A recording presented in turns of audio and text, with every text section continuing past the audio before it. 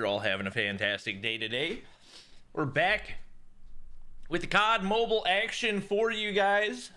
As per the schedule, we are going to be checking out Stage 3 action, and this time we got 4 spots still up for grabs available for Stage 4, as well as obviously teams are going to be playing for that number 1 spot in Stage 3. So we're going to be checking out the action. Thank you guys for joining. If you haven't already, you can download Call of Duty Mobile using the link down in the description. The stream is sponsored by Call of Duty Mobile. As just like yesterday and last weekend, we will be joined by Day and Verdict. They will be here momentarily. I'm still in the process of getting loaded into the lobby. And I guess I'm not live yet, so it's not letting me send notifications. I am live? Now I'm live. There we go. Okay. Now we're live on both YouTube and Trovo. So thank you guys for hanging out. And welcome. We got some action ahead of us. Once I get everything squared away, we'll pull up the bracket right here. Make sure my voice isn't in the background. It is indeed not. Pulling up the game battles bracket, NA bracket right there. Throwing that on our main screen. Take a look right here. Go ahead and condense this sucker. Make things as simple as possible. So the winners semifinals will not be happening until 1:30 p.m. I think the game that we'll watch will more than likely be Tribe versus Trucker Gaming, which is explicit. I don't anticipate DSTNA is going to be a great matchup for Mayhem. I don't recognize the majority of them. Fatality, Myols, Jakey Boo, Chase Season, Emilio, iDrip. I've never heard of any of them before. I've honestly never heard of any of them before. So if they manage to make it to the winners finals, I'm going to be incredibly impressed, and I'm definitely going to be following their journey to Stage 4. But the matches that we've got coming up first are going to be Undream versus Orbit, Cold Shower versus Get Merged, Raven Roses versus Dramas. Dramas is Parker's team, and Wicked versus DFG. I believe Cold Shower versus Get Merged is going to be the first one. So I'm going to go ahead and join VC, and hopefully we'll be good to hop in the action soon. Yo. How's it going? How's it going? Wait, I thought we weren't doing this matchup. Which one? This is the... Oh, wait. Why are they sending us the room code for... Oh, wait, I'm in the wrong one. Maybe I should back out. Are you in the Undream one? Yeah. One... Oh. Back out. Sorry. Okay. Yeah. That was on me. The third time I've been invited to that game and had to leave. I know, right? Okay. Well, what a better so way to tell two Blur L's, that you don't like them A and I. without telling them you don't like them. 2 L's, an A, and an I. I didn't realize DSTNA was like actually DST's roster. I thought they just like took that name for fun. It's not their roster. It is. They tweeted about it last night. It's their NA Oh, roster. Yeah. well, yeah, it's their NA roster. It's Well, not the obviously, DST I'm not talking about their LATAM roster. They wouldn't be playing in NA. Well, we casted DST all through the last NA season. I wanted to make sure you weren't. Obviously. You know? All right. Come on, Day. Yeah. Goodness gracious.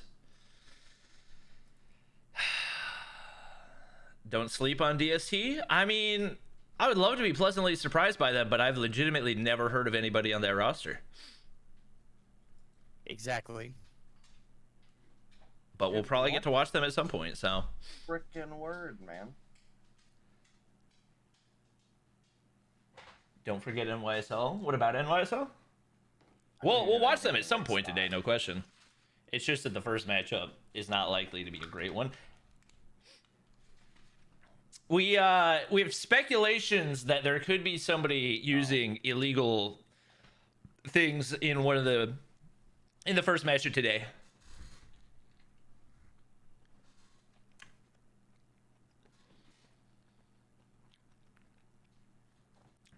Because weren't they in losers? Wait, who's in losers?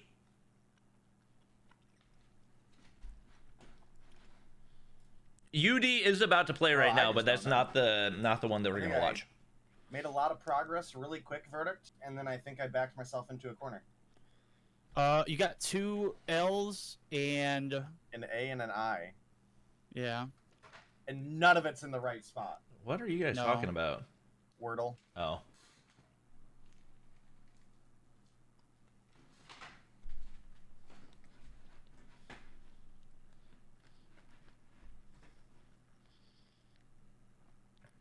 Could the L's be in the middle? And the A be on the... Yo, it's Galil. All right. I didn't hear anything that they said for the Wordle. I'm gonna speed run it. Watch. Wordle. Here we go. I'm just gonna go with my usual route. I haven't done the Wordle in Lord knows how long.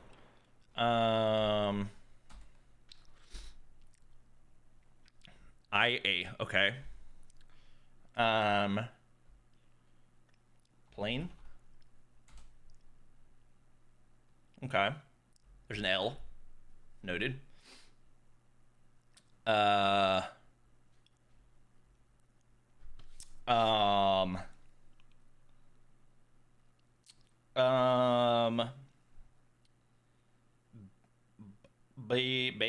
Ball, claim. Wait, that can't work. What am I doing? Bobby, what are we doing? Okay, that's good to know.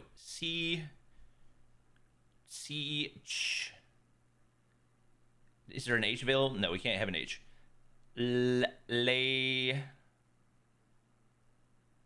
Lacid. That's not a word.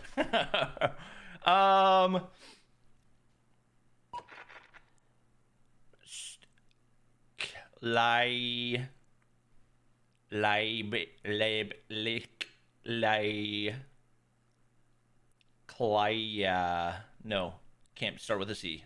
L, lay. I don't know. I don't care. Whatever. Wait, are we in the room? We're not in the room yet. Let me put this up here, and then when I hit accept, you can't see the room code, right? Wait! That was a close one.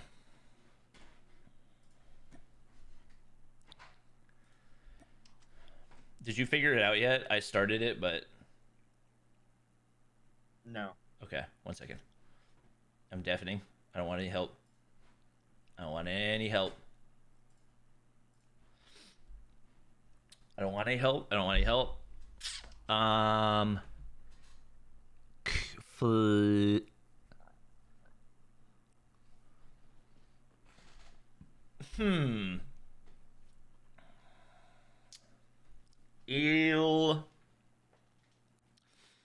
Ilken A. No, it can't start with an A, can't start with a C.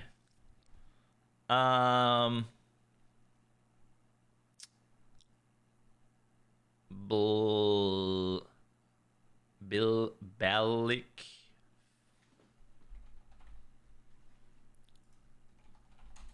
Couldn't remember if that was how that was spelled.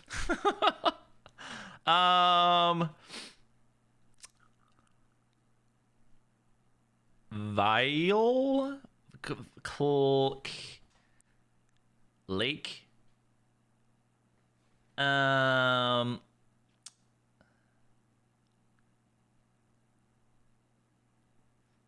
Kaylee.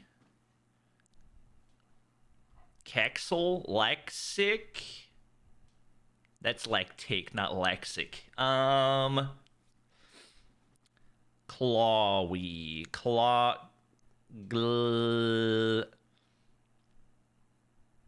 Gaelic. What? That's a word.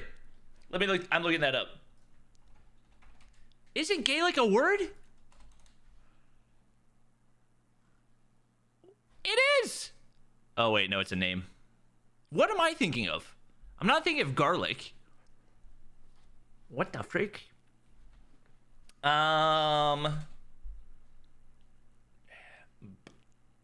by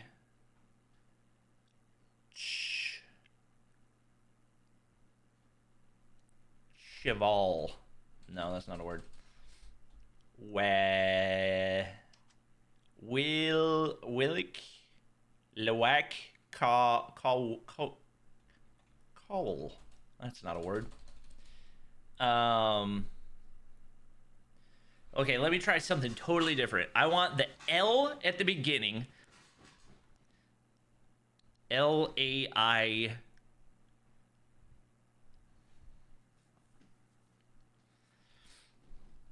Why can't I get this figured out? Chat, don't worry. Whenever games are available to start, we'll start the games. But for right now, all you need to make sure is that I don't get... okay. I pinged this for Undream versus Orbit.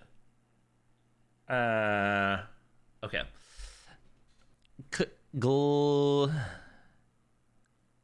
Is this English? Let me take another bite. I need fuel. No spoilers. I'm not looking at chat.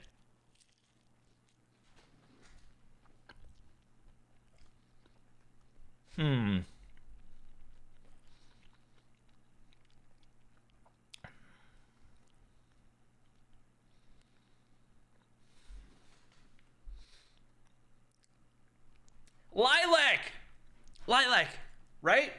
Lilac? Booyah! He deserved it. Oh. Did you get it yet? Yeah. How many tries? 4. Dang it. All right. Well, good for you, man. Sorry if that was a spoiler for anybody, chat, but I had to figure it out. You know, it's funny because I went over to look at your chat to see if that's what you were doing, and that's why you deafened. And I see chat giving you the answer like 300 times. I'm like, oh, all right. Hopefully, you were not looking at chat when that was happening. Obviously. Well, you say obvious, but some of us also forgot to play on Day. You think this is my first time doing Wordle on stream? Come on now. I mean, on top of that, I mean, Bobby's literally running light mode on Wordle. That is. Do you use light mode on Twitter too? I didn't know that Wordle had modes. How come mine is always like dark screen then? Right? I don't know. Interesting. I do not use light mode on Twitter, for the record. Interesting. Text playing Warzone? We get in trouble. Classic. Wow, not focused. SMH. Oh, that's not why. I get players in the lobby yet. Cool. I'm gonna get a drink. That's 12 minutes past the hour. We're just getting merged. They're about to get DQ'd. Vincent with the rookie tier membership. I appreciate it. Can we get some member hype in chat? I just realized I showed this thing full screen.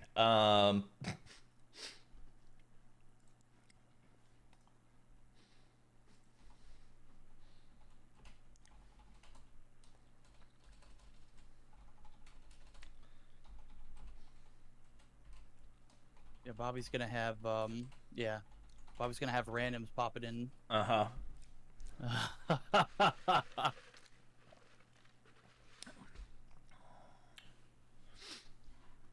Hopefully, all right, they got the password on there in time. Okay. Yeah, how long do they get before a DQ? I think it's usually, is it listed on the thingamajig?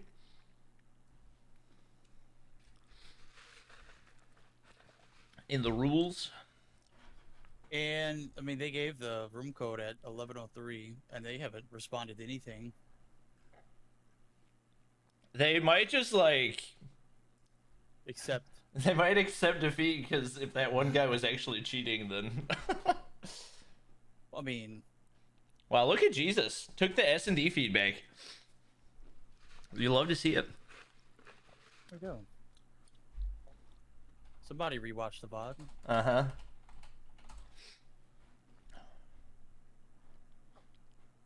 I don't know how long they get before a DQ, but they do not show any signs of joining.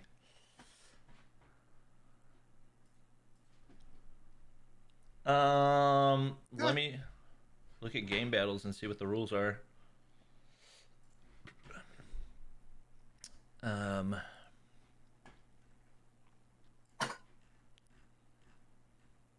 Tournament rules. Yo, bros, my chat couldn't hear you guys the whole time and never said anything. What? The entire stream? So far, yeah. Oh my gosh. Nobody said anything about me sitting here talking to myself. Oh my gosh.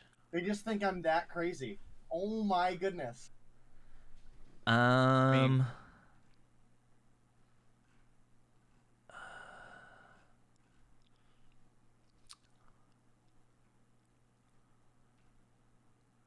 Could be worse. They could have let you go on all day.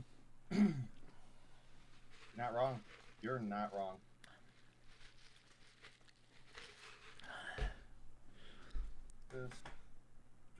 Invite, first step. I don't know if there's a ruling on how many minutes late somebody can be, but...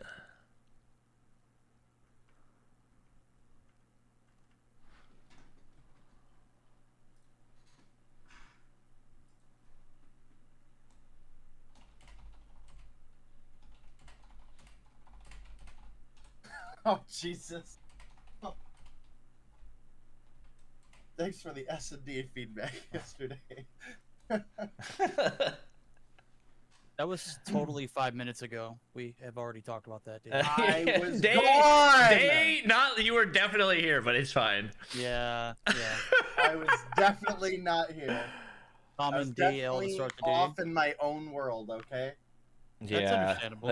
That seems to be a frequent occurrence. On a side note, though, can we discuss, and this is not like just geared towards anybody in particular. Obviously, it's going to be felt geared towards, you know, someone on this team that we're about to spectate if they decide to join the lobby. But I mean, how obvious is having if they just don't show up in your name and being accused of hacking? So like, how does so that only that's like a notorious thing. Like anybody who hacks in other titles. Wait, do we not have the right team in here? Yeah, there it is. Oh, right that's here. him. That's him right there. Yeah. Oh, okay.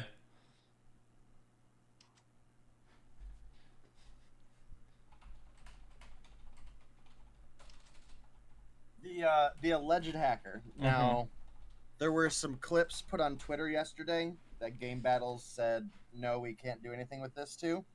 And I agree, the clips were kind of bogue. But, you know, we'll be spectating it and maybe we'll catch something. I don't know. Chat, the Twitter video that we watched yesterday was of Ripped Pants, who is on this team. So we'll see see if the KDs look any different, if the aim looks any different. I don't know what you saw yesterday, but I saw someone get sounded and then I saw a lucky headshot. Nah, I'd watched a different one that looked like a dude looking through walls for a solid minute and a half. Oh. There was a longer video that looked more convincing. Okay, I saw the short one that was like 30 Yeah, the short one I was like, yeah, that's not really anything, but the longer one made a little bit more sense. Neat. It's 15 minutes. Holy yeah, no, I didn't watch that one. See it.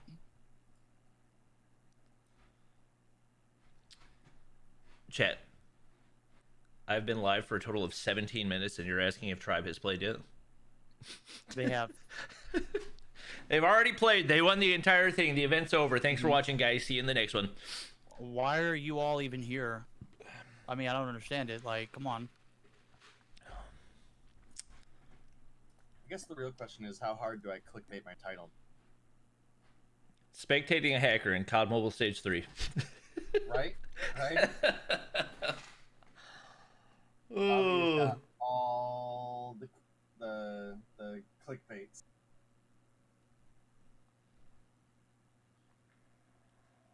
He's a professional baiter, chat. Thanks for Someone phrasing say it master. Yeah. There it is. Well, yo, I didn't want to like tie them together, but this dude. Why would you even say that? What? I didn't say it. I just said master. I didn't say anything else. Okay. Master! Master! Okay, I'll stop before Bobby gets copyrighted, but... Bobby, you're only worried about chat. Listen, Bert only worries about Bobby. This is the vlog now. This dude. His message. Did you see his messages before they got deleted? And Bobby, big fan. And then he asked for something. Oh, I didn't see that part. Yeah, I didn't see that part either.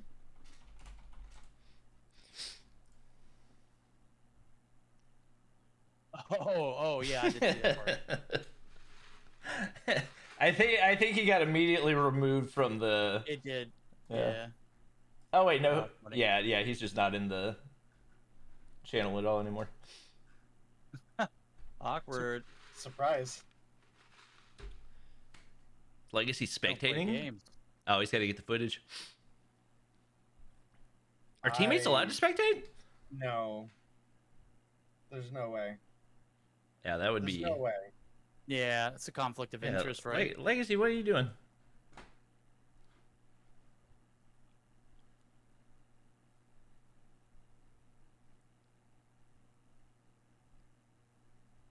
Gotta get this show on the road. Honestly, I'm really hoping that he just like, if he is actually cheating, I just hope he cranks it up and goes all out for the video content. I know, right? Yes, yes. Yeah, rage mode. I was gonna say, there he goes. All right, that's better. That's a bit better. I was a little Alright, concerned. I was like, there's no way they're accusing a team of hacking and then they're gonna have one of their teammates be a spectator, right? Yeah. We got the battle of Get the three stream to flags 2,000 versus likes, chat. Let's team members. go. Love to see it. Obviously, 1,000 first. I'm gonna be honest with you, Spad. Like, we're at a point where that literally doesn't matter.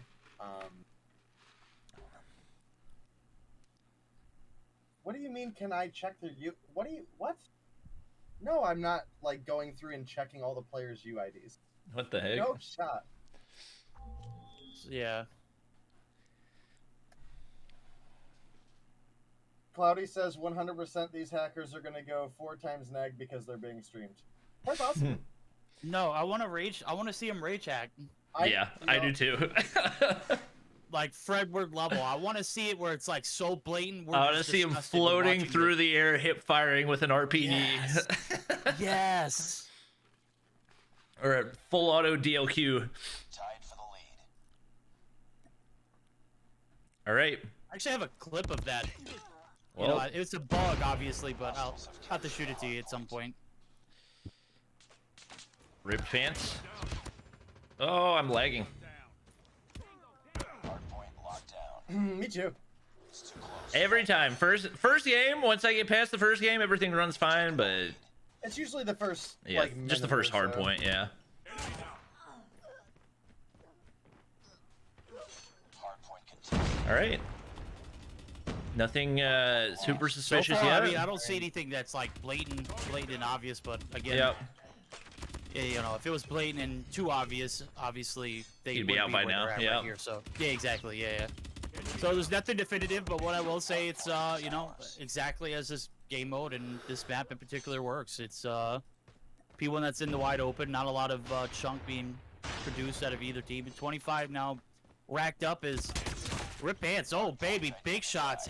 Heady right there actually takes one down from Cold Shower. They're gonna have the advantage here in P2. Hardpoint locked down. Yeah, right now they appear to have things locked down, and she's gonna get one, trying to get the entry right there. But the what's the team name? Merged. Or, get merged. Get merged. I have a feeling it was supposed to be get merked, and it got auto corrected. Maybe it's a play on words and something that we don't know about. Tough to say, but whoa, lagging again. Ripped pants able to find one onto Jesus before he drops off right there, and finally we get a break going in for UE, aka Cold Shower. Are gonna be able to pick up the scrap time right here. Rice Farmer finds one on the rotation up here as well, and looks like he's going to go ahead and camp out this doorway, trying to find the UE players rotating. That's a gunfight you got to win. Pepe capitalizes, and he's going to be able to be on his way to the rotation, but shut down by that person. And it is going to be get merged on the hard point early. Hardpoint is ours, taking the lead. All right, well, I don't know, guys. I'm still watching Rip Pants here and not really seeing anything too crazy, and honestly just hitting some good shots. So we've got a lead right now for the side of Get Merged. Picks up a big kill onto Pepe there, and well, now it's Cold Shower making a rotation over from behind. We did see them with a pretty decent hardpoint performance yesterday, so definitely going to be on the lookout for them to maybe make the comeback here. Now to maintain the hill. Mage is washed. Does have an Annihilator in hand. Going to miss one. Gets the follow-up. Pengy with the slide. Going to take him down. Snipes picks up 3 of his own with the Annihilator. And the comeback is among us, or upon us. Among us. Among us. Yeah, who's the imposter? We're about to find out now. Rip Pants. Listen. I'm dyslexic, okay? It's okay. I mean, we're not judging. Right here, it is going to be the P4 rotation, 78-63, and then Get Merged. They're on the prowl. They're on the hunt. I'm on board with Rip Pants. He's got 11 on board, and good shots right through the corner. You can see opening up. Jesus is going to be able to clear the hill. He's going to find 2, and here comes Rip. He's going to be able to rip a new one, and there we go. On the objective, the break is in full. Here comes Pepe. Not going to be able to fire too many shots from that Sparrow, and that's another operator wasted, as we see. 40 seconds left on the hill, and about a 30-point lead in favor of Get Merged. Right now, they are not letting anyone close to this hard point as they take everybody down. Know that the spawns are flipping right there, so they're going to call in the Pred, clears Jesus out of that corner, and they're going to be able to maintain as Rip Pants now on a 7 spree right now. Perfect hip fire on the player sliding through the doorway as well. And right now, they are not making anything easy for UE. Finally taking off those streaks, but not before maxing them out. Cluster Strike and a Goliath to work with right there. And right now, this Get Merged team looking very, very solid and making life difficult. Veterans struggling pretty significantly at 7 and 15. Got to have consistency across the board and definitely want to avoid the upset right here. This match is for a spot in stage 4, so this is an absolute must-win for both of these teams. Enemy airstrike incoming. Well, Careful. definitely a solid performance from Rip Pants so far. Does have a Goliath in hand, and well, if there were accusations, he certainly doesn't have walls because he did not see it. Jesus can save you there, who's put up 18 of his own, working on a Goliath, and that kill is going to secure it for him. They've got about 45 points to recuperate to bring the lead back into their favor, and well, they're getting some good trickle time here on the hill. Actually, it might result in being a little bit more than trickle. Oh, well, Veteran finally going to get taken down. That is going to be the break coming through for Get Merged. Yeah, Get Merged. They are putting some points on board. P1 roundabout has been very successful. And there goes the Goliath. It's going to be called. They're investing a lot here on this SS1 Goliath is landing. P2 rotation. And you got to think, this has got to be a make or break one for the side of Cold Shower. Snipe's going to go ahead and hop it. They got they got trophies down. It is going to be taken down. It is going to be the side. As you can see, the death machine going to be blasted. About a quarter of the health left here for Snipes. But the hard work's done. You've held off the initial push, and now we're going to see a Goliath off. This is a questionable call, I'm going to be honest with you. I don't care what the situation is. A Goliath versus Goliath battle out in the open, making this rotation. Not a whole lot of game sense there. We've taken the lead. Yeah, it's I mean, they get everybody else cleared out right there, but he just kind of goes ahead. Since I thought he was sitting on top of Nade, but apparently not going to be able to break on in. And this is one of the money hills. Really the only money hill for this hard point. Big two-piece right there. Getting shot from a lot of different directions. And like you mentioned, very, very minimal value out of that Goliath. Is they got, what, maybe 8-10 seconds out of that in total? Yes. You do take out the other team's Goliath, but Jesus already back on one. He's got a drone to work with as well. Gasha going to be able to win the fight to get the scrap time right there, but you can see UE already starting to rotate out early. Gasha not going to be able to find anybody on the backside, but gets the read onto Snipes as well. And right now, They're well on their way to a solid rotation right here. It looks like Rip Pants going to go ahead and secure that top side. And right now, hitting some more beams, but Snipes too quick on the draw. Going to be able to take him down. And even with that happening, UE still needs to find a way back into this hard point. Hostiles have captured The fellas over on Hostiles have the hard point. Get Merged, not making it easy. Getting merged? Hard point is Merged. I said merged. It sounds the same. I thought you said merged. I was like, what the heck? hard point. We've Oh, taken the man. lead. Well, definitely a doable game for the side of Get Merged right now if they keep it up. And well, Mage is definitely putting up some good feeds right now as well. 24 kills on the board. Hard point Top contested. Frag is actually going to be... I'm not entirely sure on the kanji there. I don't know. I don't think I know that word. No, I don't think it either, but right now it's 31 and 23, leading the pack, and doesn't have any streaks to work with, but that's quite all right. He's got 96 seconds on the hill, and collective effort is Mage right there with 132. On the flip side of things, you got a struggling We lost the lead. Cold Shower team. Now, what I will say is collectively they've done pretty well as a unit as far as collecting, but Snipes definitely standing ahead of the pack with 30 and 18 as well as 109. That guy's put on a little bit of a clinic right here. It's P4. He's going to need all of the reinforcements he can get. Veteran, the last hope here now is he's going to be taken down. And Cold Shower, yet again, going to be on the outskirts looking in, trying to make the break. One by one, they push, and they all fall. This is a failing effort on this P4 rotation. 19 seconds up for grabs. So you've got to scrap for the scrap time now. As you can see, a 200-point marker is right around the corner for Get Merged, and it doesn't look like they're going to be denied. That drone in the sky could potentially cause some issues, but Rip Pants once again, solid read on that player over to the left, and he's going to be able to find two more right there. Now back on the 6th spree, could very well manage to find another Goliath. He's already got a Pred, and Cluster not too far off as well. Pre-fire out of Pepe, going to be able to take him out before he gets that final streak. That's going to be a huge kill, but right now their main concern is getting back on the hard point. 3 in the feed is going to require some operator investment right here if they want to be able to hold this. Not an easy one to hold.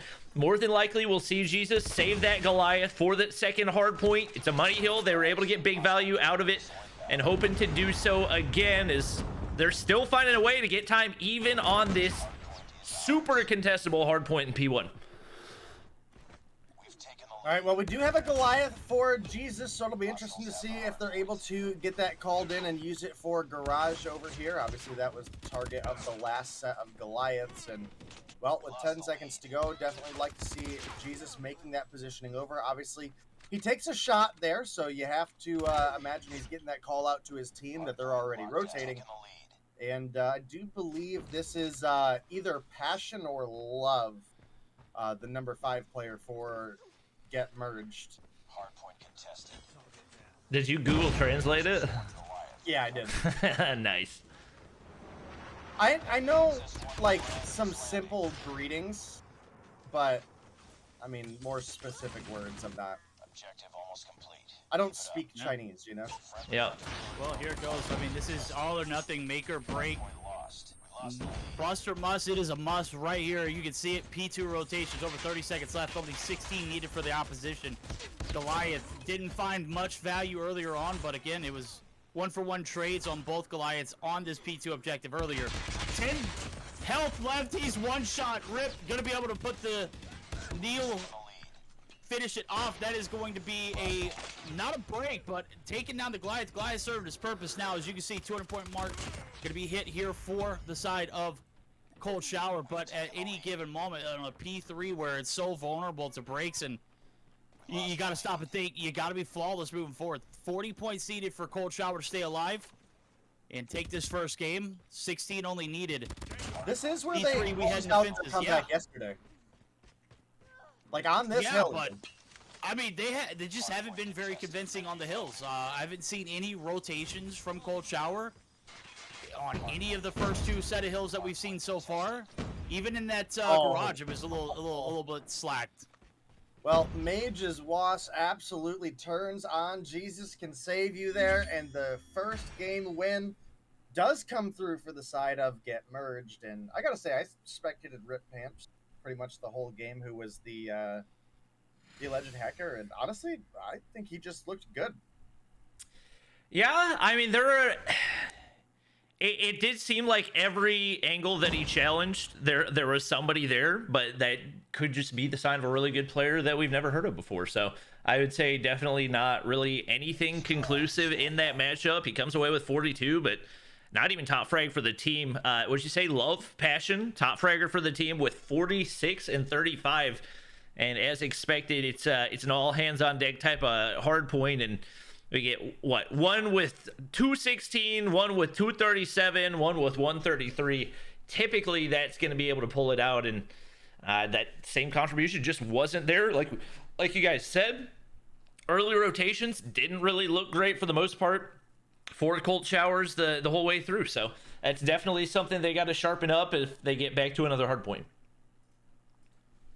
Yeah, it's definitely going to be a search and destroy. We've seen this team struggle all day yesterday, trying to find their wits about him. And, you know, Jesus was first thing he said this morning was, watch the VOD, taking the criticism, putting in the work. Obviously, this is a make or break scenario for both teams. And, you know, if you're coming back from placing second in stage 5 last champ season, you know, you're definitely not looking to go out early here in stage 3. I mean, this is, not necessarily early, but definitely looking to get the upper hand. They're saying it's the mage guy and Chinese characters as well. They haven't looked great on newer maps, Hacienda included. What do we think, chat? Map that they struggled on. Legit or not? Be interested to see how it pans out now. As I was taking up the rules and whatnot. I'm not sure what the rotations are going to be for the search. Based off of what I'm seeing, legit or not, chat? Of what we saw them in yesterday. It's a summit. So Hacienda, Summit, Slums, raid and takeoff. This is a I mean, this I don't know if you could put yourself in a worse map prediction. I think you need to find a win here on the search and destroy summit. All right, well, search and destroy on summit is definitely one that is I think it promotes really good team play because you have to be very, very coordinated. The map is so narrow, but there are obviously a vast amount of complaints about the map as well, right? Especially from the defensive standpoint. This is one of the more blatantly defensive heavy maps that we have in the competitive rotation, right? Because if you're defense and you're defending the B bomb site, it realistically only takes like 3 seconds to get line of sight onto B. So the rotation from bomb to bomb can be very, very quick in that aspect. As well as because there's so much high ground over the A bomb site, it makes it very, very punishing to actually attempt the bomb plant on that side. Mage does open up with 1 though. Bomb spotted. Ooh, That's interesting. Rip Pants just kind of like... Oh, he's just rocking it. It's very unusual to see. It's very unusual to see a sniper push upstairs and then not check anything and wait for somebody to round the corner to take a sniper shot right there. That's what we saw to Rip Pants. So maybe just bad decision making, but you know, once again, nothing conclusive. We do find a couple first bloods. Actually, everybody down right now for UE. Pepe is going to be able to find one. Gets the read on Gosha as well. That was clean. And now in a 1v1 versus Mage. Take a look at his POV right here. He's got the shotgun in hand and right now looking to make the rotation away. He's got that laser that could potentially give away his position. Right now, going to look for the hop up to see if maybe he can find an angle onto Pepe. Pepe's still patrolling that bottom angle. Not going to be able to spot anybody. He does have the bomb in hand and might be able to find Mage rotating, but the timing's just not quite there. Looking at the opposite side. He's going to go ahead and rotate back to top control, and they're really playing Ring Around the Rosie right now. If I had to guess, Pepe probably going to be forced to make a play. He doesn't have to. He's got a shotgun in hand and right to the face. That's going to get UE round 1. Big clutch right there. Pepe, the 3-piece to close it out. 1v3 style. Mage played his life as much as he could. Gotta say, the reads were on point. The rotation's over to the top side of the control site. You give a little bit of that open space, but Little does he know around the corner as he peeks the window. Oh my, big shots ripped, finding first blood. Little did he know that Pepe had a little trickery in his pocket. The sniper comes out and play, and hell of a round there for UE to bounce back. Right now, it is going to be 3, dropping almost instantly. You see Gasha actually going to go ahead and get one as well. The flank from Jesus, he's opted to drop the sniper. He's looking to contribute. It's not going to matter. It's going to be a 1-1 equaling round. Big payoff round for the side of Get Merged, and still not convinced. I'm not 100%. I'm gonna watch his point of view, but I don't know. I don't think there's not much sus about the plays before. I do think search and destroy is going to make things a little bit more obvious if there is, because like respawns, it can be good reads, right? Because obviously a team's going to rotate towards the hard point. It's going to be a very specific spot every time, right? Search and destroy, you've got 2 static points, so it's hard to determine where people are going to rotate from. And honestly, Rip Pants seemed to not have any idea where anybody was around, so little iffy there. But Mage is definitely doing pretty solid, and so is Love. So maybe we'll give them a little bit of spectating here and see what's going on. Yep, Rip Pants goes to that same position, does peek the corner that time, able to land the quick scope before getting taken down right there. Got it down to a 4v4. You can see Love just kind of sitting in the back of the map, not really sure what's going on right there. Spots one on the top side, shot's not quite gonna land. Mage waiting right down below. How did he not see the player directly next to him? His thumb. His thumb? Oh yeah, thumb got in the way. Gonna be able to get that one onto Snipes though, and another drops as Love finds one for himself. Pepe all alone and in a really rough spot with players all above him on the high ground area. He's going to go ahead and try to make a play for the bomb right here, but 1v4 with the way things are going right now, not looking great, and more than likely Get Merged probably has the high ground staring right down onto the bomb, so we'll see if maybe he can make something happen right there, but the odds are not looking good. Not looking good is understatement. It's bomb down. The other team knows it. He does collect it, and that's going to give the warning signal to the opposing team. Get Merged 2 rounds in a row. They have put up some pretty decent numbers. There goes Gosh. Did he just come down the staircase with the 360, or was that me just like my eyes? I think he, from the angle I saw it from, he shot and then spun. Oh. Yeah. Damn. Leonardo with the 5, I appreciate it. Well timed, yeah. Good timing for him right there. Now we see it. Big rounds. I'm on board with Rip Pants. He's looking to play a little conservative this round. You can see there's a lot of focus towards mid for Cold Shower. They might be able to grab a few kills, but there it is. It's 2 for 1. Rip's gonna get pushed. Snipes gonna get the trade, and there we go. 2 for 2. Snipes on a little bit of a tear right here. Could be the decision maker on a comeback. As you can see now, Pinky's going to go ahead and hop the bomb. It's going to reduce the clock to 3v2. Ball's in your court, Cold. You've got the ability to shut this one down. It's Rice Farmer. I would say Rice Farmer is probably your least threat. I don't think he had very many kills at a hard point. He's not going to find a kill there. That's going to conclude the round. That guy's definitely not cheating.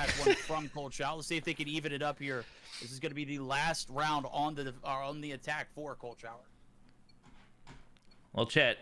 Hashtag fear the pants. Rip Pants with 4 on board. Get Merged in the lead right now. Top fragger for the team is actually Love, who I think has been running, CBR. So not going to see anybody over here on the backside. Feeling pretty confident in just kind of full run through this. Not really worried about giving away any information. And he's got a big flank going right now. He got washed right up above Jesus right there. He's going to be able to find one before getting taken down by Veteran. Love going to peek around the corner as the bomb goes down. UE. Couple man advantage right here. Pengi gets the better of him on that one as well. And now Rice Farmer, last man standing once again. He's got Veteran on the inside of green. Bomb is down and not a whole lot of time to work with. He's got to make a move right now, and it's just not really a doable situation. Had to get a little bit closer right there. And, well, if anything, I'm definitely not accusing Rice Farmer of cheating. Oh, man. Well, all tied up 3-3. Definitely an opportunity for UE to make a little bit of a recovery happen here and bring things back. Do have bomb in the hands of Mage, and I gotta say Mage has actually been pretty solid here today, and kind of picking up the R9O, which is what we saw Snipes using yesterday, and actually had a good performance. And well, there was a lot of body shooting that just happened there. Oh my goodness. Like, all three players just absolutely roasted his body. Once again, very weird angles for Rip Pants. He's not actually going into control. He's not even ADSing anything about it. He's just kind of standing outside and hoping he gets angles right. And wow, what a headshot onto Pengy. There was definitely nothing suspicious out of that one. And right now, with Jesus being the only player left alive, it's going to be a tough clutch, a 1v4 for him.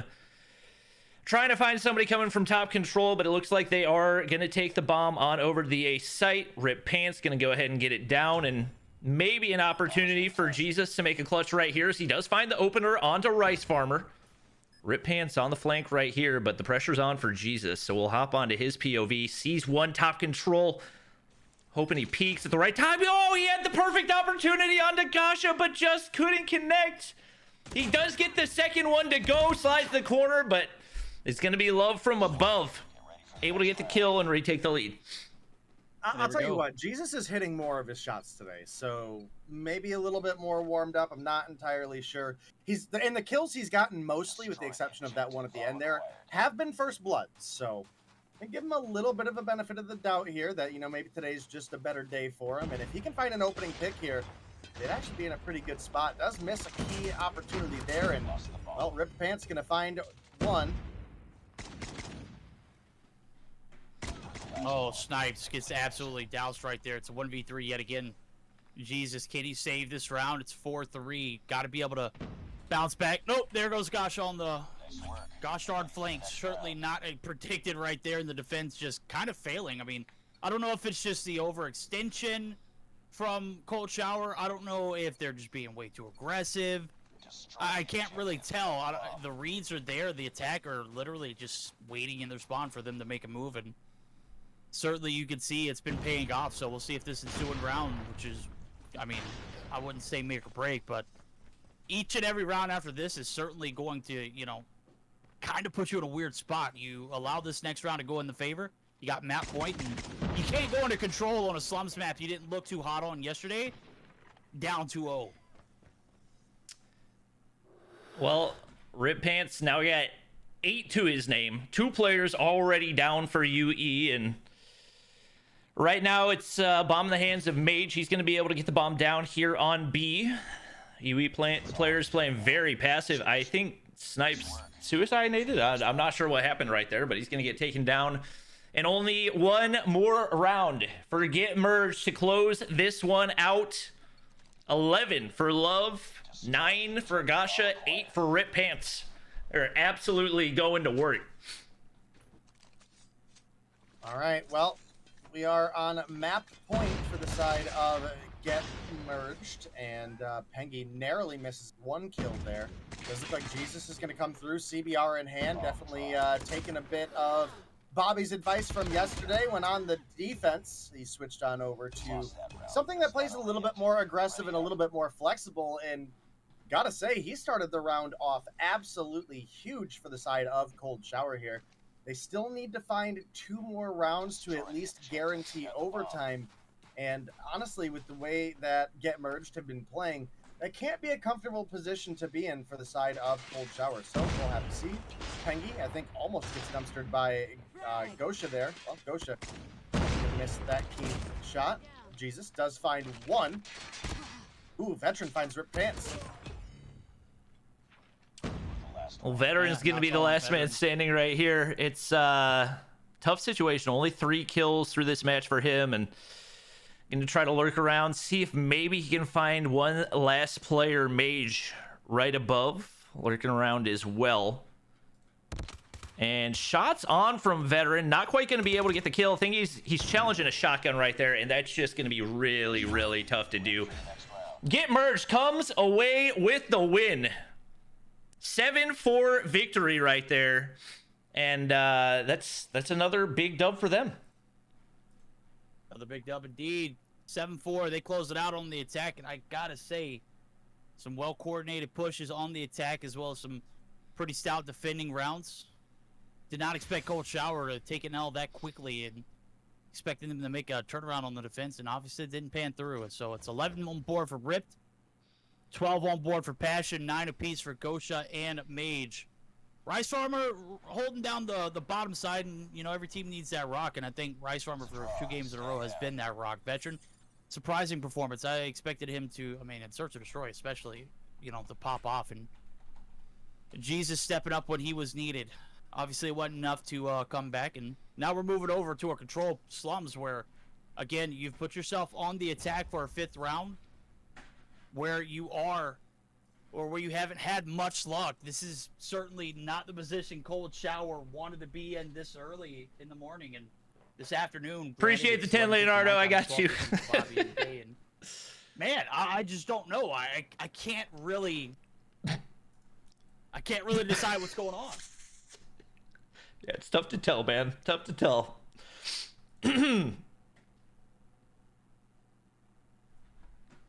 Well, we'll see if UE can bounce back in this one. They got a few defending second place stage 5 players, so definitely looking to defend their name and seeing if maybe they can turn things around right here, pull off the reverse sweep. But man, this the Get Merged roster has just really come out of nowhere and taken the COD mobile world by storm as they are on the brink of securing a stage 4 spot.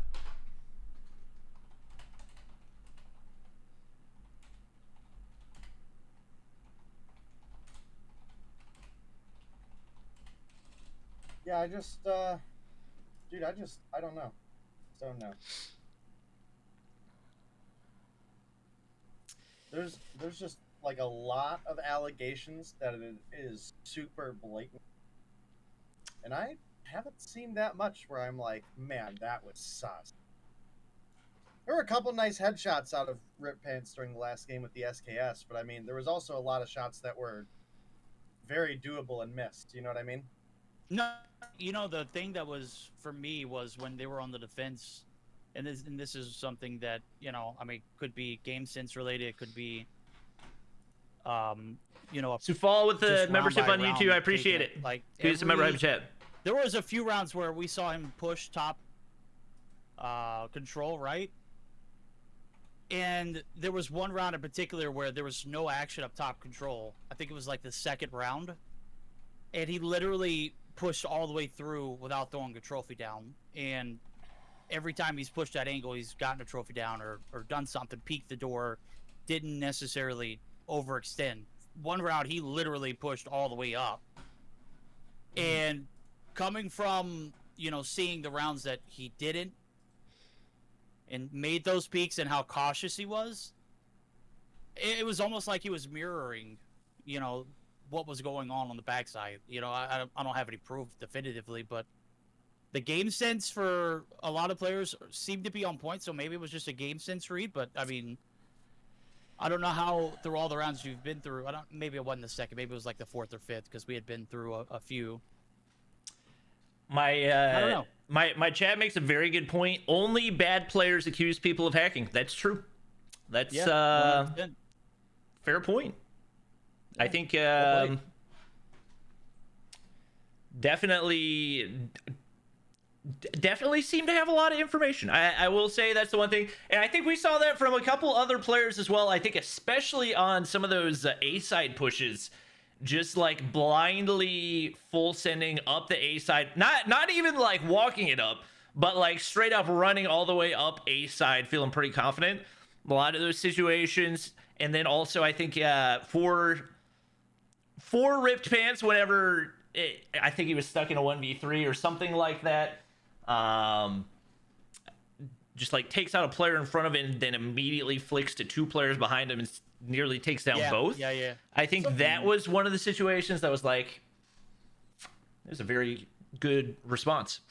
So there's definitely going to be things that are, if you look at it, you can be like, well, that seemed But the thing is, game battles is they want something blatantly definitive, right? Like it, that's kind of the issue here. You could definitely I think Verdict makes a good point, right? One round when there was nobody top control, he just pushed up, no trophy system, no utility, no whatever. I think that's a great point.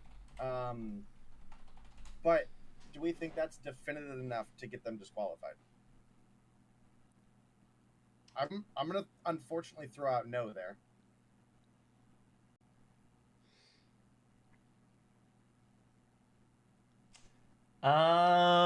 Okay, I think veteran just reloading in before we hop into the control slums. We'll keep spectating, see if there is anything super definitive. Right now it's do or die time for UE. They got to make something happen right here. So they're, unfortunately for them, going to be on the offensive side to start, and that is going to be the weak side on this map. They're going to have to pull out something big right here if they're going to be able to make it through to stage 4, as they are currently in the lower bracket. Definitely, they probably didn't expect to be here, but the couple solid matches yesterday didn't quite pan out the way that they would like to. So right now, Get Merged making their way over to defend the B site, and Mage gonna be able to hop on into the hardpoint, gets one kill before being taken down. Is gonna get full set, no doubt, by Cold Showers right here. Yep, there we go. It's the full stint. They're looking for the broken wall building, blue site, Rice Farmer taken down, rip, drop. The kills are coming through, and they're feeding pretty nicely. Cold Shower off to a great start, and what better way to, start the control than with a kill advantage? I believe it, Leonardo. I appreciate the 10. Better than that. What I will say, it was a little bit of AFK in the spawn side off the rip for Rip and for Passion. So we'll see how that pans out now. As see, the kills are all in the favor of Cold. They are on a tear right now. And B, only a little bit of progress. There it goes. It is 2 minutes pushed up. That minute added to the clock. And Cold. Lacervo with 1,000 Lacer. I appreciate it. Can we get some donut hype in chat? Well, right now, Get Merged is getting smoked. They have not been able to win too many of the gunfights. We do see a full B cap, and right now a 9 life advantage going the way of UE. Mage trying to find Pepe on the backside. He's going to be able to do it. One for Love, finding Veteran on the opposite side as well. And right now they're looking to defend this A site. Nice little wall bang right there. Immediately traded out by Pengy, but he drops to Rip Pants as well. And right now they're looking to get some map control as concussions go over top. That might be the best chance for UE to break in right here. Rip Pants trying to get the sound off onto one of these players and just not able to find anybody yet, but they're picking up kills left and right. And now UE getting pushed way back into spawn. That life advantage has disappeared really, really quickly. All right, well, a 8-kill lead in favor of the side of Cold Shower right now, as they are pushing on up. And this is looking to possibly be a offensive round win here. Pengy coming through with the body shooting. A couple kills do get traded out. You have still a 8-kill advantage. I mean, this is kind of big. You don't see very many offensive wins on a slums, and right now it is certainly looking doable for Cold Shower, which, for the fact that they just came through and lost back-to-back games to have this big of an opening performance on slums control, pretty solid, honestly. That was a bold challenge from Pengy there. That was, I gotta say, I mean, even you've got the contest, which is stopping the clock. That's all you needed to do. The push was not necessary, but you see the life count is now dwindling for Get Merged, and Bobby said they're getting smoked right here, and certainly not looking like it's going to be doable for them to stay alive. 3 players left. All they've got to do is just fall back. I mean, honestly, they're on the defense. They don't need to overextend. Right now, they're on the point contesting, and there's nobody there to really put in the work. It is going to be Pengy. He was the last hope. That was 7 seconds on the clock now. As you can see, I don't understand why Ripped and Team are pushing up. They don't need to. It's like search or destroy. Just play your time. Get out of dodge. Certainly and Jesus had the shots. Oh, no. Yeah. Oh, that's so tough, dude. You think back to that 1 kill where Pengy overextends and pushes, and I don't know, that round could have been a little different. Right now, Rip Pants just not having that same level of success as we saw in those previous matches, but obviously the teammates making up for whatever's missing right here. Obviously trying to get some info before they make a push on into B right here. Mage gonna push up, but does get taken down. Love, CBR in hand. That's some clean headshots right there, and they're gonna be able to get on at least initially. That was an interesting hunter-killer drone throw. Didn't quite make it outside of the control point, but they're picking up time right here as they go ahead and stack the point. Players rounding the corner. Purifier gonna cook him immediately. Some barbecue chicken for the 4th of July, and right now they've got the life advantage and they get that A control early. Love already on a cluster strike as well. That's going to be really, really nice as he takes down Snipes as well. Now they make their way on over to the A site. All right, a 3-kill advantage for the side of Get Merged right now. And, you know, we got to keep in mind this is now a defense in favor of the side of Cold Shower. All they've got to do is realistically play their defense, and they should be all right. But the point is getting pushed. You have Jesus picking up one on to Mage, but now we've got a 5-kill lead for Get Merged. Rip Pants going to get concussed here in the hill. First tick is locked in. And it's getting brought back by Cold Shower right now. It is, but the bad thing is you've already got a tick in, and the time that's been contested, you've bossed yourself a little bit to play a little TDM now. We'll see if they can maximize on it. Vet and Pepe and Jesus going to combine for 4 in the feed. Now that life advantage starting to slowly dwindle. It's 3 life advantage in favor of Cold Shower, and they are pushing up. They want blood. They're looking to end this one early on the defense and certainly putting up some numbers to back it. Gasha, oh my. The shots on point, 2 in the feed. Rip finds Piggy. Life advantage coming to a slow halt. Now is the progress on A. You can see it is going to be Rip actually extending the dream now. 7 to 10. They only need 1 tick, and a minute left to play. There's plenty of time to make it happen. You're running out of lives. Right now, the lives are going to be the main issue for this Get Merged team. Only 2 remaining right here. They got to make something crazy happen with it being 8-4 right now. Love not going to be able to land those initial shots. Should be a flank going in. Doesn't even matter. Veteran wins it from the front side. An absolute must win for UE. They come away with the dub. It was definitely a very doable offense as well. It was not by any means out of reach for them, but just weren't quite able to capitalize. We'll see if maybe they can adjust a little bit right here, and they're going to go ahead, send a couple players on over the A site, but relative passive approach again, as they are waiting for a little bit of that info before they try to make a push. Well, Pengy with a little bit of an aggressive push up there. I'm not sure that was the A side push you wanted right now, but you know, it's still very close right now. Only 1 life separates these 2 teams. Snipes does make a big break on into the B site, working on first tick. Mage, SKS in hand, is pushing up. Can't really find the information he's looking for, and gets taken down by Pepe. And now Pepe and Pengy coming through with the collapse. Jesus takes down Rice Farmer as well, and once again on the offense we do see Cold Shower finding themselves a player advantage. Pengy taking down more. Oh my goodness, Cold Shower woke up. Oh my goodness, this is kind of domination right now. Yeah, this is where you need to pop off. I mean, obviously you're in a 2-0 situation. You can't go out without guns ablazing right now. Guns are all on point. The push is going to extend the map. You can see the B site going to be capped, and a little bit of map control here for Snipes. He is dead set on taking the spawns. He's got laundry control. He's got multiples in the feed. The wall being set, and Rice Farmers drop, Mage drop, Veteran. As you can see, the life count is slowly coming to a halt. It's 9. They've got operators. They've got the kills, and Snipes They got is the on spawn a bit of a trap. terror. Oh, They've Jesus got is it just locked sitting down. on that head glitch, spraying him down. He's just waiting for him to spawn in. Gasha, he's got a sniper, but it doesn't matter. They are getting absolutely bullied. On the defensive side, keep in mind, this is typically strong side. They cannot do a thing.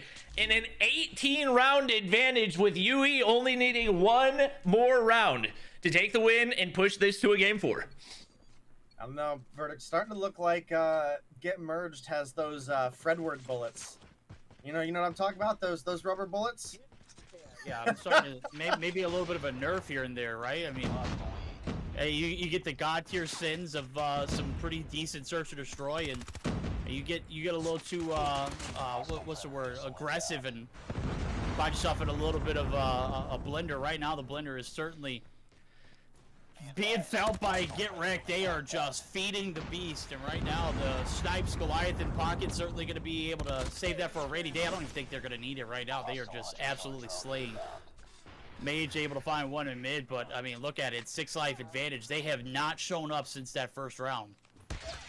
Oh my gosh, Love absolutely snaps on the veteran right there. Doesn't get the info onto Pengy, so gonna be able to get his teammates trade. Mage with Annihilator in hand, trying to do something, but everywhere they turn, Get Merged just not able to have any success, and Jesus through the wall. Gonna be able to land one there. Did we have a drone go in? It's gotta be a drone. Either a drone or he got a little bit lucky right there. Snipes trying to hit the wall bang. Gets the information on the player stacking the B site, but it looks like they're going to continue to stack that time. Rip Pants going to get taken down as well. And things, once again, looking absolutely phenomenal for UE.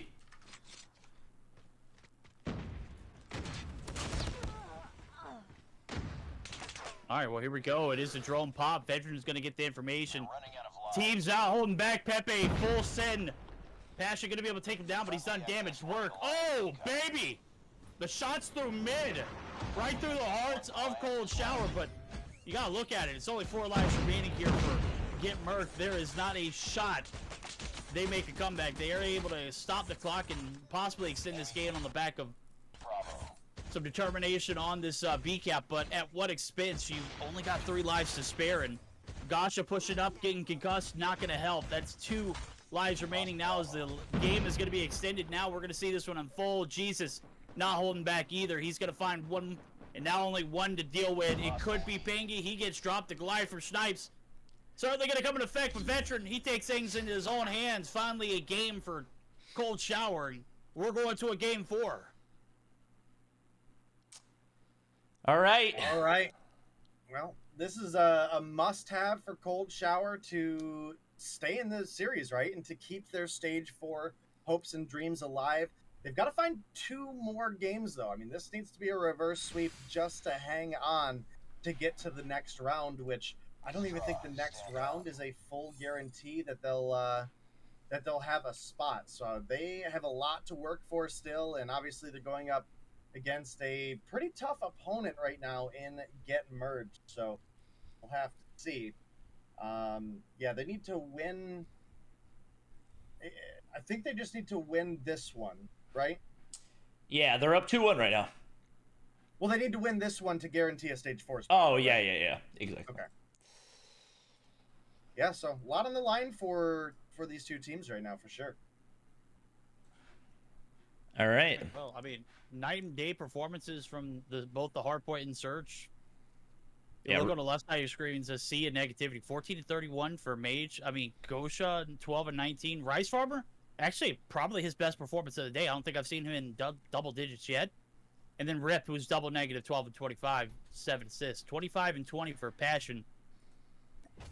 And I've got to say, on the flip side of things, you got a room full of killers who were just not holding back. 27-16 for Pepe. He's going to be one of the top frags in the lobby. And with objectives 4 and complete, and Snipes.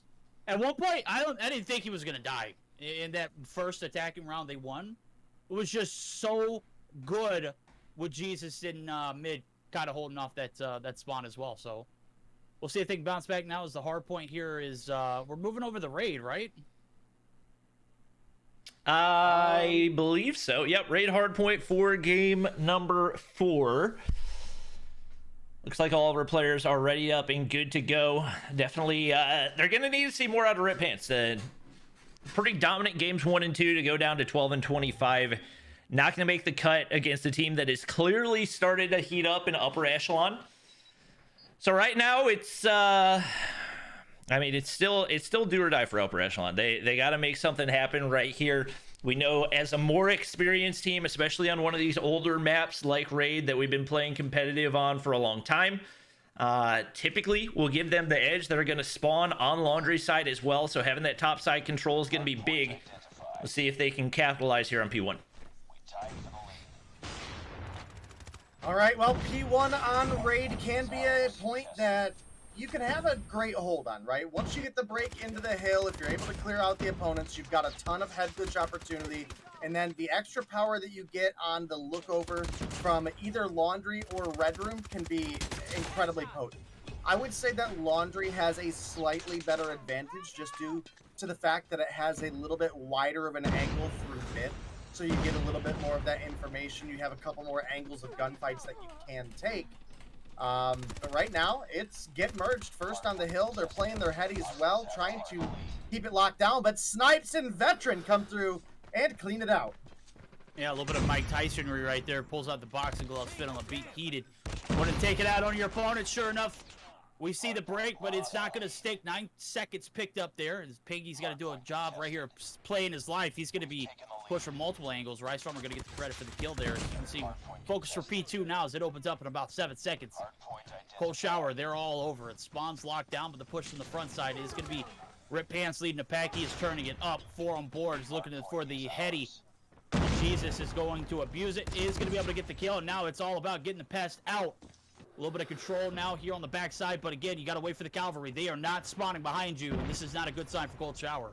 Frag out. Well, right now it's Gosha starting to turn up. Nearly gets those final shots onto Snipes as well. Going to go ahead and peek the corner, but already taken down by Rice Farmer. He's got that SKS in hand, and Yui still having a really tough time getting on the hard point right here. Gosha looking through the wall at an interesting spot right there, but that was good centering. That was centering. fantastic centering, if you ask me. But yeah. I mean, he's 7-1 for a reason. You know, he's on a 5 spree right now and trying to continue to build these. You can see everybody rotated out early for UE, and they've got that early control. We'll see if they're going to be able to hold it right here. Is Gosha looking for some information as they head on into the hard point. Hardpoint identified. All right, well, Snipes with a good push on up towards the AC is able to take down Gosha there, and we'll have to see. Hopefully everybody's smart enough to not use the bug here along the wall, or hopefully it's fixed, one or the other. But well, Ripped pushes on up, gets immediately gunned down, and a great opportunity for the side of Cold Shower to regroup here a little bit. I did so good yesterday on calling them Cold Shower, and you guys didn't, and now I just can't get it right. I want to keep calling them. Yeah, just see Bobby's tweet. The amount of name changes. 3 of the core 4, or 2 of the core 4, name changing right before stage stream. It's frustrating. Not only as a caster but as a viewer. I mean, you get into a lobby, you're looking at some of the players you know, but then you hear the name of the team, you're like, well, who the heck is this? Well, I mean, there's no doubt that UE is who we recognize Cold Shower as. And we're going to get a little tongue twisted and a little tongue tied, and so are the viewers. They're not going to be very, pleased with seeing, who is this in a lobby? And then, understanding, oh, they made a name change. Nonetheless, it is going to be a big P3 hill rotation. Garage very successful, very fruitful now. It's they're making a long trek over P4. Is where we're going to see courtside open up, and I hope you're ready to ball because this one's going to be an interesting one. It is going to be Pengy looking for the upper hand. He's going to get shut down, but Snipes on a bit of a tear, hasn't missed yet. Oh, as soon as I say that, he kind of bricks right there on the staircase, and here comes the Death Machine. Here comes the Purifier, the 1-2 punch. They're going to get shut down. Nobody on the hill. Here goes Mage. He's going to be looking to soaking up the sun. He is going to get taken down, but he finds one before he goes. Gosha getting a little bit confused over those head glitches. Veteran's going to be able to capitalize as Huey's still trying to make their way back into this one. Gosha is going to spawn actually right behind 3 upper echelon players. That's a free 2-piece for him, and I can spot anybody around the corner right there, but they're actually not going to leave a player for the scrap time either. Gosha gets a 2-piece right there. A 2-piece right there? Distance? Yo. That was cracked. That was a nice spray. He's sitting on 18 and 8 right now. He's going crazy, trying to find Veteran. Not going to be able to spot him out right there, but knows where that rotation's gonna be and looking to break out of the hard point. But the shots from Snipes too clean, and gonna keep that hard point control alive for his team for now. All right, well, good grenade does come through from Gosha there, taking down Snipes, but Veteran is hanging into the point right now, keeping that time ticking on up for the side of Cold Shower. Snipes going to find 2 as well before getting taken down, and Jesus taking down Rip Pants and Rice Farmer as well. This is one hell of a comeback from the side of Cold Shower right now, and they finally got themselves the lead. Veteran's got himself a Goliath, working on another Annihilator as well. We've got a Goliath for Snipes. We've got drones for Jesus and Snipes. Cold Shower absolutely turning it up. You can see that they do not want to lose this stage 4 spot, and they are going to give it their all, pushing forward against all odds. Yeah, well, all odds stacked against them. They're down a game in a series. They need this one to stay alive. The drone's going to be popped. Snipes looking for the God tier push.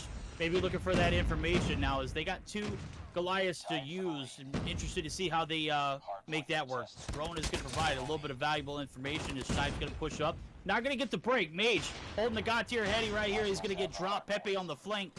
You can see only one player to deal with. Oh my, it is ripped. He's going to be able to find one on the backside of Laundry, looking for more. It's Veteran. It's dropped. Snipes the last hope. He's going to have one more left. Pingy, but he's going to be no match for Rice as he makes the break in. 20 seconds left on the objective. Plenty of time to fight for it, and this is going to give the lead now in favor of Get Merged.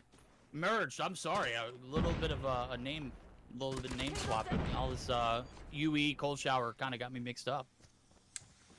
Well, Rip Pants has started turning up right now. He, he's on rage mode, bud. He's definitely locking in. He's on a 6 spree, even despite the slow start that he had. Snipes gonna look to come up this side angle, but gonna play things slow, waiting for the reinforcements. Right now, I believe Jesus actually has a drone to work with. That's gonna get them a lot of information as they look to get the break right there, but Rip Pants has something to say about it. Fred missile to work with. He's gonna go ahead and take out Veteran, but he's spawning way far away from the hard point. But that drone coming in handy for UE right there. They're gonna be able to capitalize, and at least for now, they're able to get some hard point time. They don't quite have spawn control yet. Love able to get a big kill and immediately breaks back on it. All right, well, definitely have some big rotations coming through. This game is incredibly close to get merged. They are doing their best to just keep an advantage over Cold Shower right now, and they're kind of struggling, in all honesty. Cold Shower has been putting in some massive work, and again, we still have 3 Goliaths for the side of Cold Shower. Now, Rip Pants was able to get one of his own as well, but I mean, if my math is correct, 3 to 1 is better. Pepe, he obviously wants to make a statement here. It does come through with the body shooting, and we have multiple Goliaths getting called in right now. I think 1 for each team. Snipes pushing on up. Oh, that's gonna be 2 for UE. They're gonna yoink it. Peggy's pushing out with the Annihilator. That's now 2 Goliaths on the point, and that's gonna be, I mean, it's got to be a guaranteed full 60, right? Like there's absolutely no question. Beams from Love not gonna do anything up against the Goliath right there, and big shots from Mage. Pulls out the knife and actually hits it onto Pepe as well, but what we need right now is hard point time. I'm gonna try to see if they can take down those Goliaths, but Veteran shuts down the death machine, and you got to think one of those Goliaths probably go ahead and start rotating right now.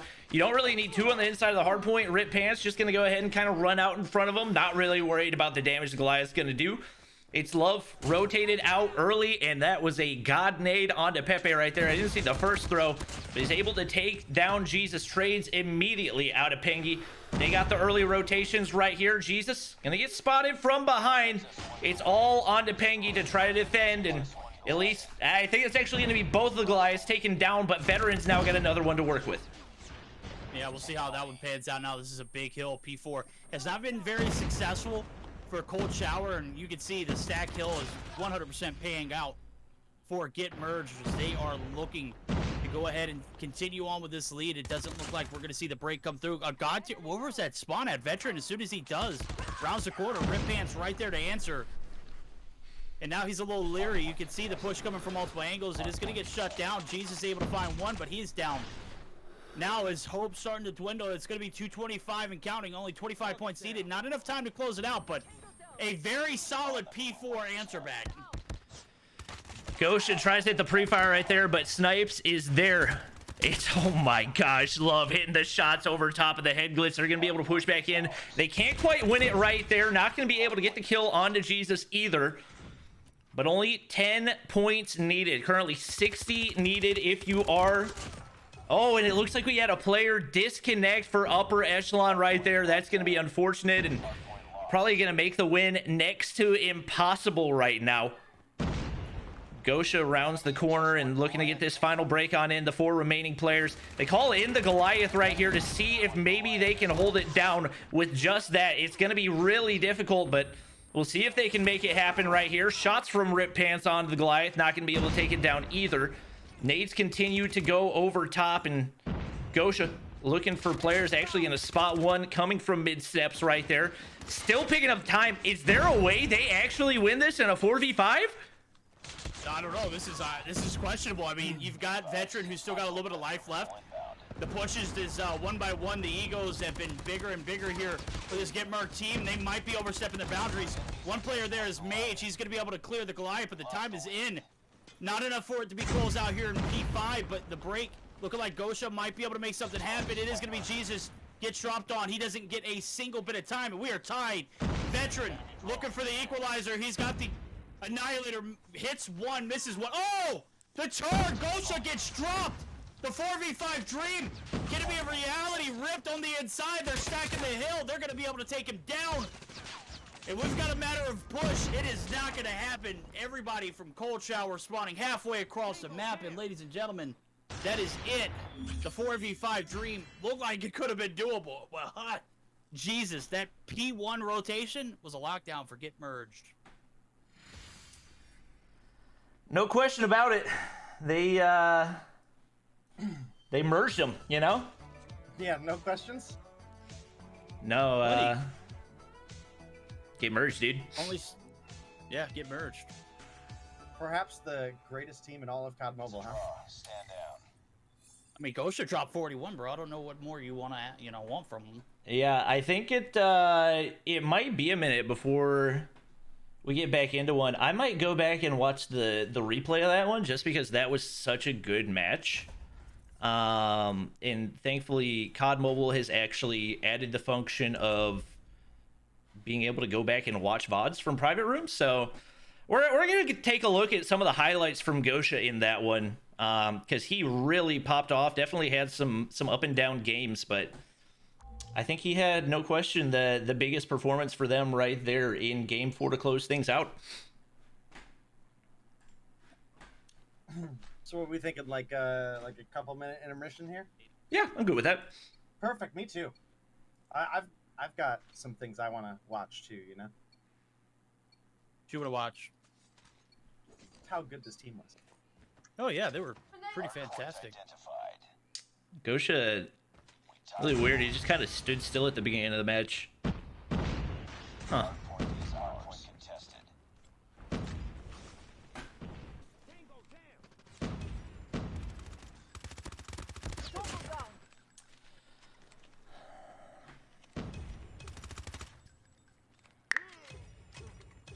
Well, we'll take a look back. This is the team. The team has just found a way to take the COD Mobile world by storm. And Gosha really locking in right there. I think it was Gosha and Love, both with really big pop-off performances.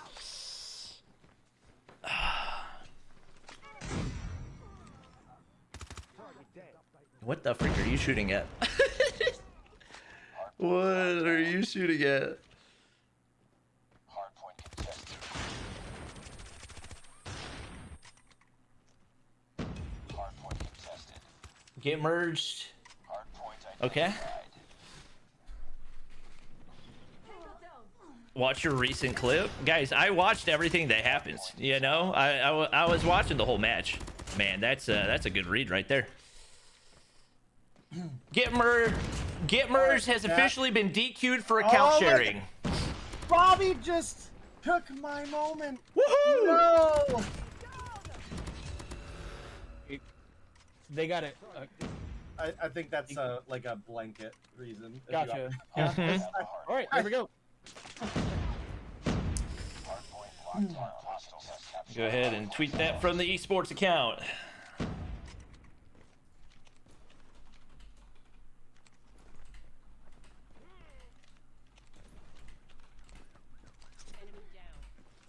Kind of like what we saw in EU, right? It's like one player goes a little AFK and that other player is jumping in.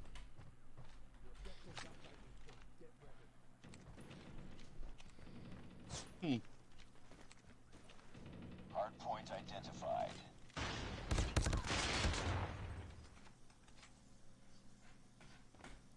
I think you got to give massive credit to UE for how close they made that. That was absolutely ridiculous.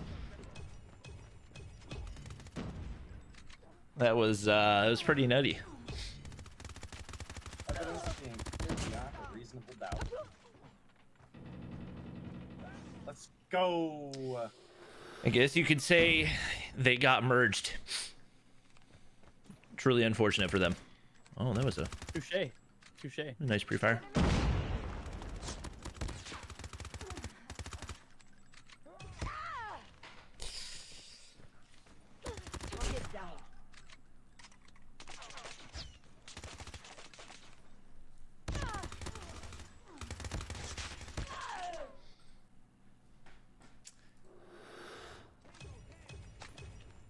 I think Love was the other one that was.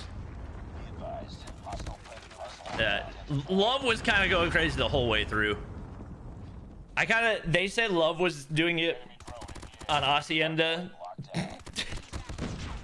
Nobody's gonna notice that one, right? Caught red-handed. That is right. That is right, Dark Croc.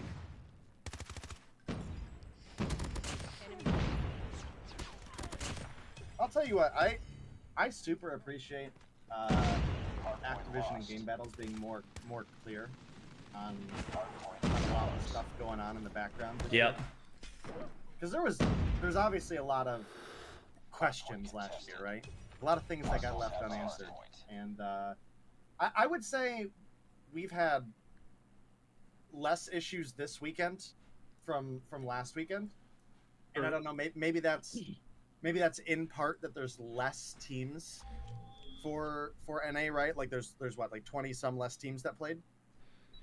But I think people getting caught is a big deterrent as well, right? Like kind of like having the police is like a deterrent of crime to a degree. Yeah.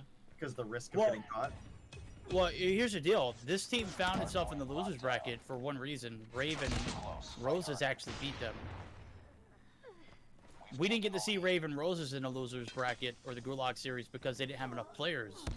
Who was on that roster? And what happened?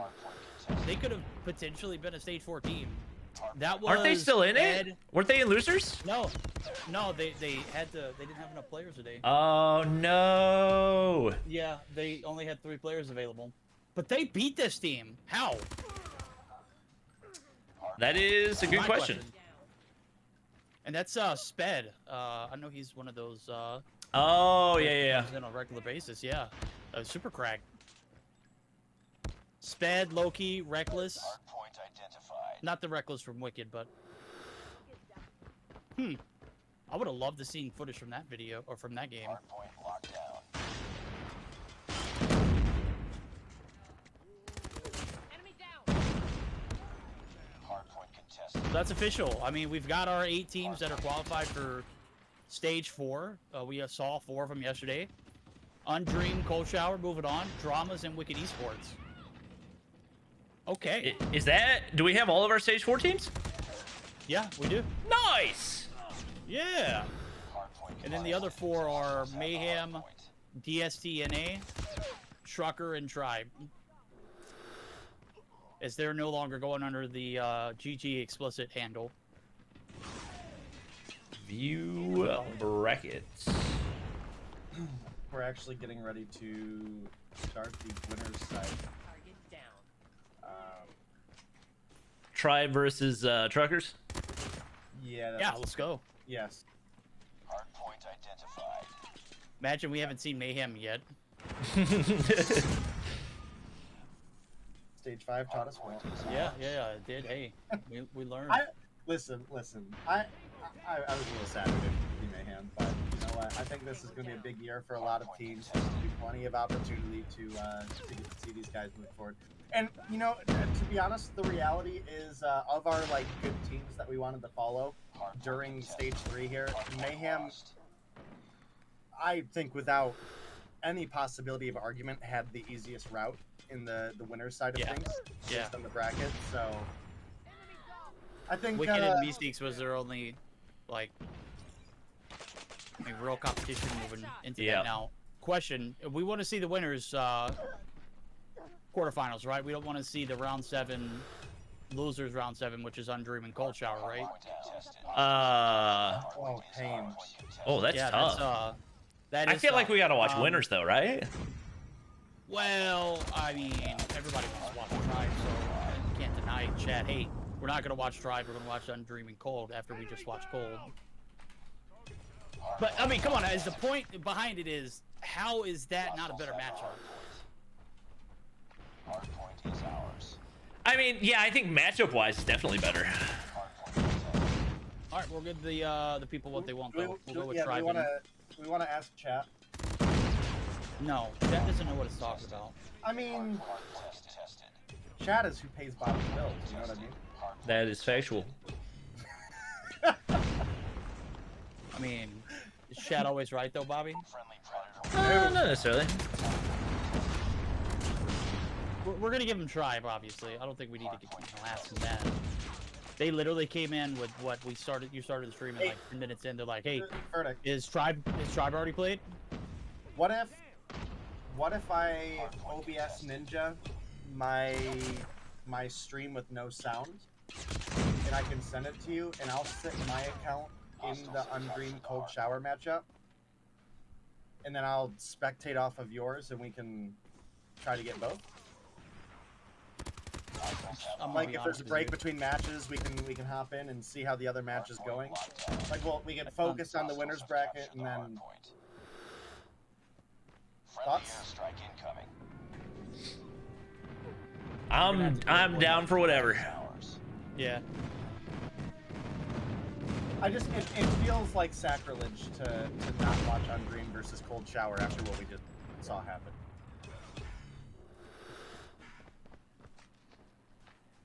But it's winners semis. Well, that's why I'm saying in intermission between games. Oh, okay. I can screen share you guys the other match, and maybe they're in the S&D on round. Gotcha. Okay, yeah, I'm good with that. Okay. But I need someone to obs ninja me back. I don't have a very good graphics card to do that. We'll just. I could try. It just may lag. Does Discord screen share work? Yeah. It's pretty spotty, but. Okay. I mean, it's gonna be really low quality, Dick. You should know that. Yeah. I mean, I think it's best for my channel to maybe suffer a little bit of quality, rather than you or Bobby. Oh wait, I just invited Balance by accident. I just shot you invites to the Tribe lobby. Oh, you're still at a match, or? Yeah. Let me leave the. I was just watching the VOD back. I was just watching the VOD back. I'll leave real quick. Oh, okay, cool. All right. I could actually. Am I in the right room for? All right, I'm in the right rooms for my end. Oh, okay, cool. You are gonna join the. Yes.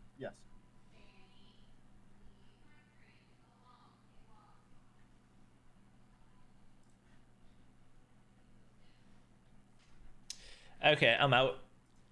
Or wait, no, I'm still in. Yep, there we go. Perfect. Wait, did you join? Oh wait, no, I joined DD. Whoops. Okay, I'm out again.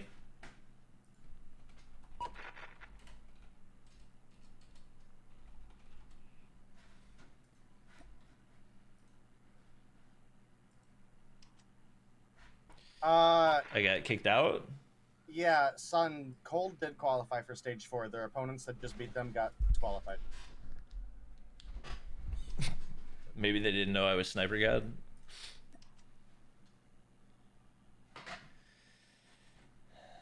Are you a sniper I've god? got to know. You were literally in the lobby yesterday. Yeah, what the freak?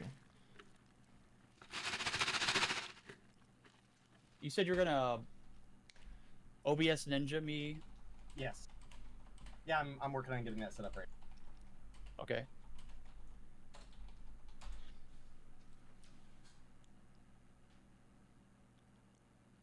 Yo, Trucker with the champagnes?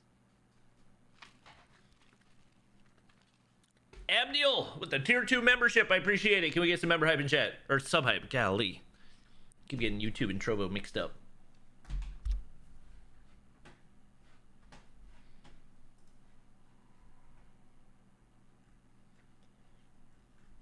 Where am I getting pinged from? Oh, right there. Okay. All right. Waiting for everybody to load in. We got some content for a video tonight.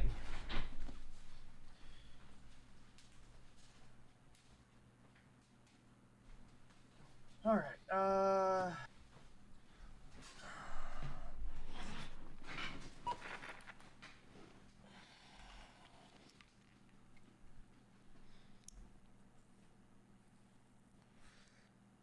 Wow, Vague was the one that kicked me out. How dare you? The audacity. Vague definitely knows who you are, so that's. That was big disrespect. All right, Personally, I wouldn't take that, Bobby. You know what? You're right. Vague, you're banned from COD Mobile Esports. Always and forever. Always. Wait, are you sharing your screen or your actual, like? Oh, well, I don't have it pulled up right now because I'm taking the names scores down. Got it. Oh, that's right, an OBS Ninja. There we go. Yeah. Gotcha. That's right. It's an OBS Ninja. It literally steals everything from OBS. Got it. 100%. Get it.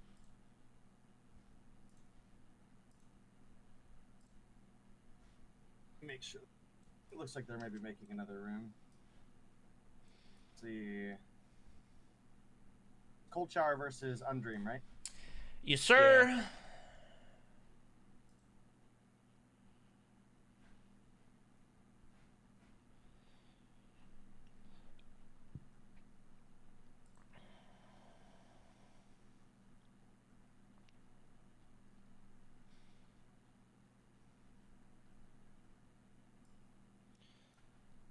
One second, chat. Changing a couple sources. I know there's a better way to do this, but I'm too lazy.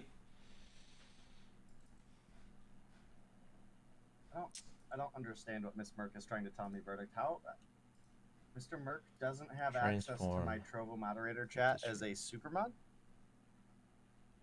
He doesn't know how to get into the actual.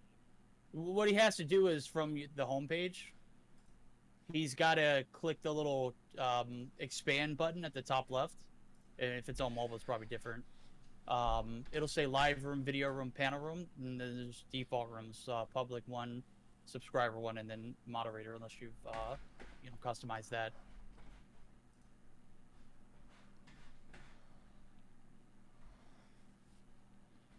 Right. Well, yeah, they have another lobby. Yeah. All right. They're just gonna invite me. Sweet.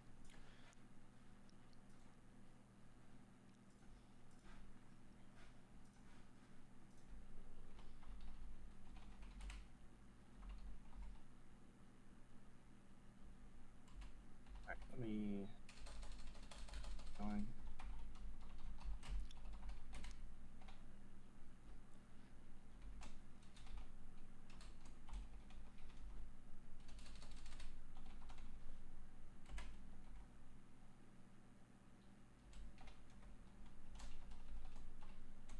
There we go.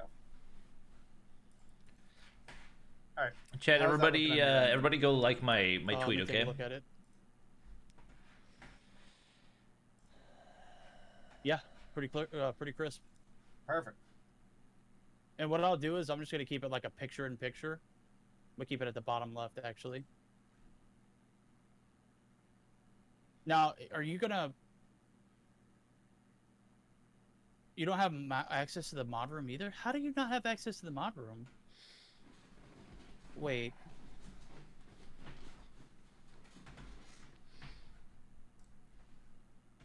It's got 128 members.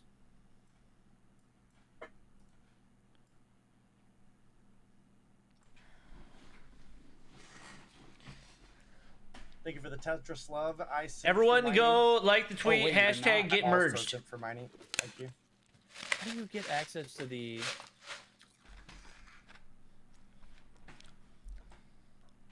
Hashtag get merged. Any chance you can toss me a Obs Ninja as well, or no? I sent you a I got Discord. Oh, Are you putting this on your screen?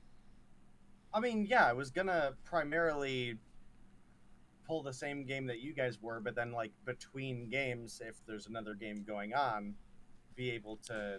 Am I having a have great that one day? I'm available having a as well. fan freaking tastic day. I've got I'm freaking gonna be honest with you, bro. I don't know how cheater that's gonna footage work. for a video I mean, if tonight. you're- if You know how long you're playing it's been since I that spectated a game cheater? via OBS Ninja, so your chat is seeing exactly what we see You know how long it's been? from that Ops Ninja. You're basically going to be showing me what I'm looking at as well as you. So the I'm gonna be watching the winners bracket with on my OBS, and then I'll have my Can I game switch open this on the side, and on the same scene, settings? your gameplay will be. Can I not? covering Is what there they like see a right light now. mode? This is so bright. So don't have it like have a different scene for my I'm blinded. OBS Ninja. Ooh, I'm blinded by the light. I don't know. This is that a makes little too sense. complicated. I'm not very bright, Dave. You know this. Let me speed test.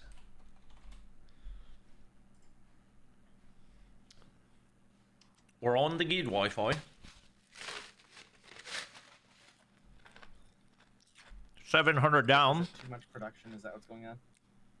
I mean, I think we should have thought this. through 32 before we up, not started bad. this. I agree, but I didn't realize we were gonna have two super banger matches like this. You know. Remote screen share into OBS. What does that mean? Select screen to share. Window. Maybe Maybe I can do setting game or more mode. tools, developer tools. No audio source was detected. Oh, this looks like it's doable. Can you do straight just a game loop screen share? Yeah, I mean it's remote share. That's what I did. Remote share. What is that under? Oh, It's share. instead of share, add your camera. Hopefully this So doesn't lag us, screen chat. share replace camera? TDB. Yeah. We'll let you know. No. Yeah, it's remote screen share. Yeah, and then just select the scene that you want to share, and you can actually swap between OBS scenes, and then Windows on your PC. Oh, that is actually probably here. And it didn't detect any audio. That's the bad thing. Which your stream isn't gonna have audio apparently. That's the bad thing. All right, Logistics chat. Thank of you for your this doesn't sound patience. very- I think we should be starting soon. I don't know what we're waiting on. Just waiting on Ironed Jess out. to ready up. Hang on. Say something. Something. Side. Not on.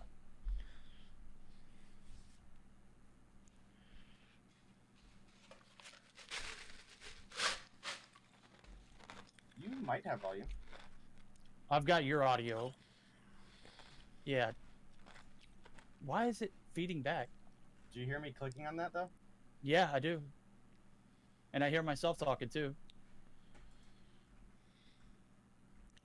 Well, let me turn off the audio.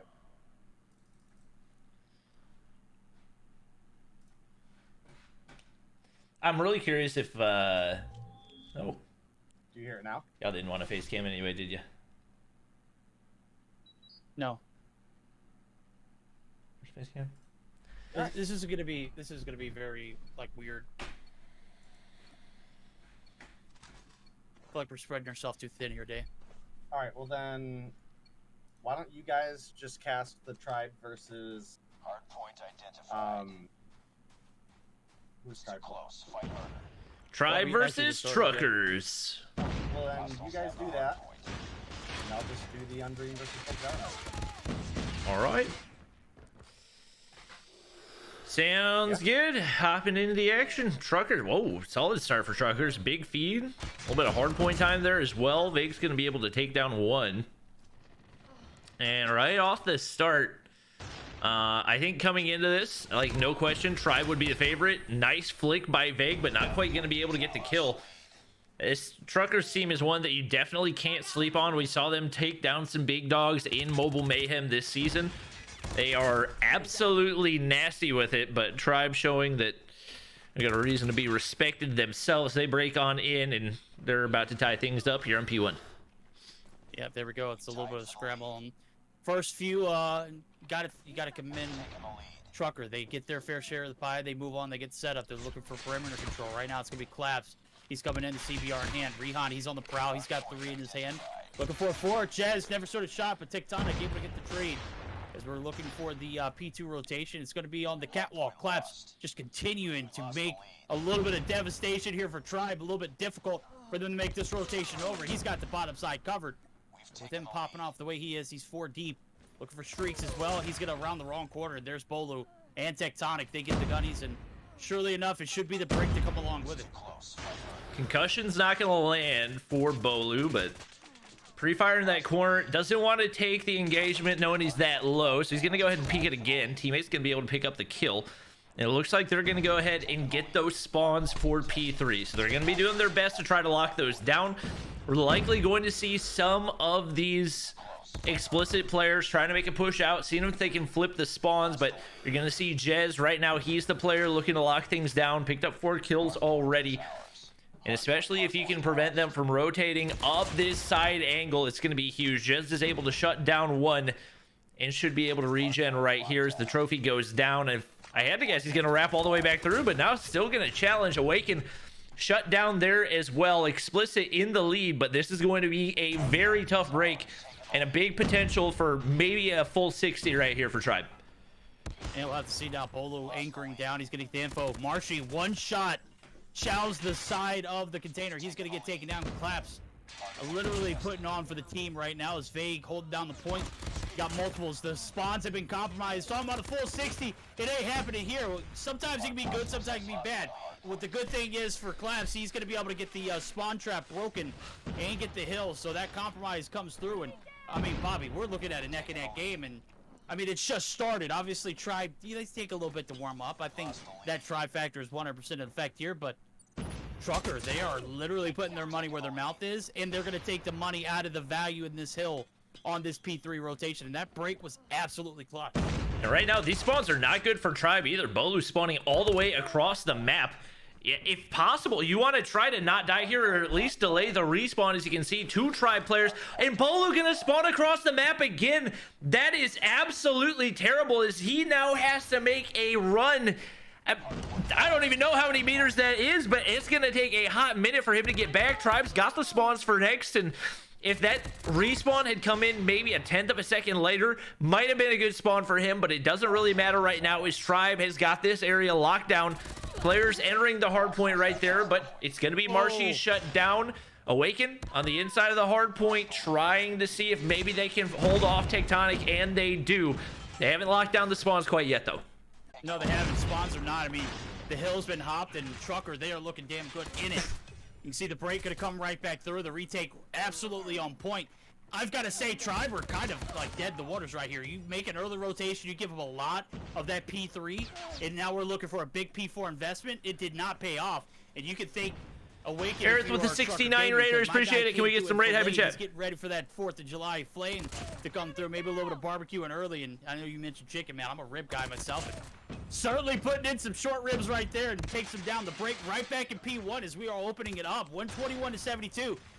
Not as neck and neck as it was on P2, but we are seeing a little bit of a breakaway here for Trucker, and we didn't think this matchup had the capacity to kind of compete with, you know, UD and Cold, but I mean, I've got to say, we might have underestimated this Trucker gaming team. I mean, They haven't lost a match yet, so they have absolutely proved themselves. They went into that matchup against UE as underdogs as well, and they capitalized in a big way. Jez nearly finds a 3-piece, but shut down by Rihan. He's been so good for Truckers so far, and 21 kills on the board, 21 and 12 to be exact. He is not slowing down a bit. Tribe with players on the point, utility going out. That should be a free kill, but Rihan still finds a way to win it, and Vague's got to get a few more shots in on that one. He is unstoppable right now on a 5 spree, and Bolu's finally going to be the one to end the streak. But right now, Truckers looking incredibly solid, and if they can maintain this momentum, they definitely have a chance of being the first team to take a hard point off of Tribe. Yeah, you got to give Tribe credit, though. They able to capitalize on a P1 that they were getting outslayed on. I mean, Rihan had no business winning like 3 of those gunfights.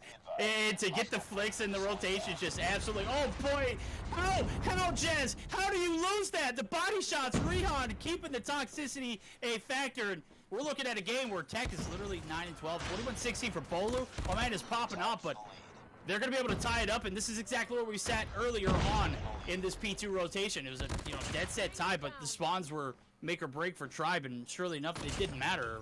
Trucker Gaming continued to rock and roll. They get the break there.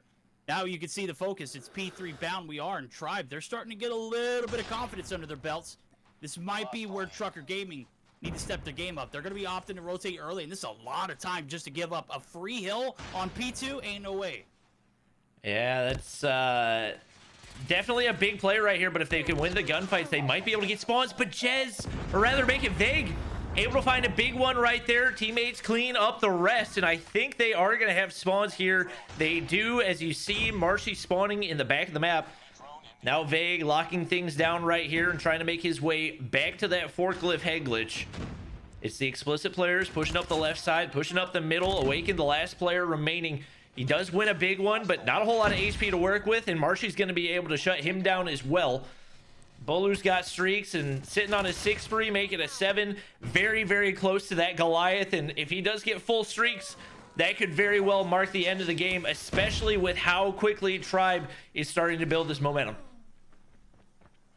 Yeah, momentum. You see if they get a free pass on P2, and they just kept that same energy rolling into P3 spawns. They've got a lot of point time on the P3 site. The break comes through, and Marshy, he's a demon that's going to try and get a little bit of that trickle time to be contested. Right now, that's probably the worst case scenario, because you've got 2 players who are still spawning down south when you need to be up north. Luckily, Bolu, who has earned the streaks, Look at he's got a lot to play with. Yeah, I mean, they're wonky, but there's a Goliath in the point on P4. I mean, does it matter? No, that's what I'm saying. This is absolutely terrible for Truckers. They all spawn to the opposite side of the map, and they've got to spend half an hour getting on over there. It's going to require them to invest their operators as well. Awaken's going to go ahead and it looked like he had his available. Apparently he didn't. Yawn's going to get shut down as well before he calls this in, and Bolu has not really seen a single person, as most of Explicit has spent the majority of the game just running across the map right here. So they're going to try to put in some damage right here. You can see Bolu pretty weak, but still going to be able to get the major assist. Marshy finding a 2-piece. The Goliath finally shut down. But now Tribe only 21 seconds away from closing this one out, and I may have crashed. That's tough. I got to say, it's a stout P4 hold. You could think the Goliath, obviously, the spawns played a factor in a lot of operators burn. Bright looking to burn some too, but he's going to actually get burned. It's the Purifier. Marshy looking to make something happen. He does. Marshy doing Marshy things. I am Marshy, so therefore Marshy is Marshy. I don't know how the hell he thinks. My guy is just operating on a different frequency, and it works. You can see 2 points from victory. They are literally tasting success here. It's only going to be a matter of moments here in this P1 opening. As the 3rd time around we see it, is not going to be a very long one. And you can see a full stack for Trucker Gaming. They need to be flawless. I'm going to be honest with you. It just hasn't been that way since the first hill rotations. We'll see how long they can hold off the enemy from making the breach. Right. It does look like Marshy's going to be on the flank. I don't know if you're back in, but Bright's the last hope. He's going to get dropped. The gung-ho pulls up and pulls out. That's 31 for Marshy. Good night. I mean, it had a great start, but let's be real. Once that game started to get rolling, Tribe started to get a little bit of an understanding of how these trucker gamers play, and you know, you think partially to Bolu's Goliath, but you can also look at the score line. It's Marshy who stepped up, 31-30, one over breaking even, but you know, Tectonic had a slow start. I mean, 2 minutes and 55 on the hill. I mean, I don't know if you could argue with those kind of stat lines. 31-20 for Bolu, 24-28 for Jez. My guy's been kind of a miss here in stage 3, but luckily you've got a group of just well-trained killers who have your back. Vague breaks even with a 28-28 scoreline with 47 seconds on the hill. On the flip side of things, you got Rehan. He went plus 16, but again, this is Hardpoint. This ain't TDM. Doesn't matter so much about the KD. It's all about the objective time. And with Claps only picking up a minute and 44, you're going to lose by about 84 points. Yeah, that was, I mean, once again, I feel like we've seen a lot of matches. I think it was similar with UD as well, where Tribe came out not exactly as hot as we'd expect them to be, but whether it's them getting warmed up or maybe just getting a feel for the map, they just seem to gain more and more momentum as the Hardpoint maps go on, and no surprise to see them closing things out. What was the final score? It was 250 to 166. Gotcha. So not really all that close. Well, it started close. Yeah. Yeah, but again, as you mentioned, I mean, they started close in the UD matchup yesterday, and I mean, that one was a little closer. I think it ended with like a 40-something point deficit for UD, but I mean, it didn't really feel like it was a 40-point deficit. It felt like they were just getting absolutely manhandled, and I think that's what. I mean, subtract Rehan from the equation, and you really had just a bunch of players who weren't getting objective time, with the exception of Claps. And I got to be honest with you, you've got to find a little bit more support for Rehan. Let him do what he's, I mean, clearly made to do, and that's slay. He picked up 38 kills in 22. That's, I mean, I don't know who can say they've done that against Tribe and lost. Chat. Obviously, I can't see stats. It loaded me back to the lobby. There's no stats for me to show. I would if I could. We're getting ready to hop into the search and destroy. This was the one place in Tribe's game that didn't look great yesterday. Obviously, it's a different map. It is a map that plays somewhat similar to... I'm not even sure I'd say it plays similar, but it's a smaller and more condensed map, like some it is in Standoff. So I don't know if I'm guessing that we'll really see any R9s come out. I don't think they would be able to have as big of an impact on this map as well. But I am curious what we see out of this explicit roster. And I think definitely a lot of sniper talent, especially you look at Rehan. I think he's one of the more underrated snipers in the scene. So we'll likely see him go toe-to-toe with Jez and Tectonic. But we do have all of our players ready up, and I think we should be good to go for game number 2. What?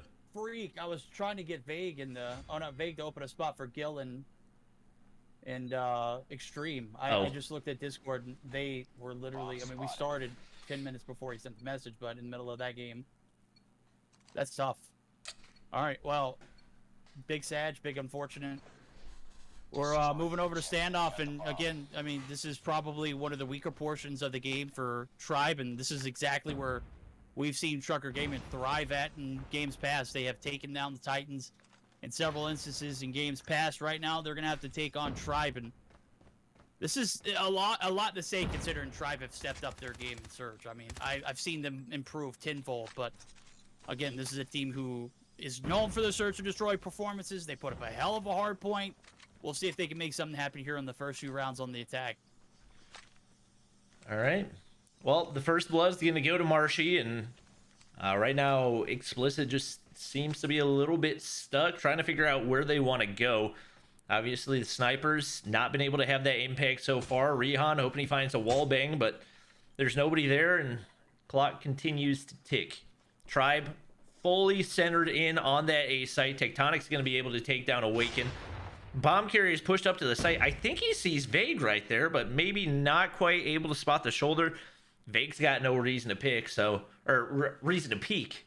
Clap's trying to find that information, but once again, Tribe, they're content with their strategy, and right now it's Marshy on the flank trying to relay that information to his team. Clearing out the entirety of this backside as Vague finds Claps. The bomb goes down as well. Two remaining players stuck in a tough spot. Marshy and Tech going to be able to clean things up. And Tribe takes round 1. Yeah, this is that's a dangerous person to let back on the flank. If you've done your scouting report, you know 10 times out of 10, you're going to expect Marshy to push that gas station area, back alley area, almost every time. If you give him a little bit of wiggle room, he's going to take a lot. And certainly we'll monitor that one now. As we see an aggressive push up, it is going to be Trucker looking for a few open-ended, but Tech with the two-piece Vay going to be able to find one. Tech's going to this round in 19 seconds. It collapsed.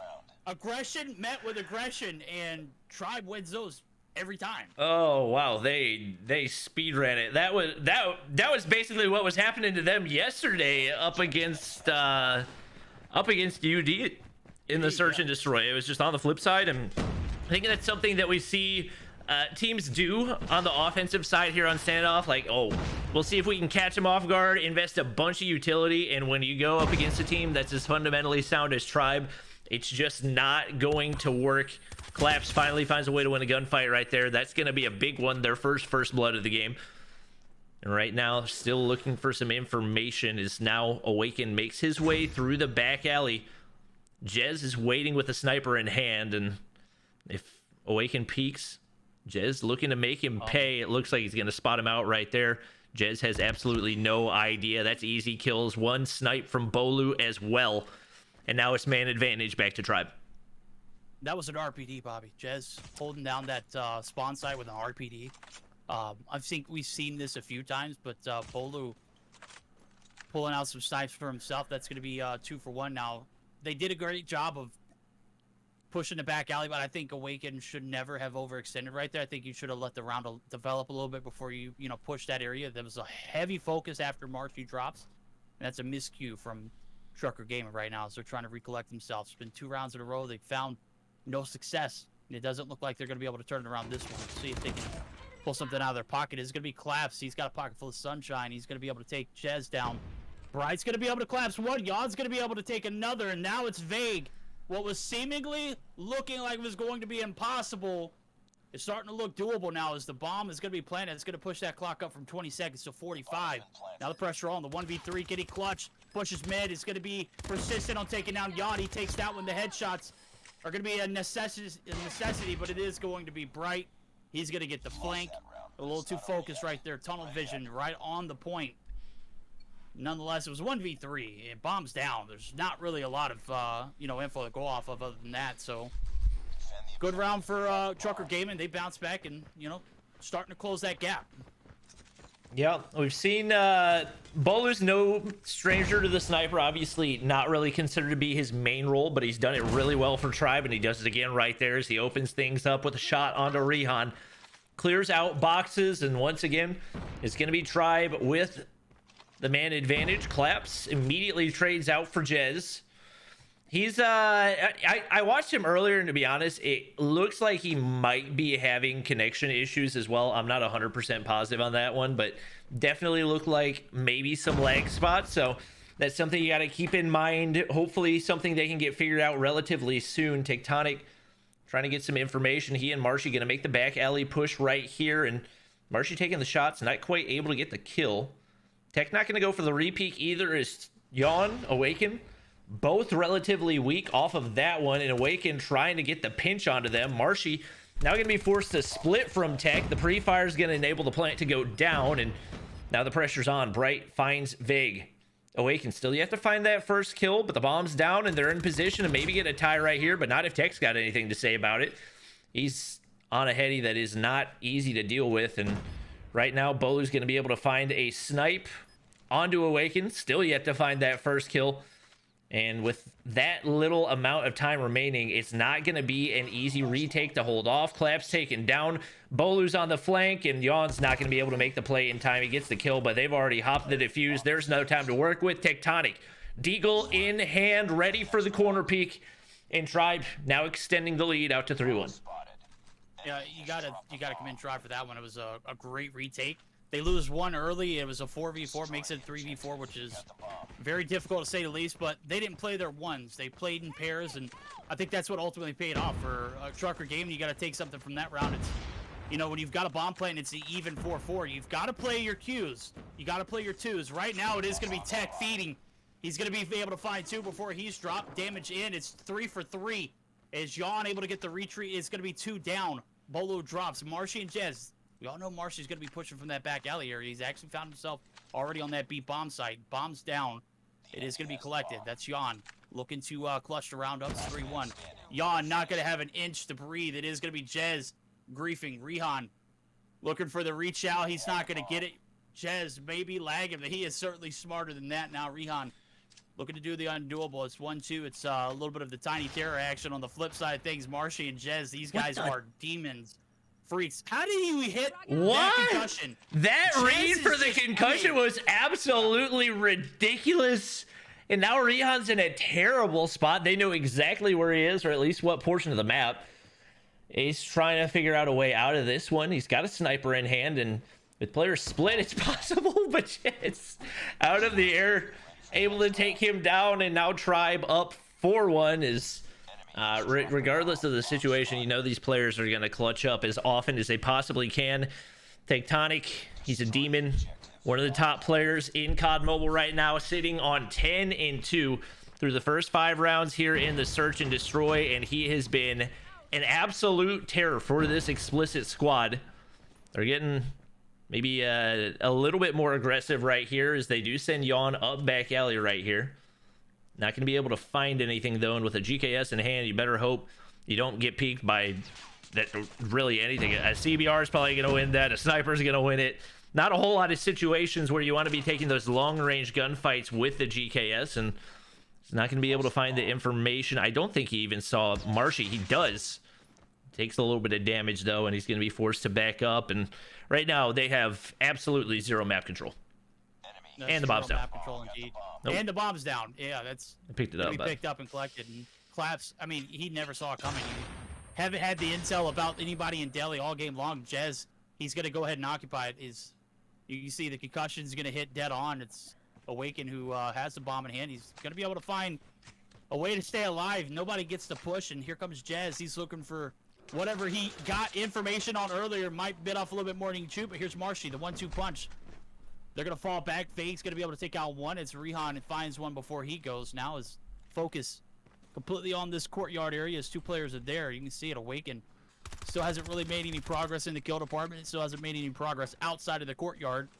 Finally able to get the info he needs to make the transition. Bright looking to hold off the push through mid. As you can see, Jez clearly right there holding that same angle, but Tectonic, he has picked up where Bolo's left off, and he's not missing.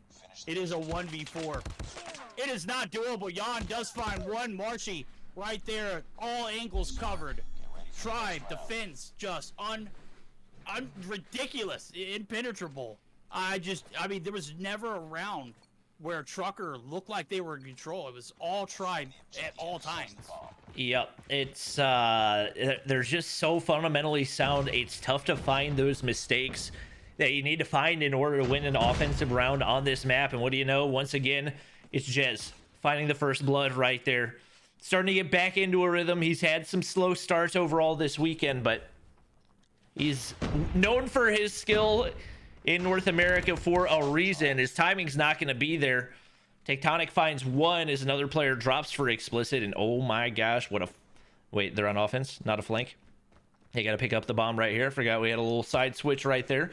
Bolo's holding down the angle so that Tectonic can get the pickup, and maybe an opportunity for a wall bang, but Bolo just not quite on the right timing right here.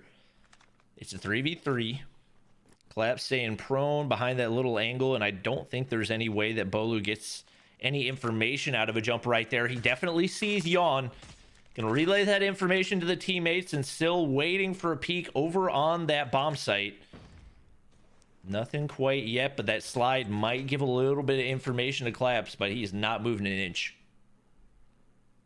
Yeah, you can see it 45 down the clock, and team, they're looking to rally up for an A-side push. Tectonic leading the pack. He's got the bomb in hand, gets the info. Claps is there. Looking for the collapse. Marshy's going to get dropped. It is Claps coming through for the shots on that little tank side. I don't know. Maybe Marshy overextended. Tech now eating some bullets from Bright. And I'm just waiting for the push. Maybe they're going to play a little discipline. Claps kills one. But Yawn is going to get absolutely destroyed. Deli side push, not it. We'll see if Tech can clutch it. Oh! Complete the mission.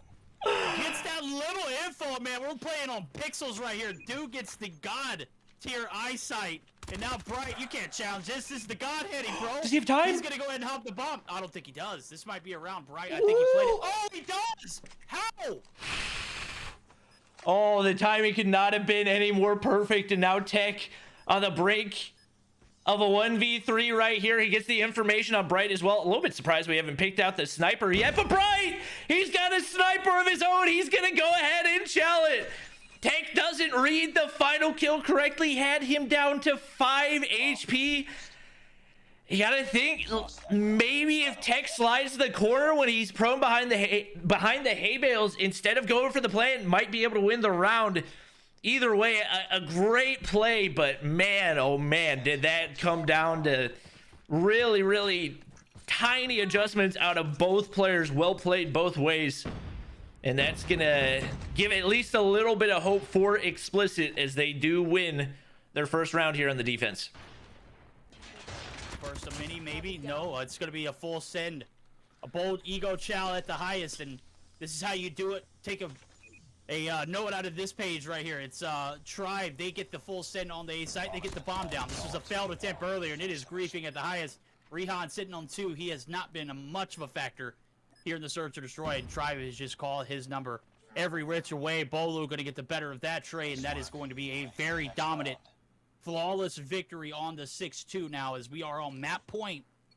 First one in game 1, the Hardpoint was just, I mean, it started great. And then it just kind of got out of hand right here. It has never been Trucker in the equation. And they're a search and destroy team primarily, Bobby. This will just tell you how well Tribe has adapted. And you got to say, Rehan's somebody that we came into this expecting them to be an X factor. He has gotten hard countered. Marshy comes flying through. They don't have any type of counter for what Tribe's bringing to the table right now. 4 players down already. Collapse left to try to clutch. He's got no idea what's about to happen to him. Marshy's gonna peek the corner. He jumps over like a freaking psycho. He gets the final kill and went Superman on him, and Tribe closes it out in 9 rounds.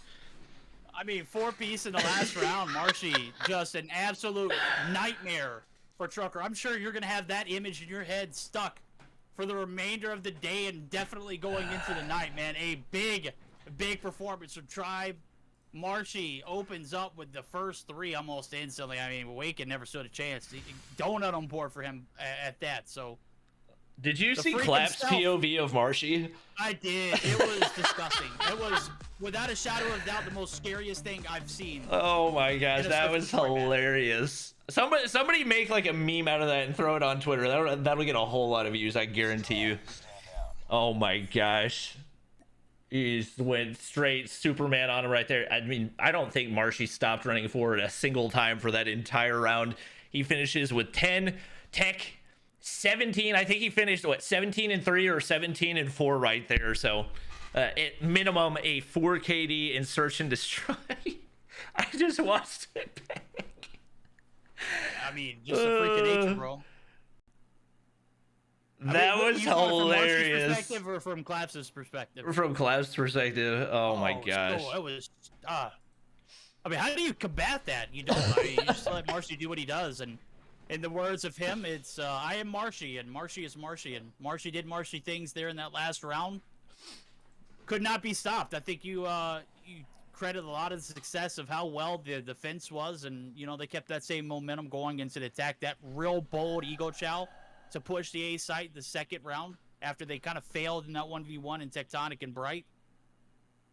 Good games there from Tribe. And God, I was hoping this one was going to be one that goes the distance, maybe to a game 4, but it's looking like it's going to be a blowout. I'm going to be honest with you. It started close.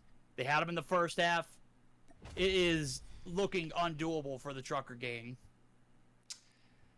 Oh, I like that, the Trucker gang. Yeah. It's I don't know. That was really the only weak spot in Tribe's game throughout the weekend. The fact that they get a 7-2 win right there. Tough to give any type of advantage to Explicit.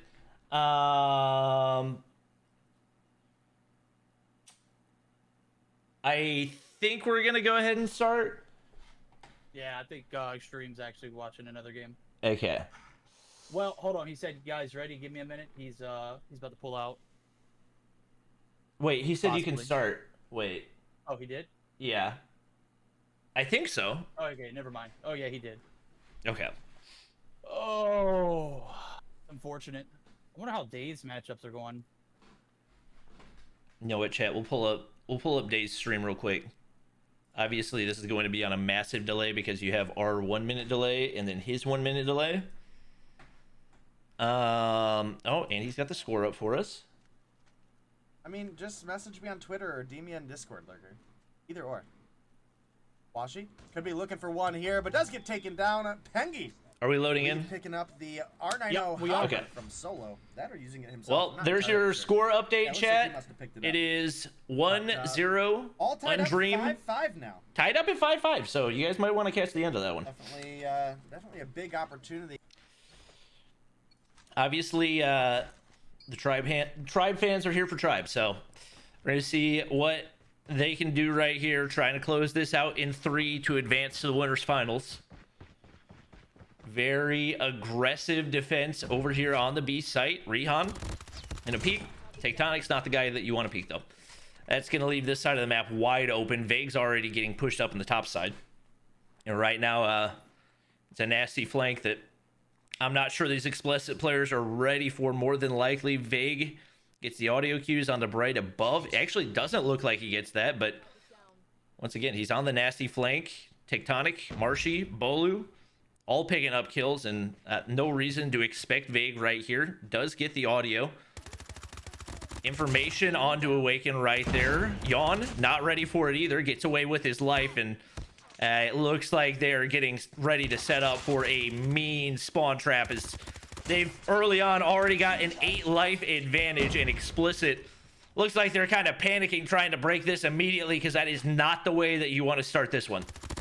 No, it's not, and you got to commend, Trucker for making the push to the B side and get a little bit of traction there too. And that is just not something you normally see, but to see them follow it up with then just a feed to Tribe, got to be able to slow it down. I mean, there's 20 seconds on the map. Obviously, you've got to make something happen quickly here, but you're at a life disadvantage. You don't really have any progress or map control on either side. So we're gonna follow Rihan, as he's not gonna even ADS right there. Bolo just instantly thirsted him.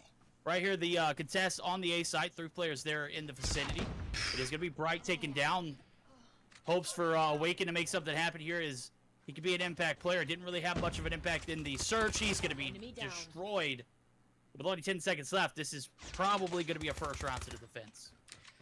Yep. Right now, Marshy's on full streaks as well, so if he wants to use any of those, he can. 8 life advantage. No time. There is absolutely no time for explicit on the offense. Not going to be able to make it happen there. And in past matches that we've watched, Hacienda has looked like an offensive-sided map. So the fact that it was that dominant for Tribe right there could be a bad sign. Could also be a region-to-region variation. We'll see what Tribe comes out with right here, but they're going to go ahead, pretty much full send it on over toward B. And they're going to leave 1 player here, I think, to watch the flank. They're actually going to go ahead and set up to try to get max information with this drone. Marshy's going to be able to spot out as many people as possible. Another one right there, and more than likely going to go toward that spawn site as well to try to get max info. And with all that going in, more than likely, it's going to be really rough, as these explicit players are just going to get absolutely torn apart. That drone info just too powerful. Oh man, absolutely. I mean, maximizing to the fullest, obviously. Claps on the God tier flank, he might be able to make something happen. He's going to find 3 in the feed. That's going to shut down the B feed. No, it's not. Tectonic. Where did you even come from, my guy? He's going to shut him down now. It's the progress going to continue to roll. It is about 50% done on that 3rd tick. Rihan needs to push. He's not going to be able to make it successfully. As you see, A is now wide open. Minute 54, it's all about the lives, and 5 life advantage going in favor of Tribe. They are not slowing down from the defense, and it does not look like a retaliation from the Trucker gang gonna come into effect now. As we see it, they are just absolutely getting destroyed, picked apart left and right. Info played to the fullest. It's kind of hard to argue with how Tribe's playing in the retaliation from Trucker, but at some point you've got to put up a fight. And it's got to start here. The headshots from Jez were nasty right there. He's gonna go ahead, instant annihilator, and they want to close this out in the fewest rounds possible. Yawn takes some damage from the collat on the annihilator as well, and is now a full-on spawn trap. Is Tribe just absolutely bullying these explicit players. More annihilators coming out, 13 life advantage, and all they have to do is hold these angles and wait for the time to keep on ticking. They might just go ahead and finish things off with an A capture anyway. No need to worry about playing anymore. They go ahead and close that one out, and looking like they are well on their way to a 3-0 and a 3-0 in both the game and the match. Yeah, it's certainly not looking. I mean, you think back to the Hardpoint, and then you look at this control, and you're like, well, what the hell happened? Tribe happened. It's Mack truck coming through. I know this is trucker gang, but bro, they couldn't handle it. I mean, the heat is just too high. I mean, you've got some really, really skilled and highly experienced guns on the opposite side of the board, and I mean, the dream of making something happen in the winter side, fortunately enough for them, is they are going to be stage 4 contenders. They've guaranteed their spot, but I mean, this is what they got to look forward to. This is pretty depressing, if you ask me.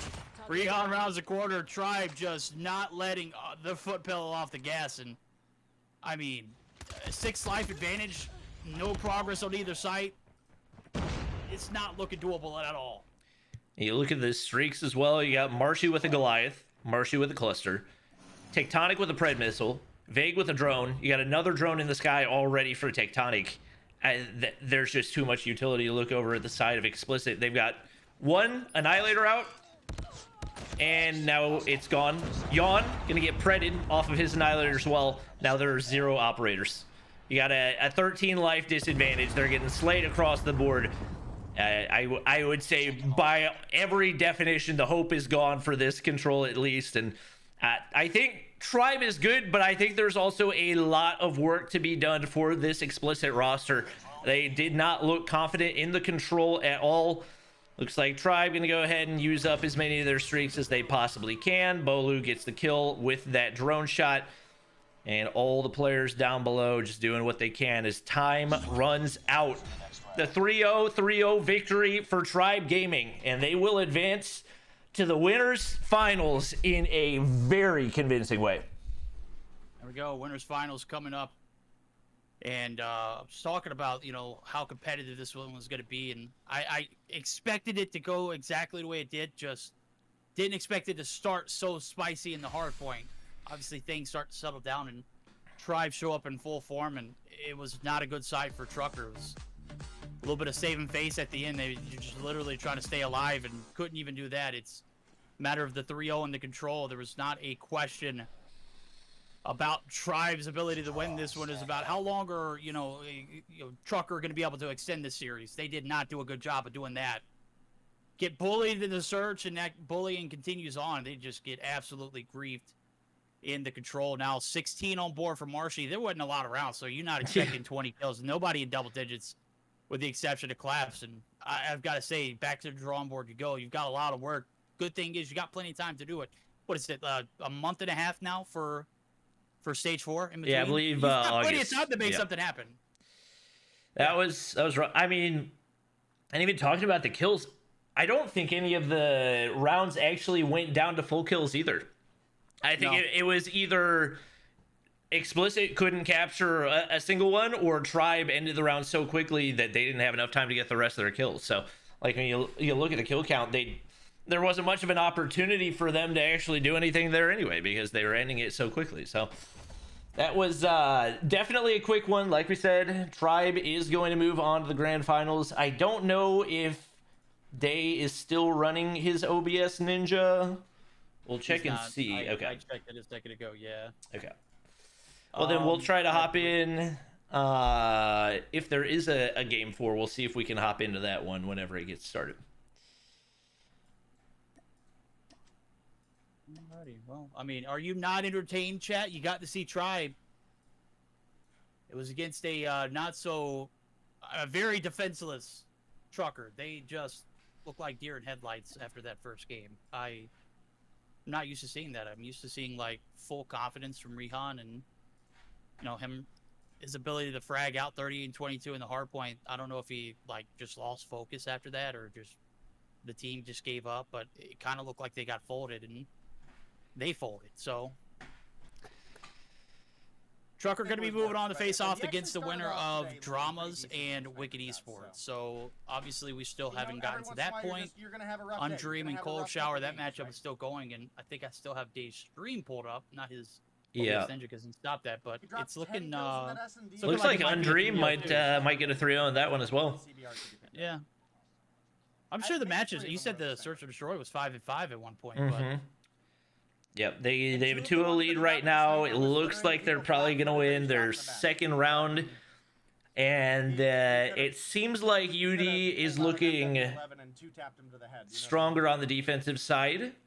And they have the majority of the defensive rounds. So right now, not looking great for upper echelon's odds of moving on in the tournament, as they are currently in the losers bracket and on the brink of elimination. Not looking like a doable round for Cold Shower. I mean, I would like to point out, based on what we've seen so far, it really hasn't been much of a fight they've put up. And I mean, they've tried their all, but at the same time, they've been outplayed in both the winner's side. They get the the team that got DQ'd last. Obviously, we haven't really seen much of them at their peak performance. It's been them struggling to maintain the consistency or just getting absolutely blown out. A majority of it. So they've got a little bit of time to work on it too. I think that team has a lot of potential, but I couldn't pinpoint where things are wrong or where things are right. There's not a lot of right. There's a lot of wrong, though. Yeah, it is tough to pinpoint because, like you said, like they've got a good track record. At least the majority of this team together, and Snipes and Veteran have never been problem players. Like they were very solid players. I believe they played for Explicit last year, right? Correct. And so they've definitely been super consistent players. I think maybe to a certain extent they need more reps. I don't know if there's team chemistry, if there's communication things that they need to change up as well. I think potentially getting a coach, because a lot of it seems like a lot of the things that go wrong are on the strategy side of things. Like they don't really have much of an issue outslaying teams. It's more about the map control, the rotations, the sides that they're playing, and really the minutia of how they're playing the game that's been difficult for them. So they do have the life advantage right here. That's expected on the defensive side. Right now, UD trying to make something happen right here, so they'll be able to stop the clock for a little bit. Envy gets a big shot on that left side, but should get shut down. Doesn't get shut down. Jesus stuck in the corner right here, but does win the gunfight. That's kind of the thing about playing from Hawaii. Yeah. UD just one round away from closing it out. 2-0 lead. The Search and Destroy was close, but they were able to pull it out. And now looking for the attacking round, and certainly. Are they on the attack or the defense? It looks like they're on the attack. They are. Okay, watching the spawn on the backside. Okay, makes sense. They got a lot of progress on A, but not a lot of lives to show for it if they do get the cap. So Jesus looking to hold off the push. Good shots, but not enough blur. He's going to be able to rally the troops. The contest is in. Now again, I know there's a lot of 10 seconds on the clock now. They're going to be able to extend the game. They are. It's 1:08, but 6 lives to play. You've got to slow this down real quick and then speed it up even quicker. See, I'm looking at the winners bracket. I'm looking at the wrong winners bracket, trying to figure out if I'm looking at the Discord chats, and it seems like the NYSLM match was a blowout. So I'm assuming it is going to be a Tribe NYSL winners bracket. Tribe's the only one that's been officially posted so far. The teams that lost. But I believe Extreme actually left spectating their match because he said the chat knew it was going to be a 3-0. So that would be. Did he tell his chat that we told our chat that we knew our matchup was also going to be a 3-0? I guess not. I think he might be watching the Cold Shower one, but I'm not positive. I mean, it's going to a round 5. This is pretty solid, but again, you need a game to win, and Cold Shower are literally going to be on the attack. They haven't found success. Obviously, I haven't seen the whole game, but I'm assuming since it's 2-2, no attack success has been found on either side. Nope. And the Are graces getting of into COD Mobile's the control and the way it works is it's possibly not a flip last of a round. coin. It's not a matter of how We many are on ticks the you got on. defense for the It's side not that a UD formula. has It's just been back and forth. primarily defensive Yeah. wins, The with attacking only team gets the defensive first wins round. They're coming going to get through that on fifth round and the Oscar like. control, So this could be the luck of the end draw of or the luck, stage poor 3 sides road for obviously Cold Shower. could Now, play guys, into a counter. very But important. End of if the you stage know this 3 information road, and you not want to the stay stage 4 alive, road. They you got to absolutely rally the have troops for an attack qualified. round. They They're just in a didn't do it. position where, we're gonna see them in stage Yeah, 4 we'll see if they one can way pull or off a another. miracle right here. No surprise to see life advantage going to UD, and it looks like the spawn trap's about to be on. You got Washi making his way up to that main building with Annihilator in hand.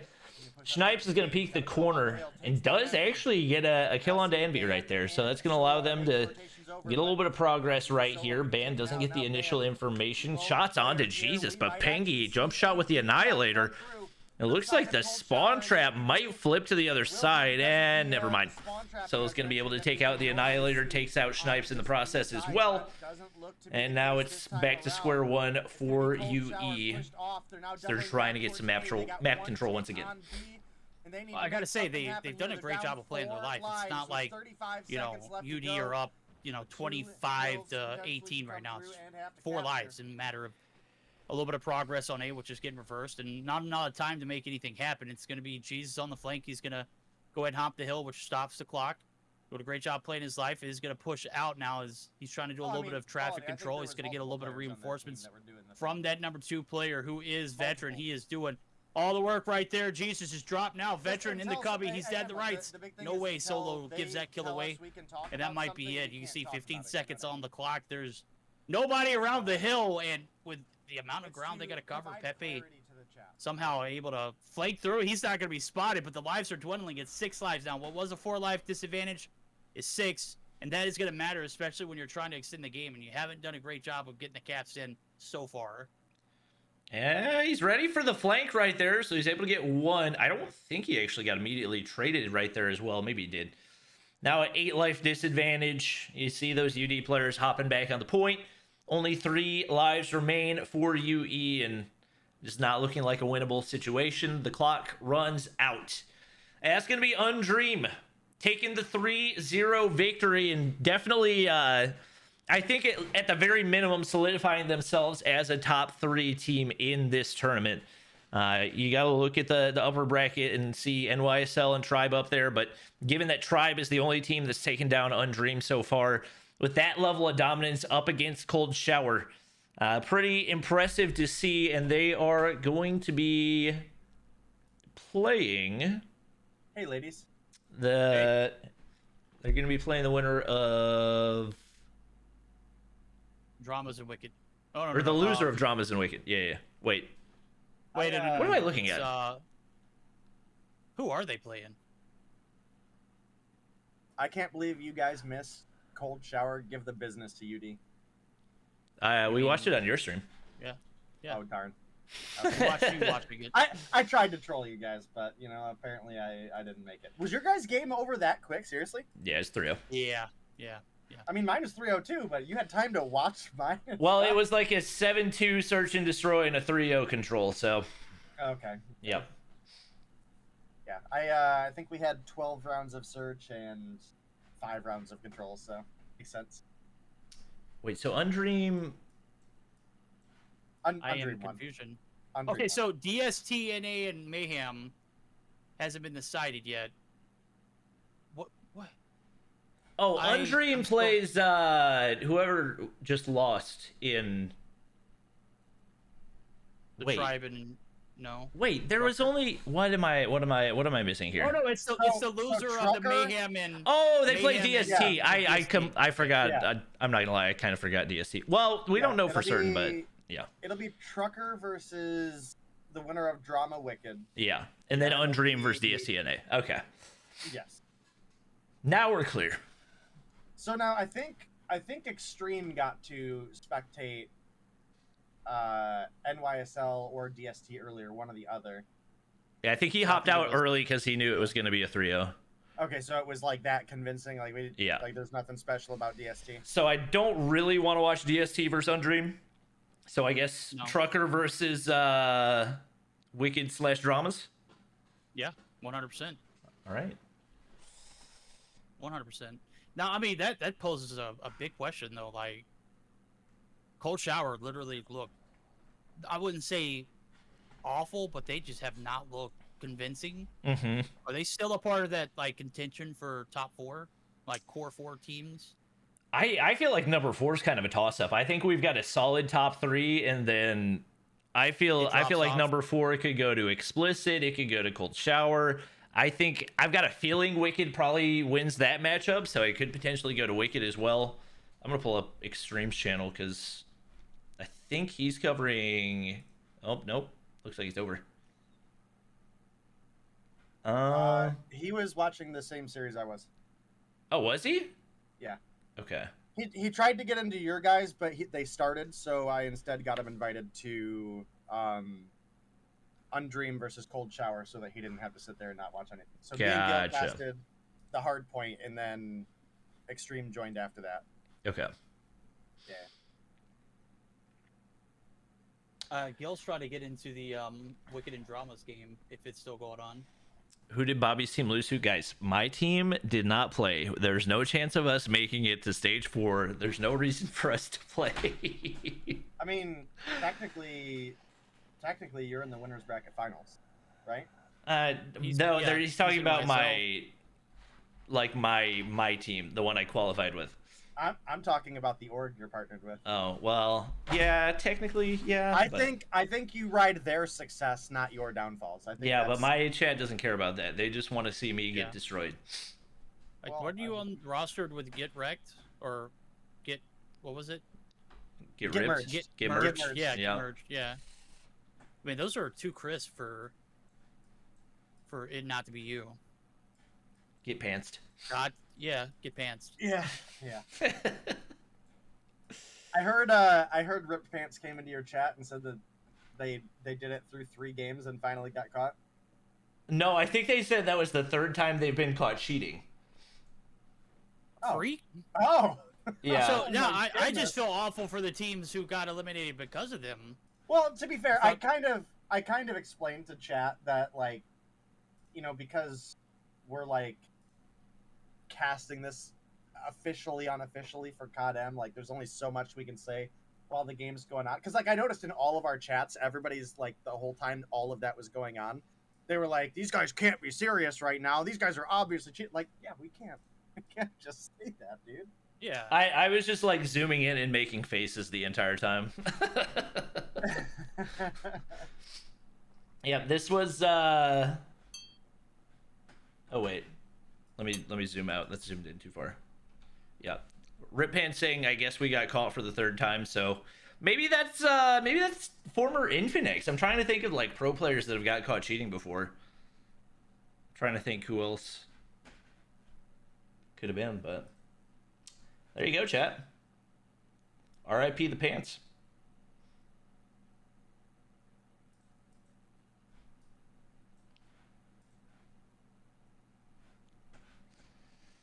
RIP the pants.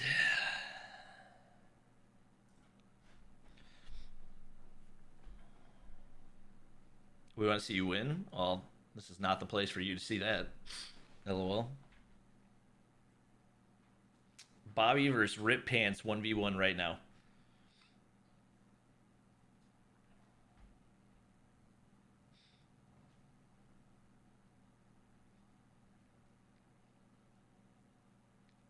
All right. Try Bobbert. No, NYSL Bobbert. Get it right. Did we decide which match we're doing, guys? Not the Undream one. Yeah. We're tired of seeing Blur. Yo, for real. For real. No, I think the Trucker and winner of Dramas and Wickeds is probably going to be the more competitive matchup.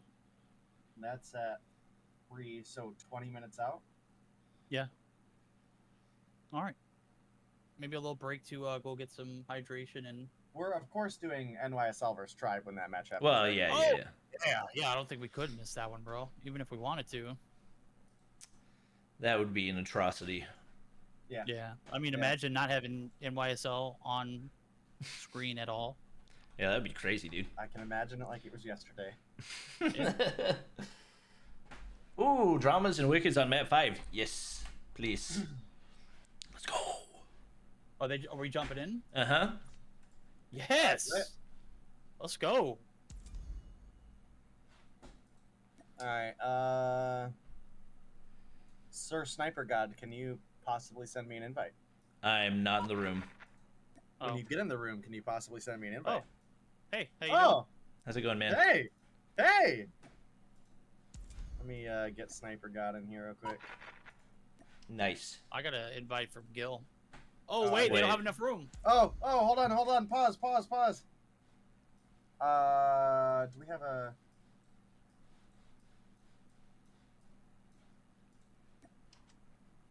Requested room is full. They just got in. No, one yeah, we got space you. open. We got you. Okay. Yeah. I got you with the invite. Whew, that was a close one. All right. W.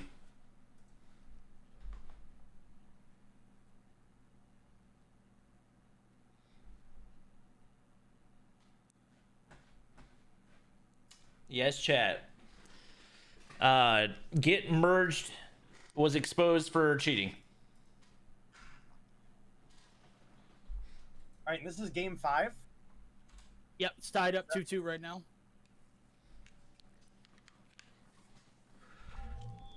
All right, I guess let me get my makeshift overlay fixed. Hard to fix mine. I'm Johnny on the spot, baby. Right now, it's gonna be a search. True. and destroy, Marshy, and can I you think teach we've me how to seen fly? A little bit of action from both teams, so we know the sniper talent's on point. I definitely need to see some more shots from Elegant, and on the flip side of things, I need that random mammoth to pull out his locus, because my guy Fries in the clutch now is. We're gonna see first 6 rounds actually gonna be on the attack. Wicked, they're gonna be playing for picks early on, and aggressive push up. Look at Marin, my guy is literally halfway up the trailer. He's in a cheeky little spot. If he goes unspotted right there, might be able to catch a couple unsuspecting rotations. They're going to try to get some info right there with the utility, but doesn't land, at least not on Demirin. So right now, Wicked slow playing it as expected. When you got this much on the line, an opportunity to advance in stage 3 or go home, you got to make the most of it right here. Waiting for a sniper pick, but it's going to go the opposite direction. It's going to be Elegant taking out Vibin right there, and especially with the player pushed up that far toward A, might want to reconsider a B push. You can see they got players trying to get information over there. It's going to be Mammoth just peeking around those corners, waiting for something to happen. But right now, with the setup that we're seeing out of this Drama's team, it's going to be tough for Wicked to really move any direction. I do think if we're gonna, keep the meme alive so heavily, Verdict, well, rather, if you're going to, then we might as well petition to see if he'll change his name to Random Mammoth, huh? I mean, that would be just that's full fitting, life right? to the meme. But right Yeah. now we're in round 5, guys, between Wicked and Dramas, which is Parka's team. Obviously, we didn't get to spectate at the beginning. We don't know exactly how it went, but we know how round 1 is going right now. It is that Random Mammoth last alive in a 1v3, and he gets taken down by Elegant, who, I gotta say, Elegant, I didn't really know much about Parka's team leading into stage 3, right? Because they hadn't really been competing in many events, but I gotta say, Elegant has definitely been a sniper talent that I have, got my eye out on for sure. He's looking for a little bit of a cheeky wallbang spot here off the spawn, unable to find a hit to connect, but I get the feeling at least once we'll see him land. Oh, we'll see now as the bomb's going to be hopped real quick. Not trying to make the mistakes of rounds past, but they do not anticipate the push from Peekaboo. Marin's going to be able to find one. Oh, baby, they are just falling one by one. And a round that looked pretty promising for Wicked is falling flat right on his face. Is Vibin is going to be left in a 1v3. As Magic Pokemon, Elegant, and Marin, they are going to be able to hold the ground down now. As you can see, they're not looking to get, put on a t-shirt or, put in a clip or anything like that. They're going to give the space that's necessary to make something happen and make it very much so more difficult for Vibinus. He's going to be spotted right there in the mid side and Elegant.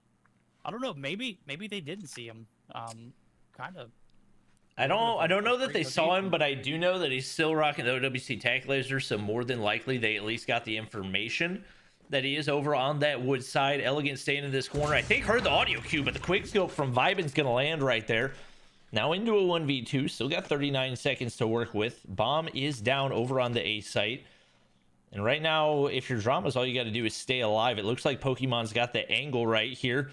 Vibin gonna try to see if he can hit a little needle thread through right there, but the timing's just not there. And now with the player on the top side, you'd think it's going to be an easy kill, and that's exactly what it's going to be as Marin makes his way down, picks up the kill, and gives the lead to Dramas. Bomb spotted. I mean, I'm kind of starting to wonder. It took me, a day and a half now to figure it out, but I wonder if his name is supposed to be Alakazam. Who? La Magia Pokemon? The magic Pokemon? Oh, maybe. I wonder if that's the play on words here. Maybe I'll ask him later, but either way, we had an aggressive push on into the B site here for the side of Wicked. Looking to maybe get their first round on board here. Vibin has a little bit of a sense here. Takes down Marion. Oh, looking for another. Takes down Peekaboo, the two-piece. Headshots coming through with the Deeg. And that's going to put the first round on board for the side of Wicked. I don't know. Finally. I don't know what Peekaboo was looking at right there. He just seemed a little bit lost in the sauce. He gets completely obliterated, and Vibin has been on a tear so far in this one. He's able to pick up another one, is trying to get his team back into it, but the wall bang strong for Elegant right there, looking to connect on another. Not going to be in the right position though, and that's going to let those Wicked players get pushed on up. Vibin looking for the jump shot right there, finds one, see if he can follow it up. Oh, inches away from taking out Elegant in the same shot. Not going to be able to find Parka over the bomb heady either, and now a 3v2 for Dramas. Vibin timing just barely off. Mammoth's going to drop to Parka as he makes the rotation up. Deagle shots are clean, trying to make it a two-piece, and he's able to do it. All he needs is a pistol. They're able to tie it up at 2-2.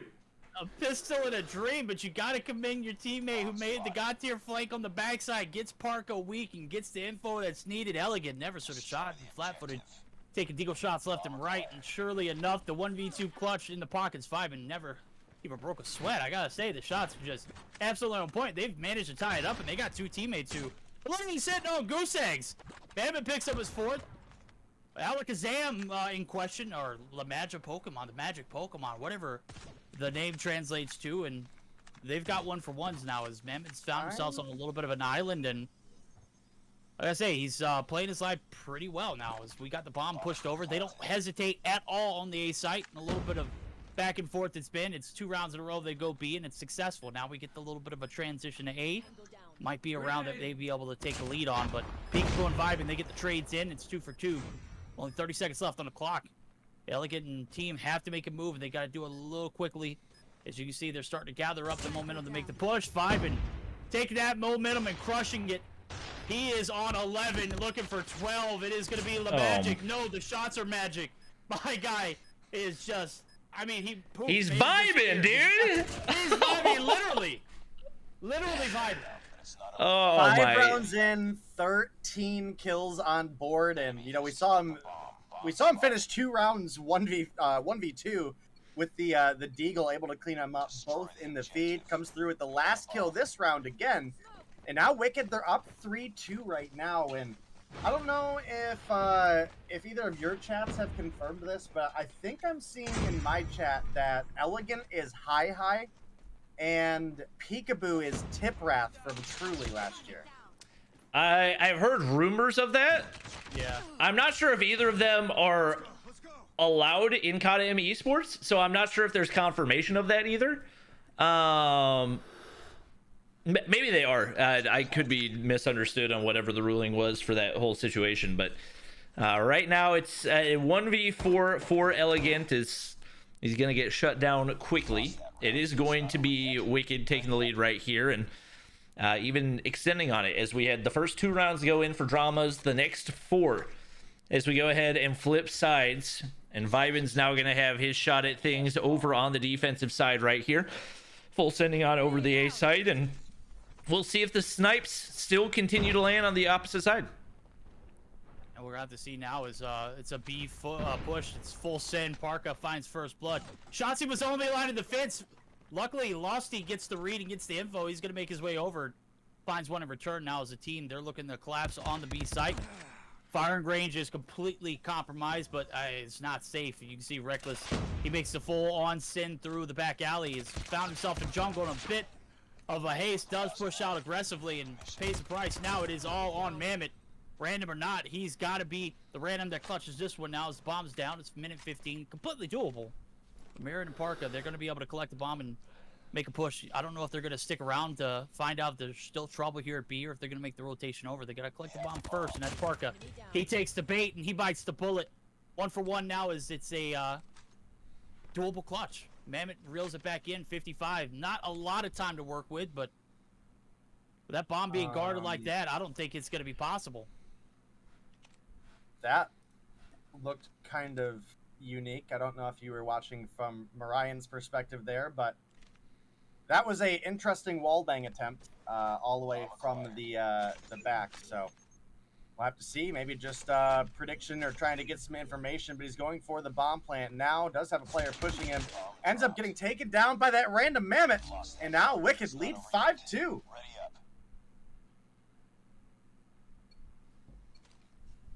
That's not Tiprath, man. I didn't say that it was Tiprath. I'm just saying. Yeah. I hope that it's not. That's what someone in my chat said. Apparently they were joking. I figure that was jokes because I'm pretty sure both of those players have been retired for a while now, but obviously no way of knowing for sure. Right now, it's now 5 rounds in a row going through, and finally Elegant going to be able to take down Reckless. It's a nice first blood, but you got to execute on a few more if you're finally going to get your team back into this one. Vibin barely dodges the jump shot from Elegant. It looks like we might have a little snipe off. Do you know an angle that I do not know up there? He was trying something crazy, and looks like both players going to go ahead and try to reposition right here. Is 4v4. Bomb in the hands of Parka. He's going to be able to take down Shotzi, and that should open up the B site. It looks like one player left to defend. It is going to be that random Mammoth tucked away in the cubby. And it looks like they're going to wrap back and try to make the A push. Yeah, I mean, you open up the floodgates on B, and sure enough, the focus is all there. Vibin, the only person at A. I don't know if he got the info. Surely enough, the squad's right there, and he gets the call out. And maybe he was thinking, hey, I can probably get a pick here. And, you know, I've been vibing here recently. My shot's been on points. The Deagle is definitely a better secondary than some have in primary. Dude's sitting on 14, and I'm sure about 5 of those have been from the Deagle alone. Mammoth, random or not, hits the shot. Marin drops, never stood a chance. Rotation's over. Staircase not safe. Ivan picks up his 15, but Parka, he's the last one alive. He's going to hold the bomb head glitch for as long as he can. Has to evacuate, and here comes the push. It is going to be Losty. He gets lost in the sauce. My guy never stood a chance. What was that? Got to play that in twos, and man, he's going to hop the bomb. He's got it. Stick it. Parka. Stick it. Stick it. Stick it. Parka. Yes, let's go, Mammoth. Parka. That was such a big brain play. His timing couldn't have been any better either, because he was in the smack dab of the middle of that rotation, didn't have time to get back to the bomb one direction or another. It could have been a good play if he maybe got a little bit luckier on the timing, but it sounded like he, from my end of his angle, it sounded like you could hear Parka sprinting towards the other door on the end of the trailer. That's true. Fair point. So I think it was just great sounding coming through there from Mehmet, and Parka gonna find first blood onto Shotzi, puts kill number 11 on board. Definitely a big game for Parka right now, and definitely got to think he's hoping the team steps up a little bit here, because they're down on 5s, 4s, and 2s. But I mean, to be fair, I told Shotzi, he had mentioned something to me in one of the Discords of the day. I said I was going to remember when he was performing poorly. And Shotzi, bro, you're sitting on 0-8 right now, getting carried by someone we call a random Mammoth. Oh my goodness. And, you know, Vibin's also obviously cracked. But Shotzi, 0-8? Mm. As a Ain't matter no of way, fact, right? I'm gonna snip this and send it to him in Discord. I'll snip it, take a video, do whatever you got to do. We are taking Certainly video. don't let him forget it. Put it on Twitter, man. Make it official. Certainly enough. It's a little bit of a approach here from Peekaboo. He thinks he's got intel. Lostie's right here on the opposite side, and he's waiting for the cavalry to push up. He is going to be defenseless. Not a chance in the world.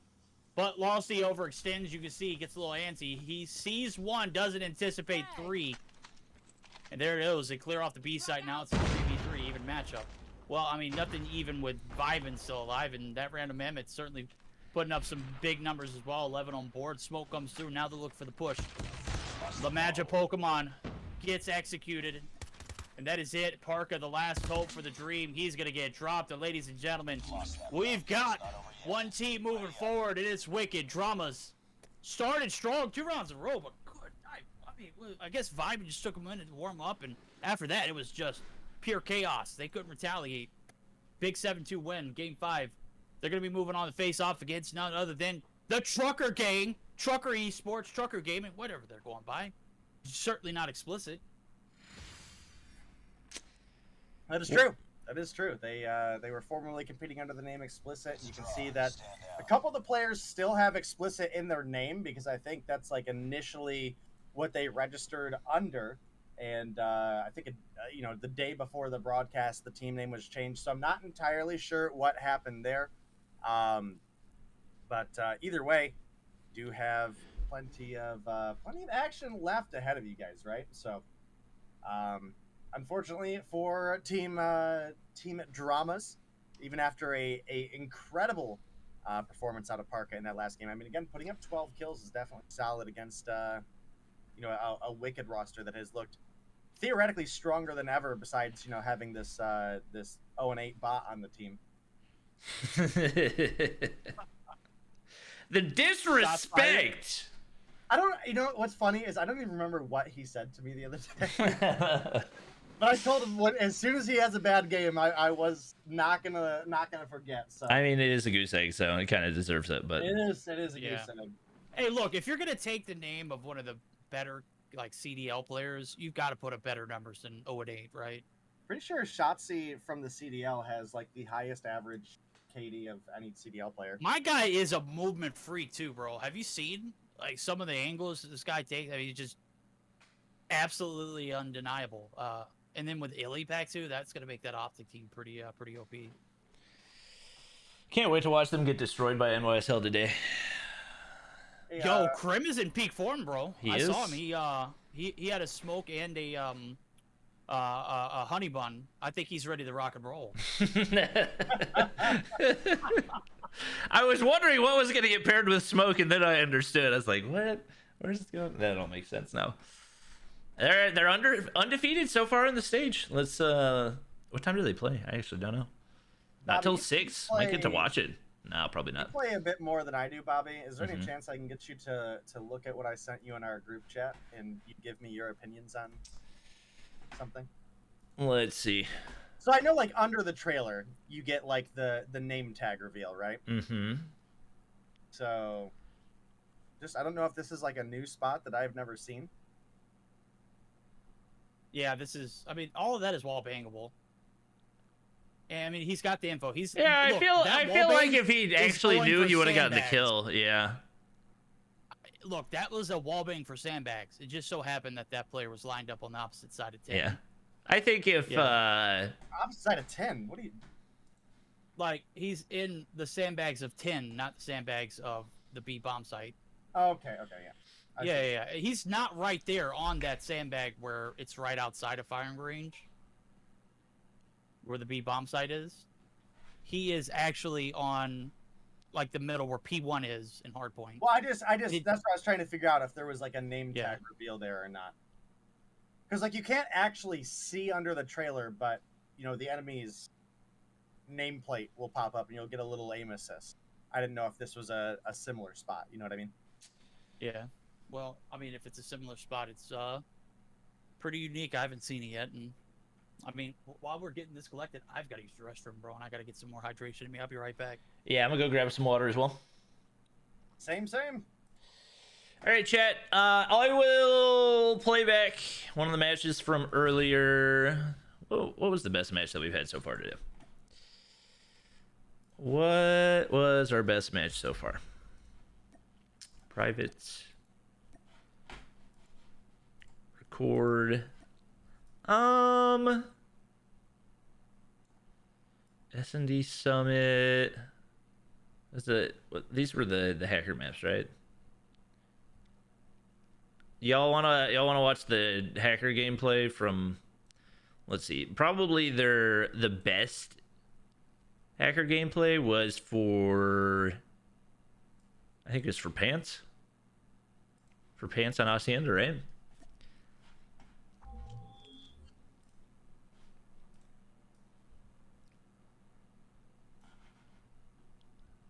Because there was no question. I think both Pants and I think we had already watched this part of the way through. Can I like fast forward? 32 times. That is very fast. Okay. Okay. Kind of surprised I didn't make my computer crash, to be honest. All right. Who's top right? Is it Pants? It's actually this dude. Okay. We'll be back. Headshot.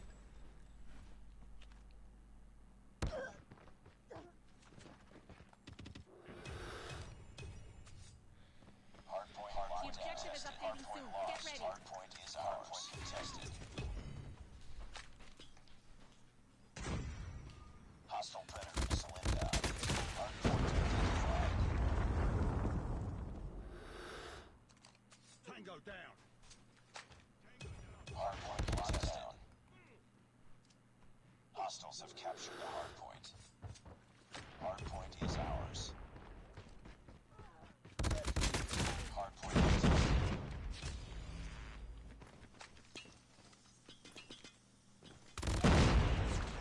Hardpoint contested. Hardpoint contested. Hardpoint contested. Hardpoint contested.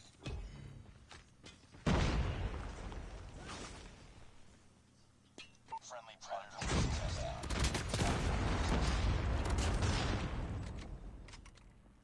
Hardpoint contested.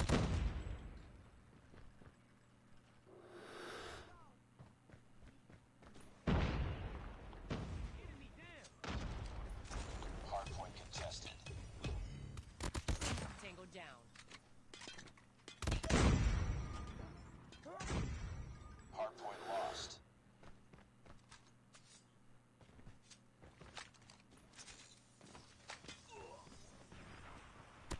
Hostiles have captured the hardpoint. Hardpoint locked down. Hostiles have the hardpoint. Friendly airstrike incoming. Hardpoint is ours.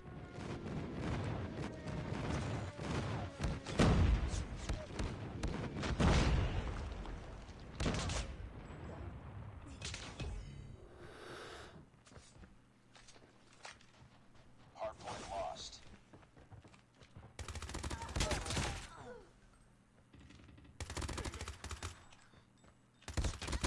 Hardpoint locked down.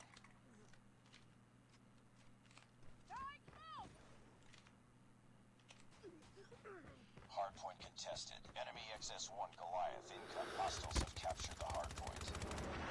Enemy XS-1 Goliath is landing.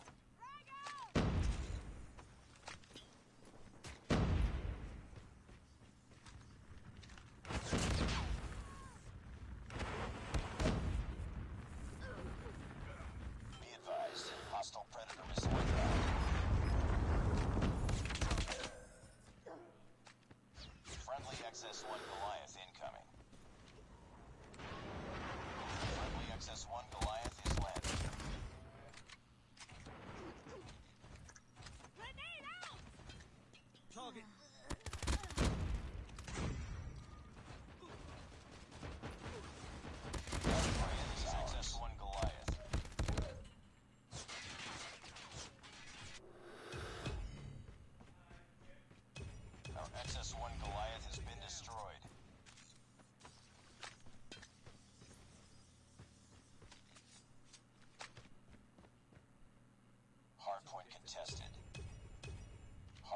contested.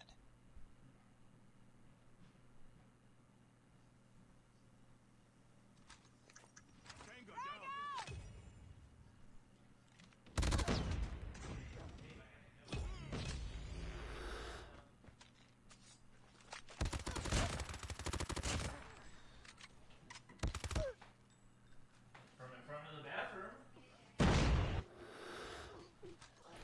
Me too.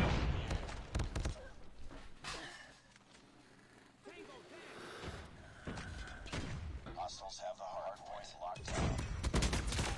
Headshot. Hardpoint lost. Hardpoint is ours. Hostiles have the hardpoint. Hostiles have captured the hardpoint. Enemy down. Hardpoint is ours.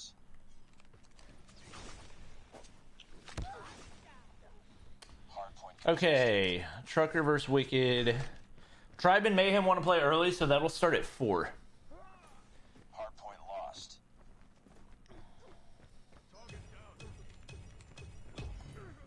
I think we already have the room code for the next one, so we might be able to go ahead and start. Hope you enjoyed your... Oh, wait, I never saw that one. What the freak? Was he really turning it up, not trying to hide? I think he knew that Rip Pants was like the guy that we were watching.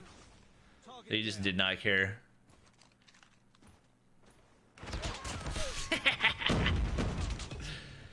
Oh, too funny. Too funny.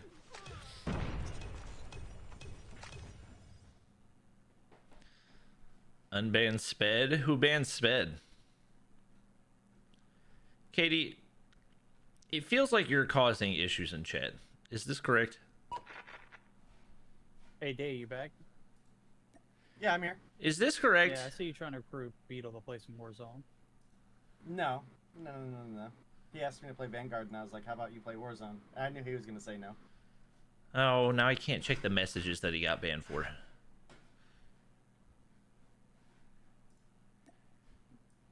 Look, Katie! you're spectating. Verdict. No, thank you. Oh. Rip face game. Yo, when's the break over? Now. We officially start back now. Yeah. We can't even have 3 minutes to ourselves. I had to literally, I had to fill up a whole bottle of water. No And I breaks. forgot. Jesus Christ. Let me go Cheese grab and a bottle rice. of water. Cheese and rice.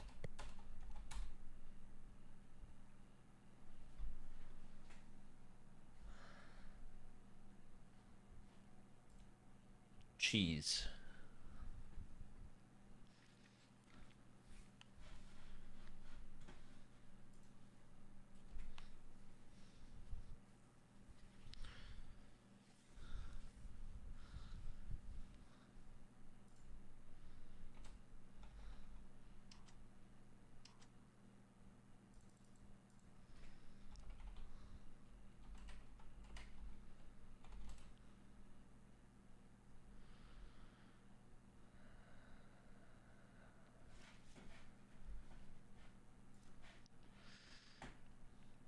Okay.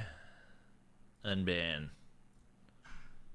Mental, you were being obnoxious, so you get to keep your ban. But because I didn't get to see what Sped did wrong, I'll unban him. Good old fleas and mice. Say what? Do what? Huh? Done? Fleas and mice, cheese and rice. Cheese and rice. Okay, yeah.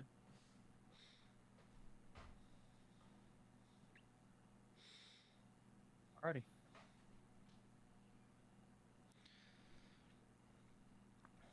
Chat, quit telling me to unmod Predictions. Katie. She's literally been around longer than any of you. I don't want to hear it. Put them in now or forever hold. We forgive Katie. Honestly, the way I don't even know if explicit she made a ending mistake, playing, but if she definitely gotta did, give them everybody quite a makes bit of credit. mistakes. Now, that's not So to L take plus anything ratio away to all you from bots. The side of Wicked, because I think Wicked has been a very strong team as well, with the exception of Shotzi. I'm gonna go 3-0 or 3-1 in favor of Explicit. You think Explicit takes it? Over Wicked? Yeah. I don't know. I mean, maybe it was just Tribe making them look bad. It probably was it. I think it could go either way. I mean this in the most respectful way possible, Bobby. I do cast a lot more of these teams than you do because obviously you do Tuesdays. I do Tuesday and a Thursday. No, And just this because team- of that, Wicked all the way 3-0. It's going to be an Wicked all the way absolute through. blowout. Okay, so, Can't wait to watch. So I think explicit. I'm gonna stick right by with what I said the other day. Stitch If with the you 100 look at likes, the sum appreciate of it. its parts, none of these players have ever with the exception of maybe Awaken, we've never looked at any of these players in seasons past on any of the teams that they were on and this is a player that should be on one of the top teams. Never I'll haircut. stand by that through and through, and I still to a degree think that that's a relevant statement. But this team together specifically is one of the weird instances where something on paper just doesn't seem like it would make sense.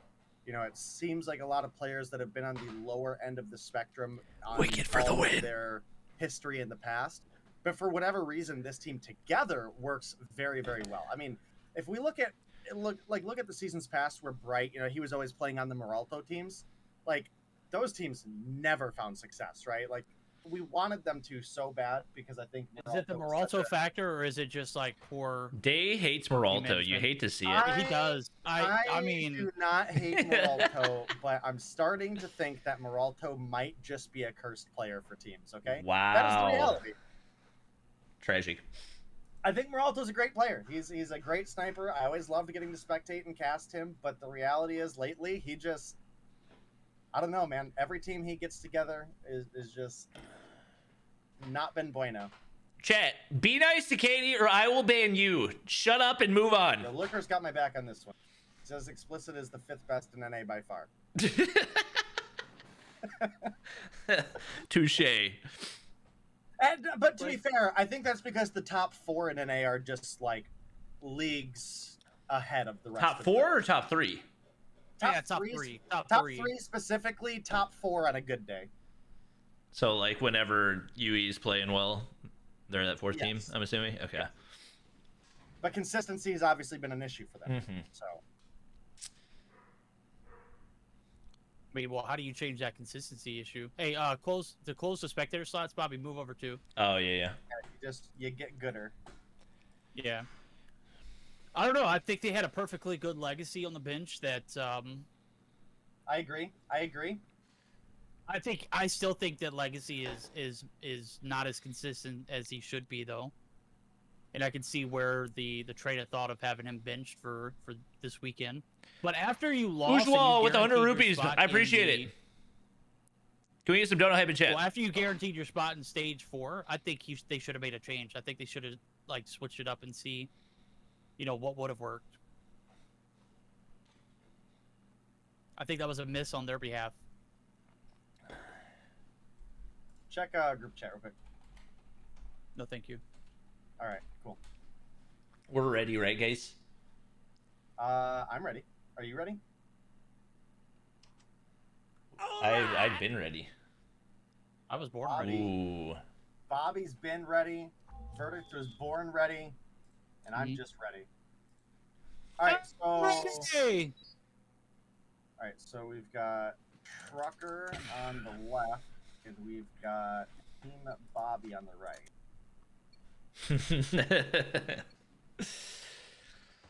Let's go, Team Bobby!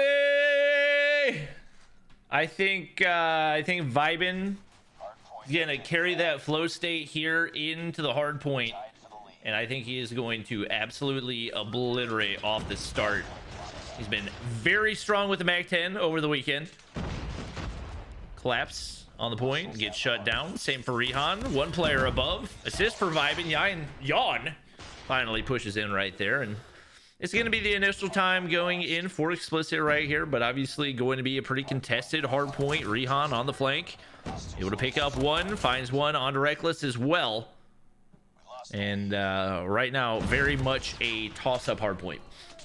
No, you're absolutely right. You're looking at a P1 control room, not a lot of control for either team. It is going to be a little bit of an upper hand for Wicked now as they're starting to clear the gaps and clear the point now is focus for P2. You haven't got a lot off this one. Trucker Gang need to come through strong and potentially set up for this P2, which is very difficult to do. Maybe get a little top control, and you can already see it. There's a massive impression from Wicked. They're up top already, so you're moving too slow. You didn't learn from the Tribe matchup, and you're actually starting off worse. This might be, you know, unfolding here for the Trucker Gang now. As you can see, at 32-5, P2's opened up. Wicked trying to soak up some time. He's going to peek out and catches a wild Losty in the open. He's going to be able to win that gunfight. And right now, a little bit more consistency on this rotation, but not enough as you can see they still have a little bit of a deficit to overcome. All right, well, about a 30-point lead for the side of Wicked, or AKA Team Bobby right now. Mammoth pushing on into the point, does get taken down. Awaken finds 2.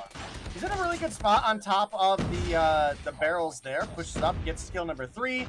Kill number 4 to secure that Hunter Killer is now working on a drone. That was a pretty aggressive push up.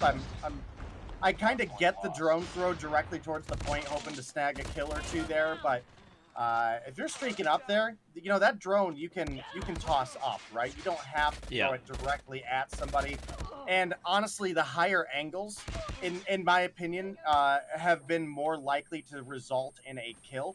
Maybe not as quick, but they might catch someone off on a rotation and catch them out. So I'm going for the more guaranteed kill than losing my streaks, if you ask me personally.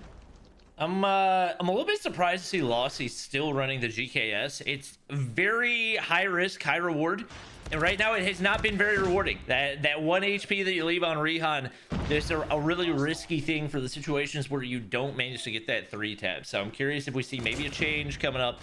Rehan's gonna pull out his Annihilator. He's already on 15, but gonna get dropped off that. No question carrying the team right now as he sits at 15-7, but it's going to be Wicked on the hard point. Rehan looking to lock down, or rather Yawn looking to lock down spawns, but it's Losty. Does end up paying off using that GKS and making it a 2-piece right here as he rounds the corner. It's going to be Awaken, shutting him down, but the majority of the hard point time going the way of Wicked, aka Team Bobby. They're going big right here as Bright shuts down the early rotation out of Vibin, and an opportunity right here for this explicit team to close some of the gap.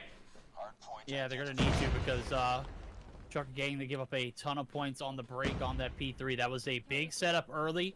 You give up a massive amount of points on that catwalk rotation. Not only that, but you give up a lot on P1. So it's been a majority of recovering. You can only push it so far. Reckless Wind is a big gunfight. Claps pulling out the big guns. He's looking for a high reward here. Vibin looking to push the angle. He doesn't see it coming, does he? There we go. His shots come through. Bricks 1. We talked about the shots being bricked in games past. Well, it's going to continue to seep over here into this one, but Awaken trying to be a game changer is going to get 1, but that is it. 1 and done with the Purifier, too. Those are 3 big operators I've seen missed for Trucker Gang so far, and there's, I mean, a 50-point lead looks like it might be racked up if Wicked continues to rack up the P4 break hill time now. So you're starting to look at it, mistakes just being made left and right. You know, for sure, they're down. Certainly not out. It's only the first rotation through, but again, it's looking like Wicked stepping up and stepping out. Right, well, whoa, Claps. Side of Wicked right now, but Claps comes through with a big 3-piece in the feed. Oh, what? Absolutely turns on that bot Shotzi there, and that's a gunfight you got to win, especially with the Peacekeeper in hand from behind Shotzi. About a 40-point lead or so for the side of Team Bobby. And we'll have to see if they can keep it rolling forward. Shotzi going to pull out the Annihilator. Making a rotation up behind Rehan here. I don't think he quite saw him pushing down the stairs. Isn't going to get the shot there. Oh my God.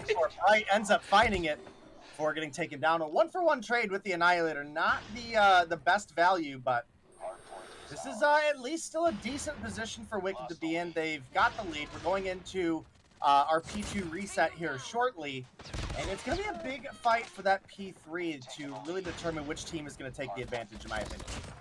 Yeah, right now, Vibin once again, sitting on 18-14, leading the way for the team. Really, a couple players popping off for explicit, but it hasn't converted through to a whole lot. You can see Awaken sitting on 21 right now. He's on a 4 spree as well, trying to get some streaks. Oh, my timing. That could not have gone any better for him. Not going to go ahead and reach out onto Shotzi, but The regen comes through, and only an 11-point game right here. Hop up is not what he wanted to happen. Nasty head glitch for some shots on the Reckless and gets the assist, but taken down before any of those major streaks come through. A big feed for Wicked right here, and an opportunity to maybe get a break and try to push through. See if you can manage to flip those spawns. You can still see Claps spawning in the back, and they get shut down off the point as well. Right now, Explicit doing everything they can to not only soak up this time, but maintain those spawns as well. Shotzi gonna try to push through the control center, but doesn't go his way either. And right now, still an all-out battle for this P2 hardpoint. Yeah, you're doing a great job of multitasking. Team Bobbert had been shut down on each and every rotation through to get the flip. Right here, they're gonna be looking for the long stroke. It is gonna be the backside. Shotzi gonna be able to find two up top, but he is instantly shut down. It's Awakened. Hunter Killer in hand, but Vibin, where did you even come from, my guy? You're just chilling. You just bobbing your head, man. You just got all that. The flip comes through, and with plenty of time for it to shake now, as you can see. Explicit, they may have overstepped their boundaries, and they're going to pay the price of trying to get the break here on this Money Hill and P3. Now, first rotation through, you looked at it, and you had a big advantage on the spawns, and you didn't get a majority of it. Maybe playing on the back skirts and trying to get the break might be better. I'm not sure what the thought process is for Explicit.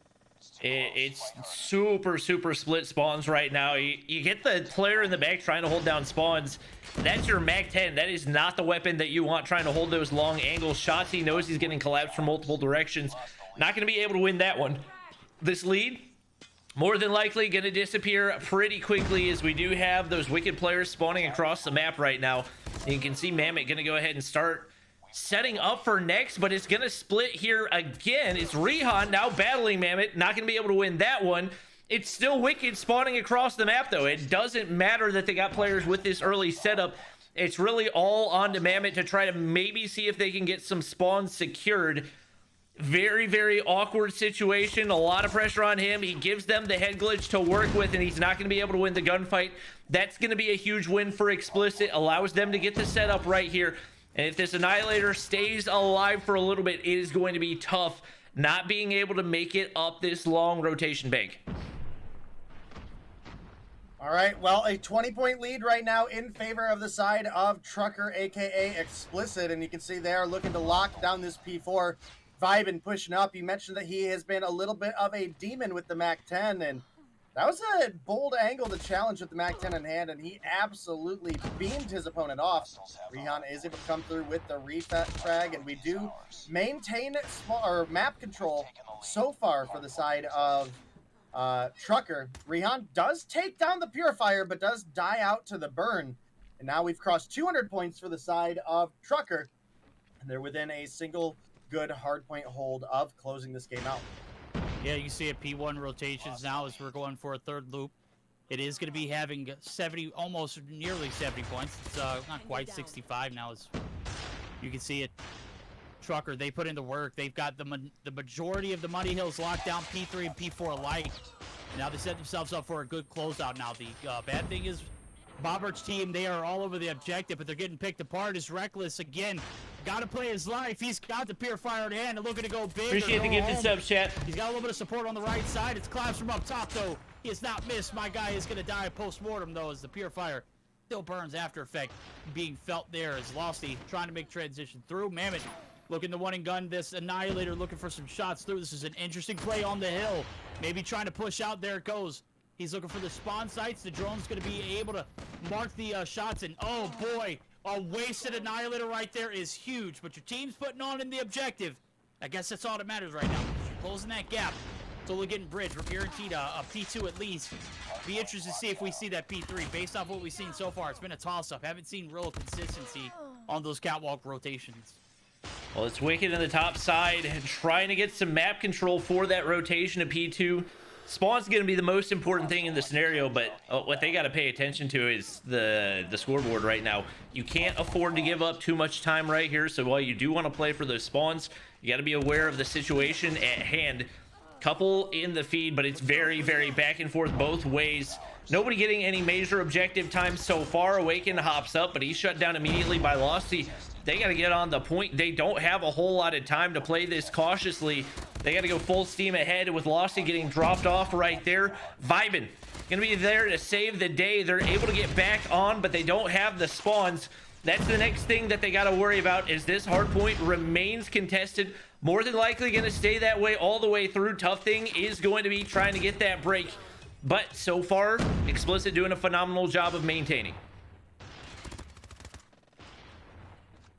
All right, well, only 16 points to go for the side of Explicit, but Wicked have done a great job of keeping this one close. You can see we've got Vibin hanging back, getting that last little bit of trickle on the P2 hill, and now it's a big rotation over towards next. All we've got in the hill is going to be Reckless. He does take down Claps on the Annihilator, finds another onto Bright before getting taken down by Rehan.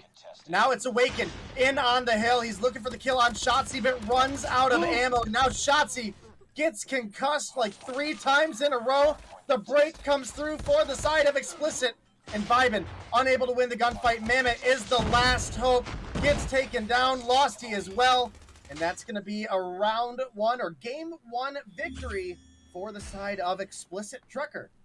Yo, I gotta say, man, I don't know who else's ears are ringing, bro, but I can't hear a thing. Concussion of duty, serious on that P3 break. I mean, it was a nail biter, a photo finish, but Trucker Gang, they come through, they exert their dominance at 21. We'll make it 31. I'm taking a look at, I can't do maths to save my life.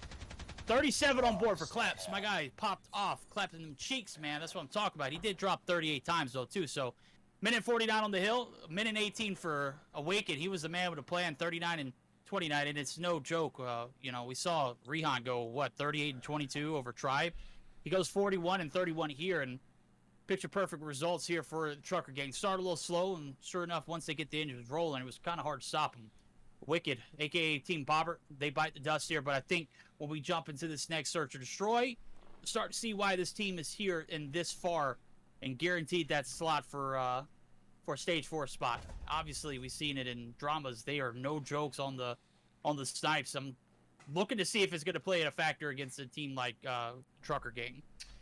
Yeah, obviously, Standoff, not as much of a sniper-dominant map as Firing Range is, so it'll be interesting to see if Vibin's able to have that same impact, but overall, they looked very solid all the way through up against Team Dramas, so on the flip side, Rehan was completely neutralized going up against Tribe. I think finished the game with 2 kills. That's not something we see out of him on a consistent basis, and I don't anticipate it's going to happen again.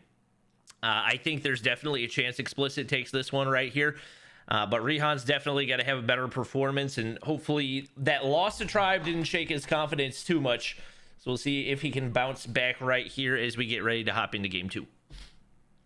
Yeah, we'll definitely see. Obviously, Rehan has been a big sniper talent for the side of Trucker, and we'll have to see if maybe it was just Tribe being his kryptonite earlier. Obviously, that is a big potential with Tribe being one of the most dominant and consistent teams in the region.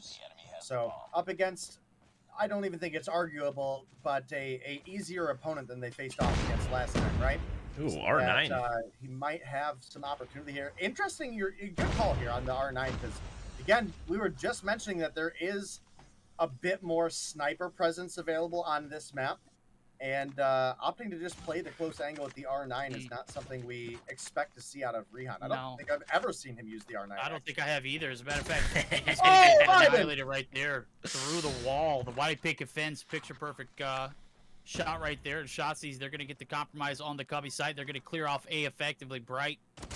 And Yon will just make it Bright. They are not finding a lot of success, and Wicked, they are continuing that momentum from the firing range. They kind of left off a little bit in the summit, but good night. A flawless first round. I don't think you can ask for a better performance. Vibin hitting some nasty wall bangs and definitely carrying over that momentum from the S&D up against Team Dramas. He definitely did not disappoint in that round 1, and definitely a big opener. Is he countered player that, once again, surprising to see Rehan immediately starting off with the R9. Right off the bat, goes ahead, switches. Now, I'm curious if that was a confidence move, that he didn't feel all that confident with his sniper shot. And the fact that you're starting off a round without the weapon that you're used to, I don't know if that's going to play in his favor or maybe to the opposite side. But we do have Shotzi getting first blooded right there. Vibin's going to take a few bullets, so he's forced back as well. No real information going through right here for Team Wicked, and some shots going through back alley is Bright looking to take out Lossy right here. Looks like Lossy might try to peek it anyways, but going up against that little refrigerator head glitch is not going to be an easy thing to do. He's forced back. Reckless forced back as well. And just a rough round so far for this Wicked team, is they've yet to find any type of momentum. But as I say that, they get 2 snipes, and bada bing, bada boom, the bomb site's wide open. Yep, and a couple big snipes. It's been hard to take my my sights off of Vibin. He's been hitting some crazy shots, and well, take my sights off him there just in time to see Yawn pick up the kill.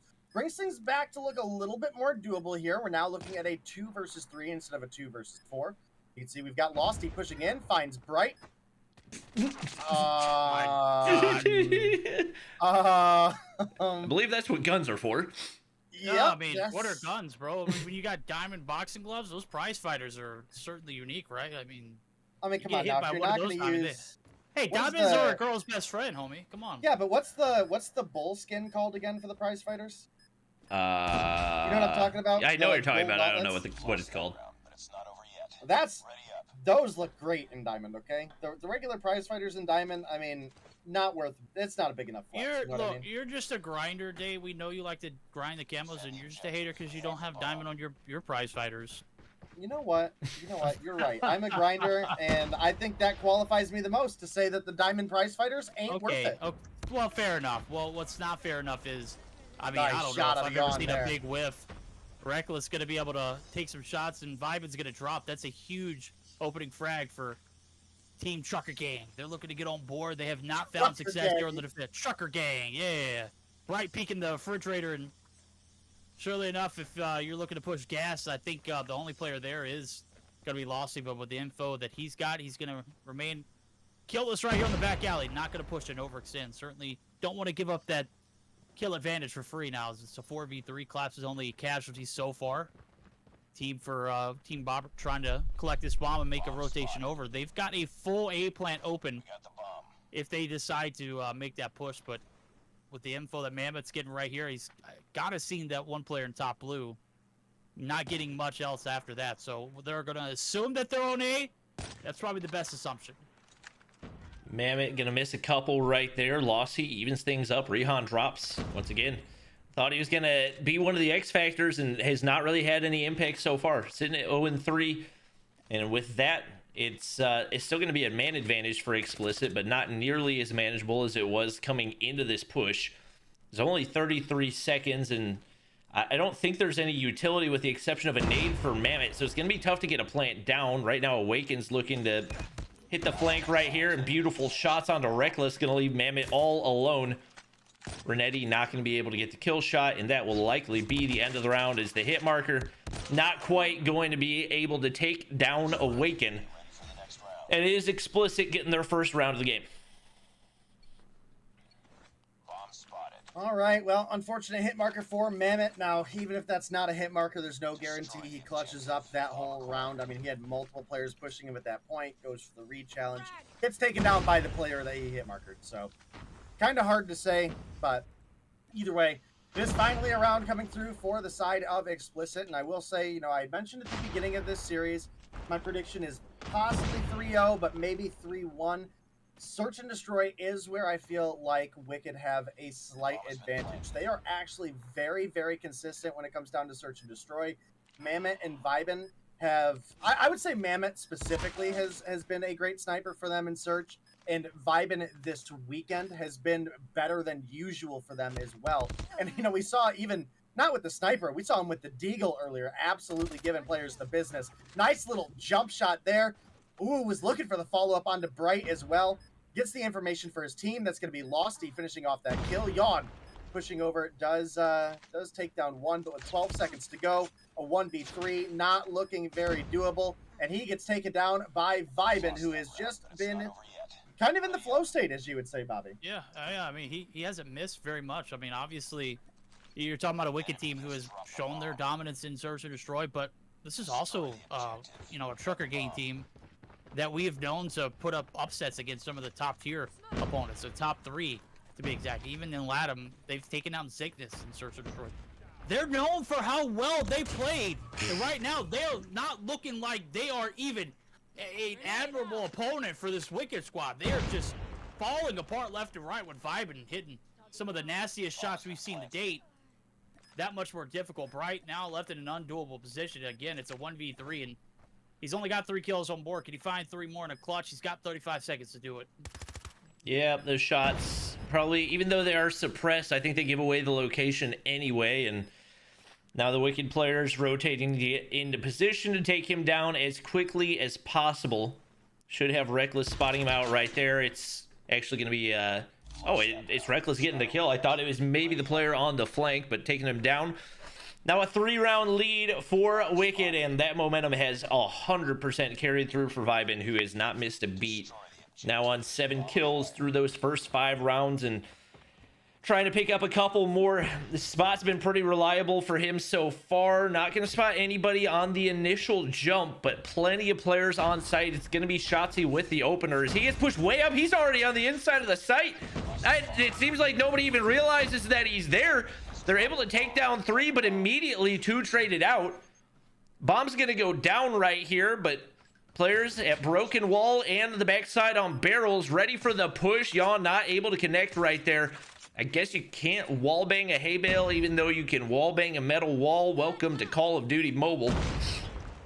Not going to have an angle to work with right there either.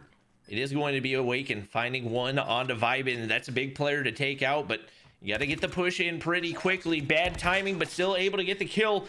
Pistol shots out of Mammoth. I believe they did make the plant for boxes, but the hit marker not quite able to get the kill, and a huge round going through for Explicit. Yeah, that was a must-need for the side of Trucker. And honestly, that hit marker was largely in part of the good jump Yawn had around the corner, causing that shot to hit a little bit low on the body. Otherwise, that would have been a nasty flick to see Mammoth hit, right? But, leading on into the next round, we have now switched sides, guys. Round 7 is the switching point now. If you're a little late to the champs rules, I know I've seen a couple people in chat that I haven't seen in a while, and they're catching up. We now go into 7, and you've got to win by 2. There is going to be overtime now, so that's important to make note. Awaken getting a big kill onto that bot Shotzi. That's going to be first blood in favor of the side of Trucker Explicit. Yeah, there we go. Trucker looking to rock and roll. Maybe take a little steam from this Vibin crew. You can see he's dropped. It is Mammoth dropped as well. Reckless alone in the cubby. He's going to find 2 big kills. Playing his life to his extent. That was an M13 and that distance. What is going on? But Awaken finally awakens up. He's got 7 on board. Now there's only 1 player. Losty holding down the fort. He's got Deli. We're going to make a few cold cuts maybe. I don't know. There's 3 players to deal with. 20 seconds on the clock. You got to defend. We can see it is Awaken up top. I don't think he saw him. That's going to be, just worse timing. And I don't think Awaken saw him either. Yes, he does. He's go ahead and waiting for the push. He's got a pin. He wins 1, but sure enough, it's Yawn on the flip side holding down this mid-truck area. 3-4. The gap's getting bridged, Bobby. We've got an interesting one. We've flipped sides. We flipped the scripts, and things look a little more bright here for Trucker Gang. Yeah, Vibin not able to carry that momentum through, it looks like, to the defensive side, at least not so far. Obviously, utility usage has been on point, but that's a jump shot that he was hitting before. Not able to get it to connect. Misses another one right there, but fortunately for him, Shotzi's going big. Able to find 2, but Yawn finds 2 for himself. Regardless, it's a 1v3. That would have been a nasty head glitch to take him off of, and Vibin starting to get back into that rhythm. Such a crucial factor for your sniper to feel good. Taking a look, Rihan is 0-8. The fact that there's even 3 rounds in for Explicit so far is amazing for them, because when you've got your primary sniper going 0-8 in this level of competition, you got to be doing something right. They got to get more out of him. Mammoth's going to find an opener once again as Awaken drops. Awaken been one of the more consistent players for them so far at 7-8. Really a lot of pressure onto Yawn as he sits at 10-5, the only player that's been able to get any type of momentum. Yeah, I mean, I feel like this is almost an instance like you were mentioning to Jesus the other day, right? Where clearly the sniper not working out in this game. Maybe you switch to something that allows you to play a little more forward with the team because Vibin is, it's kind of funny because I made the joke that maybe Tribe is just Rihan's kryptonite after you mentioned he only had 2 earlier. I'm pretty sure I've seen Vibin take down Rihan for first blood like 5 times this game. So Rihan definitely not winning out on the sniper battle there. And as a result, we've now got Yawn and Collapse left alone in a 2 versus 5. A round that is looking to send Wicked up to number 6, and Collapse gonna hit the ankle of Vibin, but follows it up with the little tap from the CBR there. Makes things look a little bit more doable, but I mean, ultimately, we're still looking at a 2 versus 4 against a Wicked team that has looked incredible so far in their search play this weekend. Oh, Shotzi. Yeah, Oh, Shotzi. Yeah. Oh. How do you miss that kill? Oh, my gosh. I mean, they got the player advantage. There's no need to, push up aggressive and, get clapped. But nonetheless, it's Claps who's going to get taken down. The flank not ever expected. Obviously, it's all on Jan. 10 kills on board. He's going to need 14, and I just don't think it's possible. 15 seconds left to go. It's TDM. They're not going to push one by one. Nonetheless, it's reckless at Courtyard. Going to be able to seal the deal, and we are on map point, and the hard point was super close. This search and destroy has been just a story of Wicked just continuing to exert their dominance. I don't know. Going into a control game, you've got to stop and, they didn't look too hot on control either. What's in store for a Trucker game around the corner? All right, well, we are on map point right now for the side of Wicked. Bobby, do you think... Oh, my goodness, dude. Vibin has just been a menace. He's been uncounterable so far, and largely because main sniper on the opposite side hasn't even run a sniper for the majority of the game. Rihan's still sitting on that goose egg, and once again trying to win an S&D when you're basically in a 4v5 for the entire time. Wicked's just got too much momentum right now, and the bomb is in the hands of Collapse, but they've got zero information. Everybody on the backside of Granny's right now. Lossie's going to take down Rihan. The goose egg continues. Lossie's on the outside. He's able to find another, and if you're Collapse, you cannot let him get away untraded. Gonna get into the corner, finally taken down, but that's gonna give the opposing team even more information. Shotzi takes down Awaken, and now Collapse all alone. The 1v3 bomb is in hand, but a basically unwinnable situation, especially without a sniper in hand. Mammoth's in that back angle. Should find the information. Might actually get taken down right here. Now that it's down to a 1v2, it's actually workable. But Reckless doesn't want to play this one anymore. Shuts things down, and now we're tied up at 1-1. All right, big comeback for Team Bobby there, Verdict. And I got to say, Rihan was one of the most consistent players for this team through the last season when they competed under the name Explicit. And honestly, he was the most consistent for them yesterday. So a little rough to see him drop a donut here today.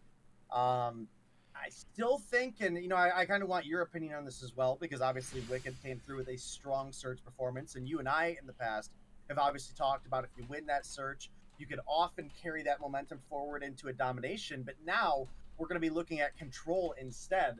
How do you think Wicked versus Trucker face off in a control? Do you think we see a little bit of a bounce back from Trucker, or do you think Wicked takes this possible forward? I think it's just going to depend on sides, if I'm being honest. Yeah. I have to agree with Bobby. The way that it's looking in the lobby right now,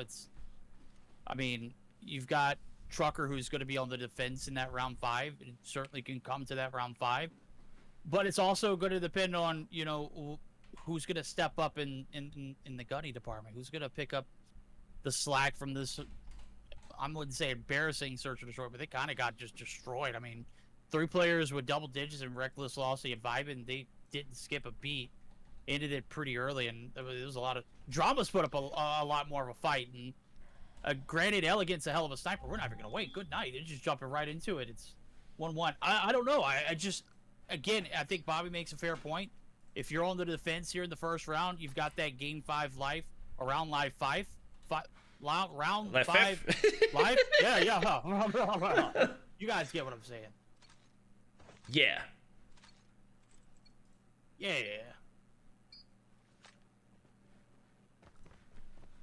All right. I've been trying to get because everybody in chat is making their analogies for who's who of like basketball players. So I finally have my my 5. I have Tech is KD, Jez is Steph, Bolu's Draymond, Vegas Clay, Marshy is Iguodala. That's my all of them. There you go. Bada bing, bada boom. Repeat that. Tech is KD, Yeah. Jez is Steph, Bolu's Draymond, Vegas Clay, Marshy is Iguodala. That as far as like, if we're going for like an entire team roster, then that's the best I can do. All right. You say Vegas, Clay? Yes, Vegas Clay. Vegas actually been playing pretty decent this weekend, though. Are you under the impression that Clay is bad? No, but he had a pretty rough end of the season last season, so. It's too close. No, I'm talking 2017, 2018 Warriors. Okay, that makes more Yeah, sense. yeah. This is making more Well, sense. I put Jez and KD on the Bolu, to be roster. honest with That's fair. That's fair. I mean, true. Bolu too calm to beat Draymond. I feel like Bolu has the hottest takes. I feel like, you know. You're Yo, gonna be an Shotzi, IGL, Shotzi, gotta what are be you like doing? You got to be like the point guard, right? Yeah, I mean Draymond's the most point guard of the whole team, you know. So I feel like we talked about this a lot yesterday, but look where Awaken is right now. Just Saf on the side of Trucker. He was sitting inside of that archway doorway, and once again we had 2 players push through and not check one of those corners. I just don't understand the lack of awareness at this level of competition half the time. It's just absolutely astounding to me.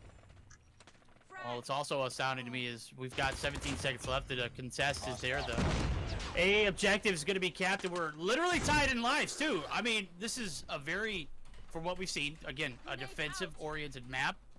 The lives usually in high-skill teams, they have that life advantage even if the game gets extended. And right here, I mean, a little bit of a slip on the defense and Trucker gang, they're not looking convincing at all to me. Right there, they're going to be able to reel it in. Yon going to be able to deal with Reckless, but damage done. 50 seconds on the clock, and it's neck and neck. all right. Well, it's going down to the wire right here. Definitely going to be a TDM All to right, finish well, this one out. Neck and I'm neck, but we're muted. running out of time for the side of Wicked to make a play here. All Explicit have to do is play their defense on the B site here. Yawn does pick up 1, brings it down to a 7 versus 5 in favor of Trucker. You would fully expect them to win here on the defense. Awaken finds 1. Rehan starting to waken up a little bit, does pick up 2. He's got 9 on board of the 30 potential kills this first round, right? Lost the lead. It's, I'm getting word that Rehan's sitting at a smooth 120, ping. So that could absolutely be a factor. But when we see him thrive this much in respawn modes, I mean, he literally went +10 in the control. He or the hardpoint. He's 9 and whatever he is right now, 9 and 6. Is it that much of a factor if he's doing this much work? I guess he can get away with it in respawns, though, right? I mean, I guess so. It's okay. I'm gonna be honest. I haven't been paying attention at all because I've been debating with chat the entire time. So I'm trying to get my grip. It looks like the defensive team did win round 1. Offense gets a 3, make it a 4 feed right there. That should be a big push up to B. Reinforcements coming pretty quickly. Claps waiting for Shotzi, but Shotzi finds a way to win it anyways. And that B push shut down relatively quickly. Is right now only, I believe, 1 player left to try to get some of the time. It is going to be Rehan, who's sitting at 12 and 8, but is going to finally get shut down. All that progress taken down as it's only 1 tick coming through. And once again, defense trying to find their grips as they make their way over to this B side.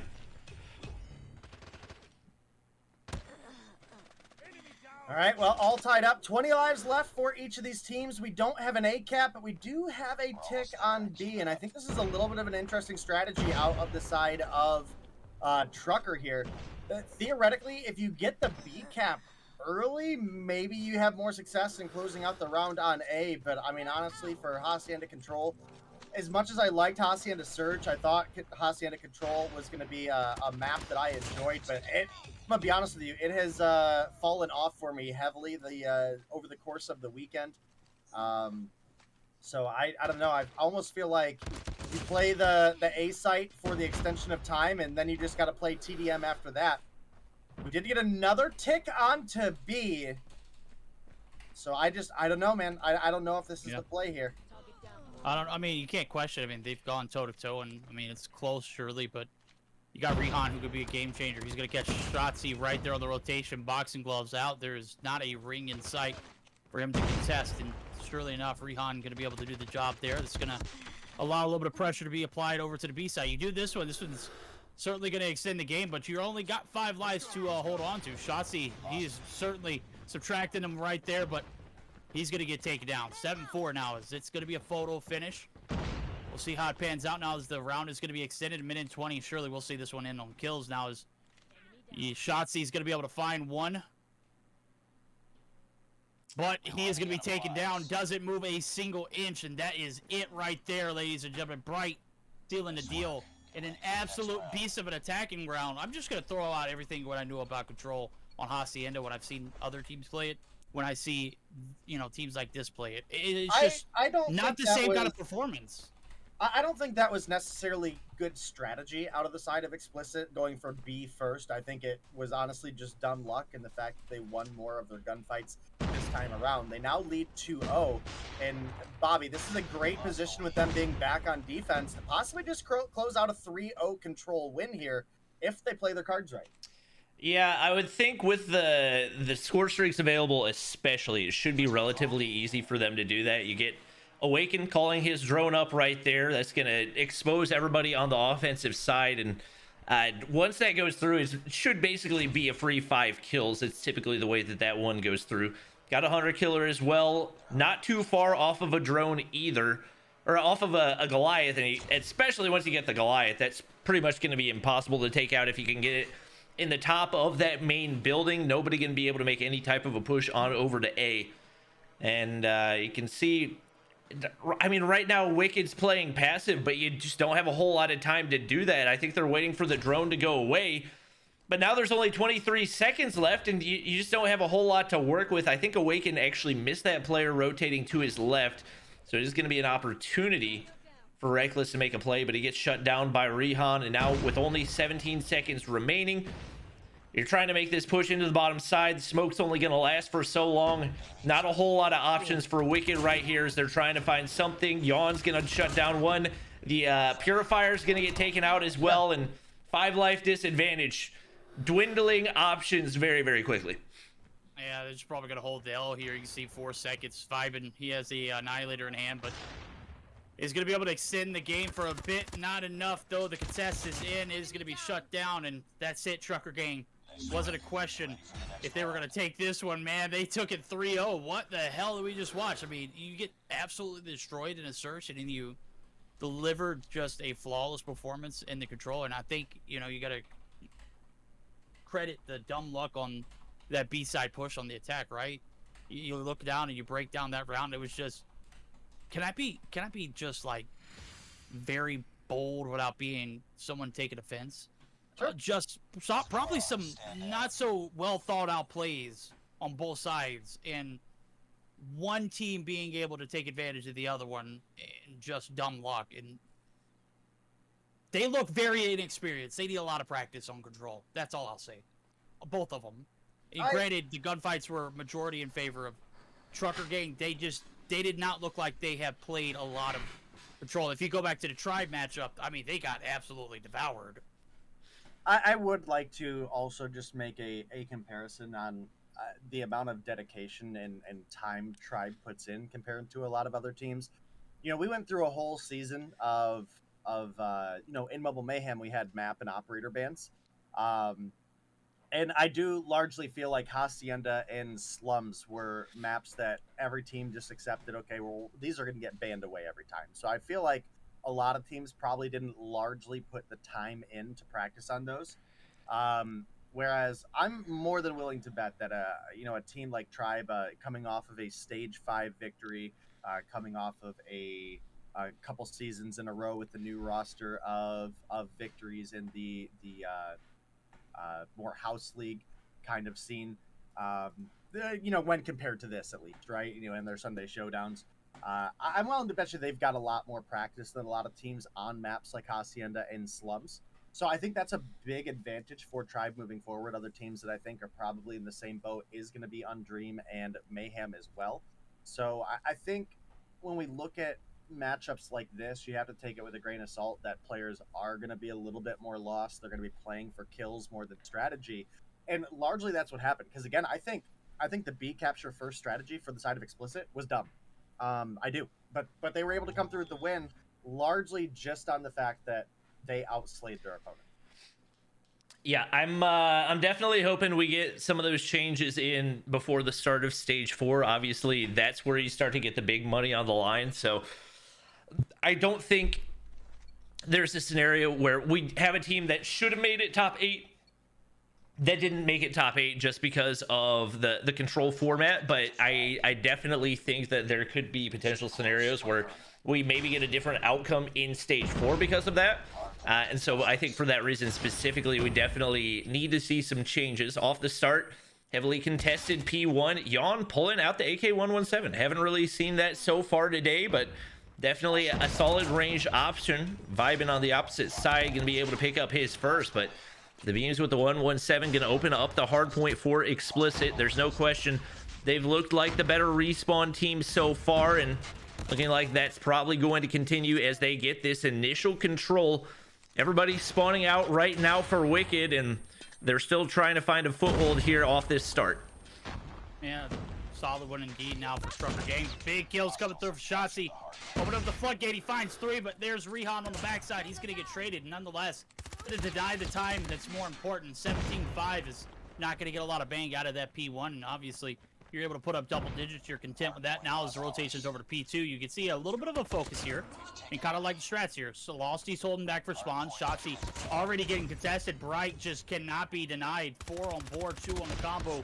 Concussions coming through. He is certainly going to bite the bullet there. Vibin able to clear the hill, and that's going to give the advantage to Wicked off the rip. Yeah, and Vibin pushing straight on up, is able to find a kill on a player rotating up the other side, pushes on out, takes down Bright as well, and this is a great bit of clear from the Vibin here, but being the player that I think is consistently fragging out for the team, I'd like to see him playing a little bit more towards the point, and, well, Yawn is rocking the 117. Definitely something we've seen more in play lately.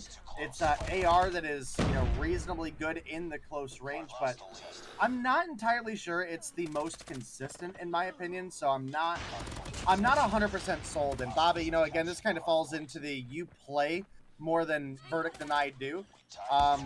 What are your thoughts on for example, the 117 and the Peacekeeper, on which is better for the close medium range?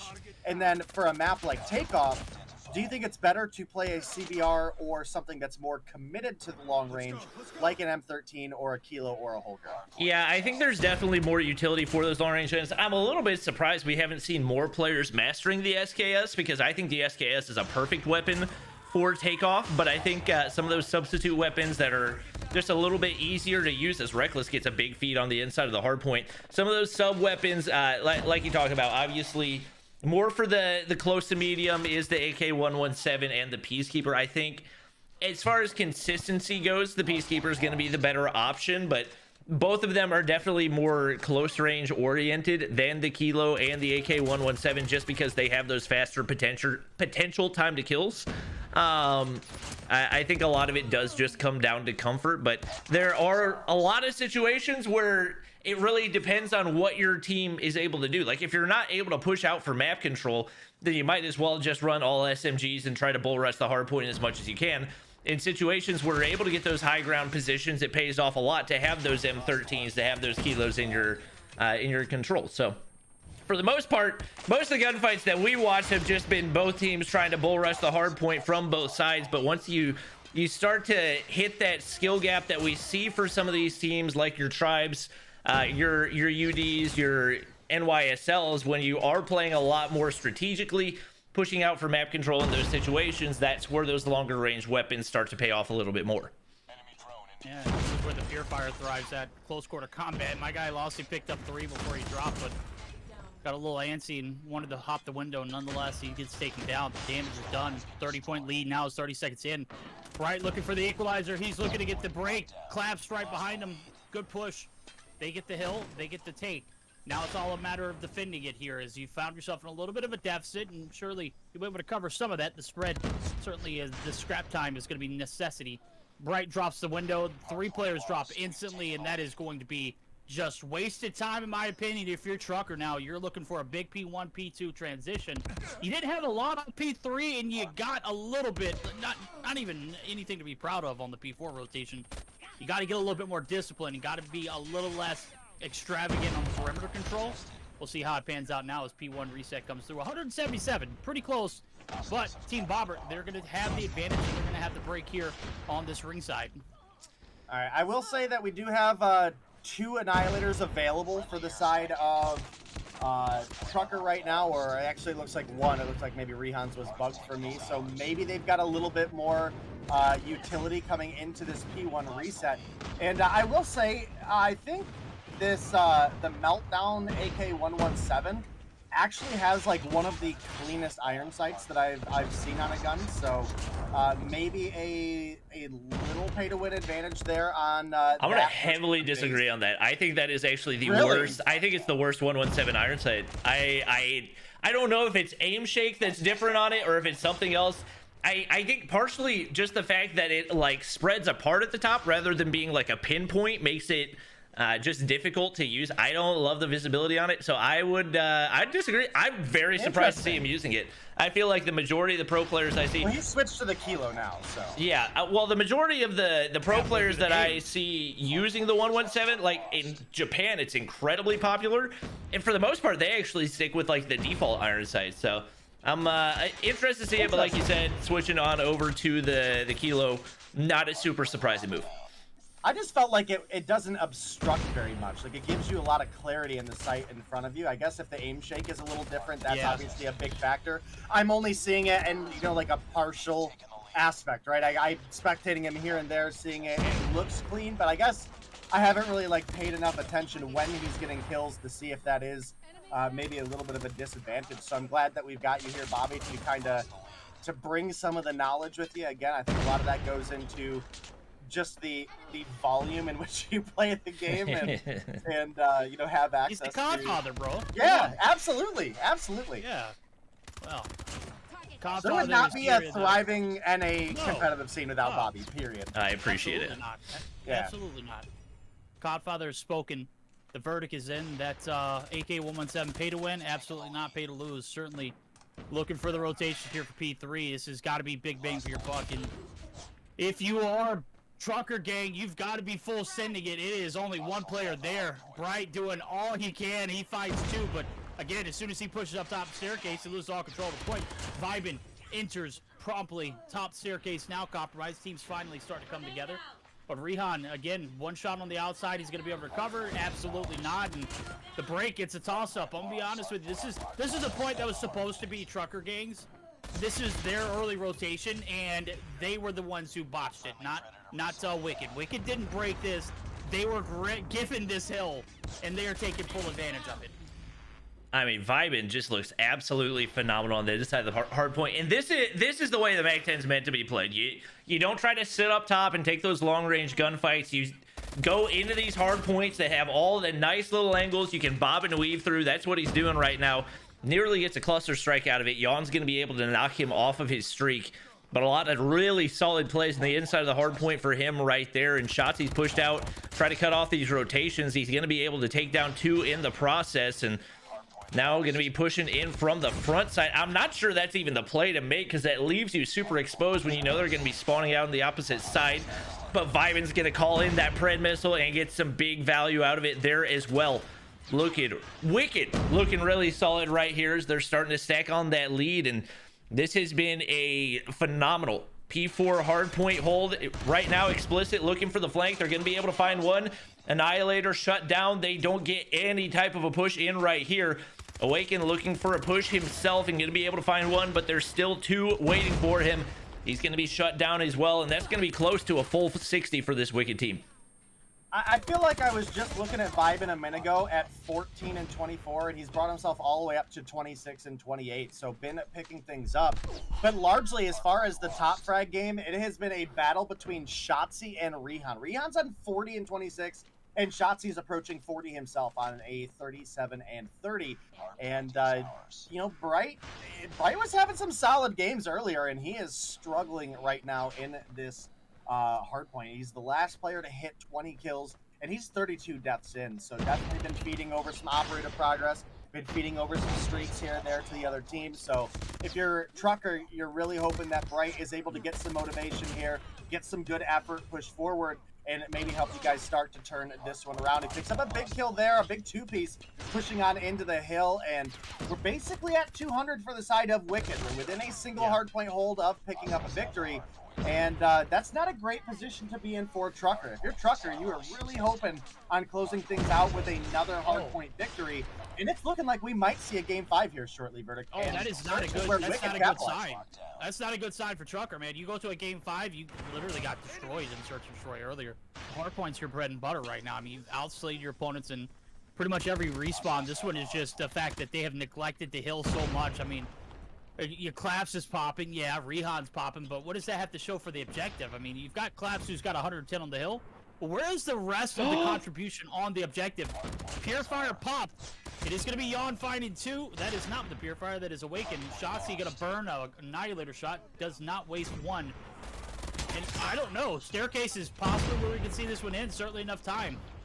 Hey, I mean, Team Bobby's not looking too bad right now. Vibin goes on a big streak right there. Again, Explicit's going to be able to get back into the hard point, but Losty's there to contest, able to find one. Concussion hits. Claps just trying to hold down the back angle till reinforcements get there. Losty's pre-firing onto his teammate. I'm not really sure what was happening right there, but they get fully wiped off the point.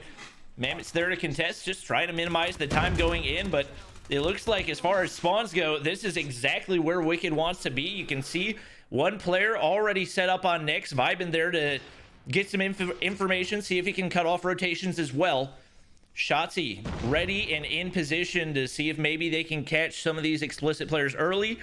Losty's going to hop on into the hard point as well, and the map control looks clean. Purifier is out for Losty as well, and that's going to be a tough kill to get. Right now, it looks like Explicit's slow playing it, but they don't have a whole lot of time to do that, and they are getting slayed across the map.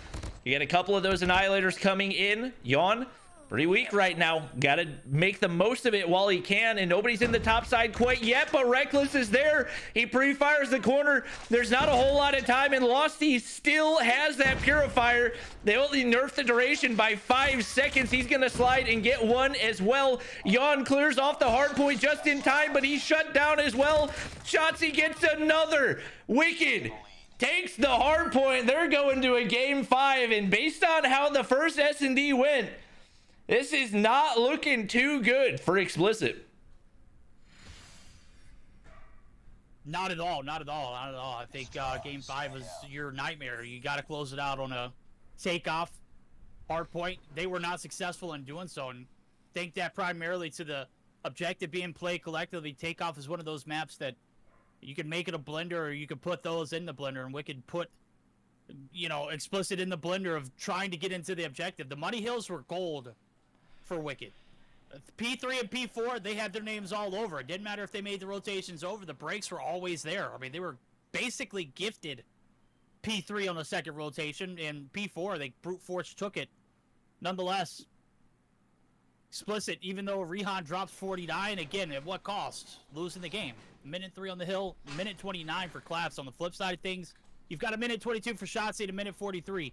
What went wrong for Trucker? I mean, what was the disconnect at? Day, your team Trucker. I mean, definitely had some lackluster rotations. They were getting a lot of kills that, I mean, realistically weren't ones that mattered. I mean, they picked up kills, but then their opponents got favorable respawns. I mean, looking at the scoreboard, I think we actually had a slight kill advantage on the side of Trucker. I mean, very, very slight. In fact, it might be actually towards the end of the game where Mammoth started to pick things up as well. They might have actually came through with a slight kill advantage, very, very slight. Like we're talking maybe 4. But early on in the game, I mean, Trucker were winning a lot of their gunfights. Again, Bright had one of the worst games we've seen out of him this weekend. Sat down at a 25 and 44. I mean, 44 is a lot of deaths and not carrying a lot of value with it, not getting a lot of objective time. But, you know, a lot of Rehan's kills, in all honesty, were kills that gave the enemy a reset over towards next because we had a good anchor out of the side of Team Wicked. So, question. I don't want to interrupt, but you're good. I think they're about to start the Tribe and NYSL matchup. Do y'all want to leave this one and jump in? Hold on. I think they've been instructed to wait until we're in the lobby.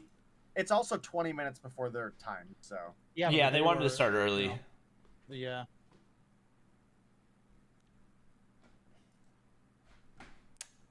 I don't think they're gonna start without us, but I'm not positive. I mean, you saw Fake. He did not listen to me when I said open a spot for Extreme earlier. I'm just gonna ask if they'll wait instead of sitting here hoping. Let's just ask. Yo, imagine this Search or Destroy goes to 28 rounds. That'd be crazy. I really hope not. Oh my gosh, we had finished so late.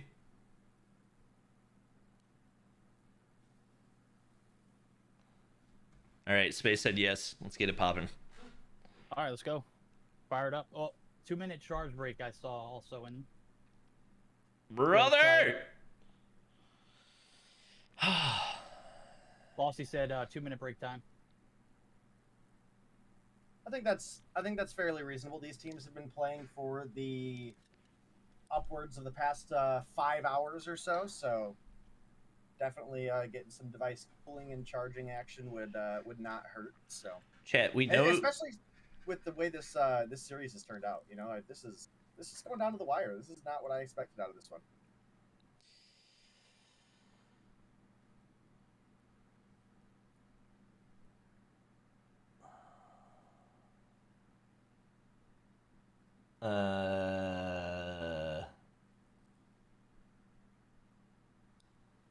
All right. Well, we're just waiting for some clarification.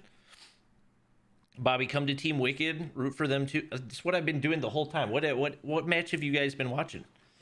We're Team Wicked, or rather, they're Team Bobby. Yeah. I mean, I don't know how much more like Wicked Bobby needs to be for it to be Team Bobby or Team Wicked. Oh, my neck. Oh, I might need a freaking chiropractor to come in while I'm streaming. Good lord. Watching too much video games. Kyrie to the Lakers, Clippers versus Lakers, Western Conference Finals. Kyrie going to the Lakers does not make them a championship team, respectfully. Not even a little bit.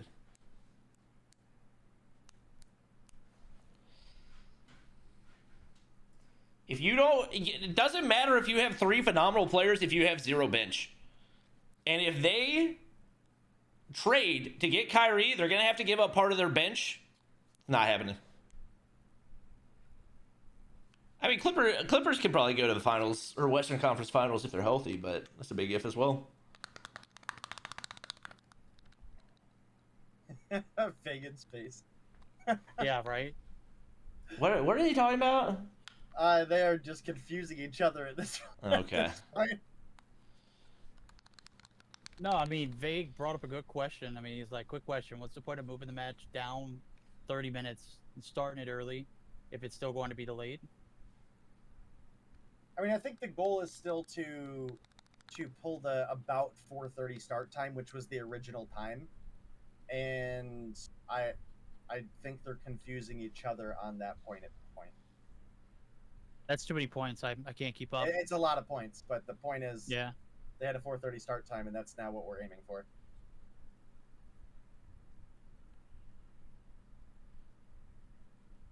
We should have spectated Undream and DSD, right? Yeah. Yeah. Yeah, that seems like it We didn't would've want to gone see this Game banger. 5. Yeah. Yeah. Yeah. As a matter Right? of fact, let's see if that did go to Game 5. Hold on. No, I definitely didn't. It's already It over. definitely It's been didn't. over. It's already over. Yeah. Yeah. Not even close. Did Extreme and Gil spectate that one? Said I Kyrie, think so. AD, and LeBron on the team. I'm low key scared for my words. They've In been what ready. universe?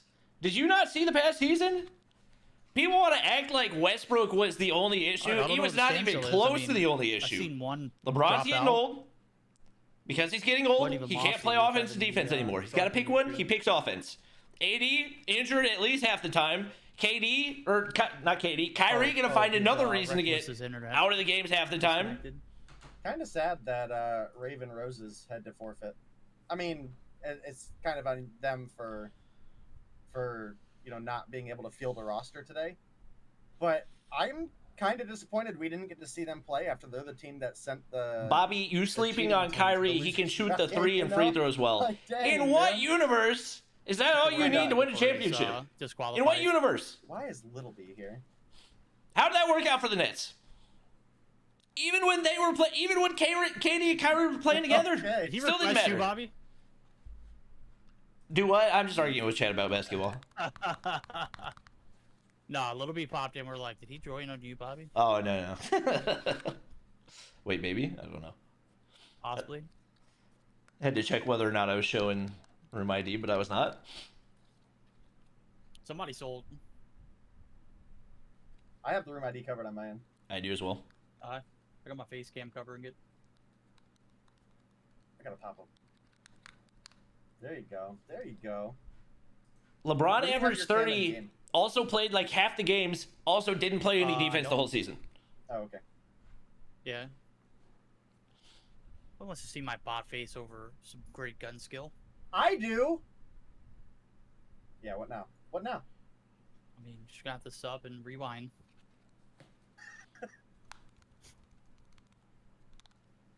I'm gonna need a permanent OBS Ninja link that I can just keep open in my Chrome tab. Permanent. Permanent. Yeah. Direct feed to Verticam. Yes, chat. Tribe vs NYSL will be today, hopefully in 20 minutes.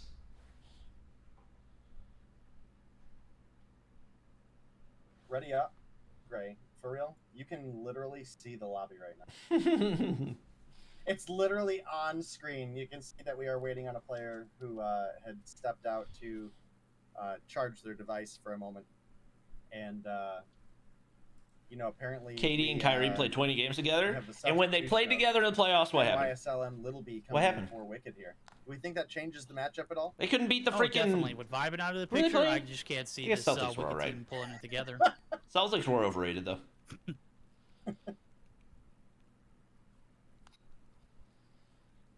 Crazy inconsistent. They just played a Heat team that was also crazy inconsistent.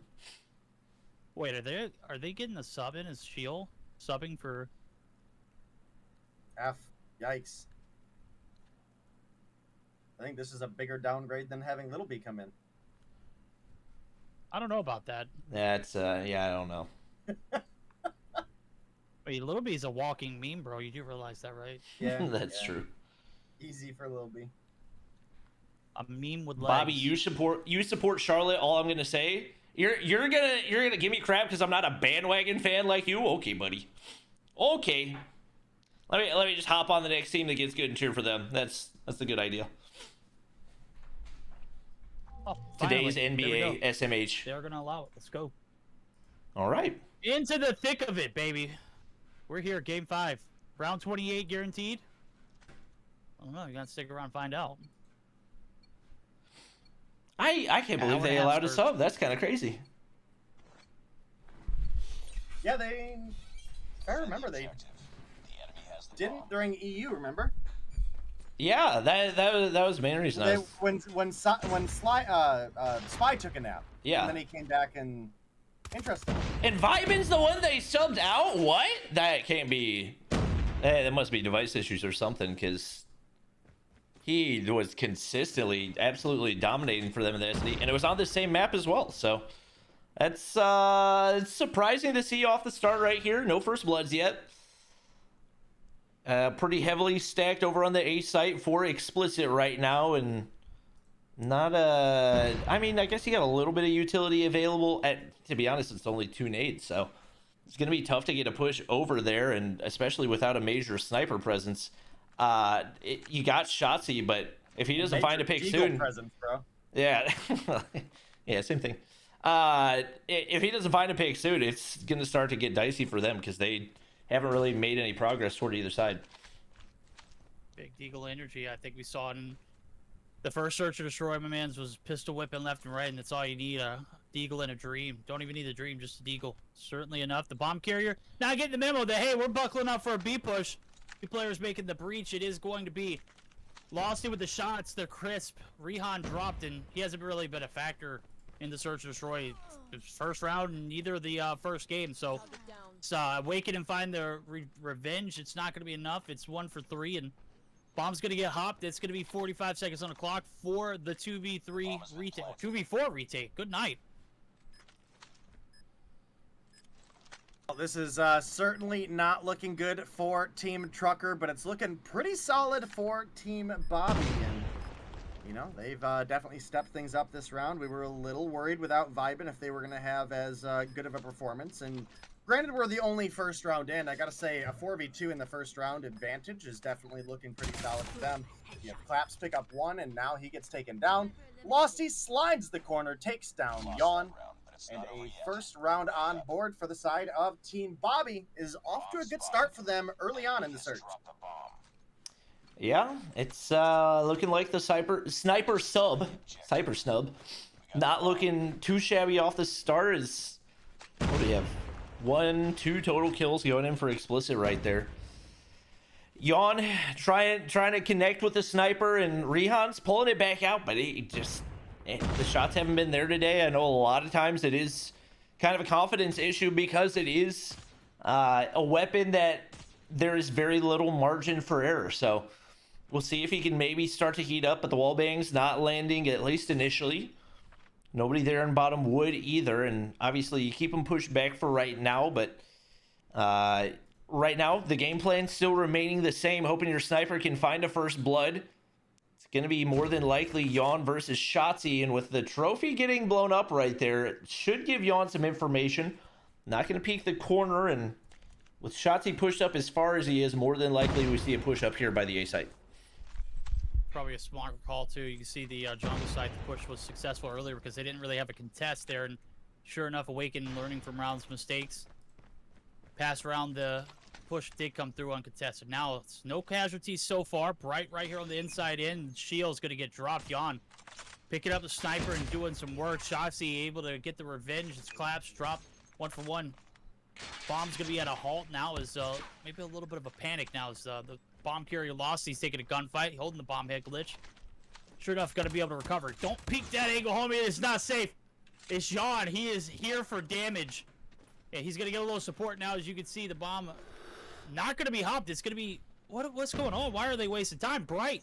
He's gonna find 2 and a massive defense. Rehan looking to fill the slack. He's got the flank. Able to take down Mammoth now. Get the confidence rolling. It is all you, bro. 5 seconds left. Shotzi, he's not gonna have a chance. Oh, Shotzi! Well, Rehan, how are you gonna die to a bot like that? Oh my goodness! The goose egg from earlier not looking quite as bad. That was a crazy clutch right there. Literally all Rehan had to do was stay alive, but couldn't quite get into 10 in time. 3 seconds on the clock, and Shotzi still finds a way to close it out. He's got 5 kills through those first 2 rounds, and insert Michael Jordan, and I took that personal meme. Listen, I just don't understand the call to start sprinting across the middle of the map. He knew he had mid cleared with that snipe on the Mammoth. His teammate died inside trailer. Why not just tuck yourself around the edge of the trailer and lay prone? I don't get it.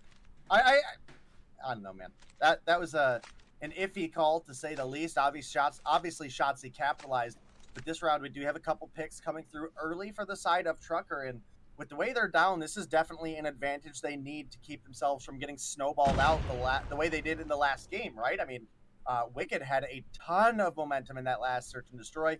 They carried it forward. Awaken taking a nap over here. Maybe just playing for sound. I don't know.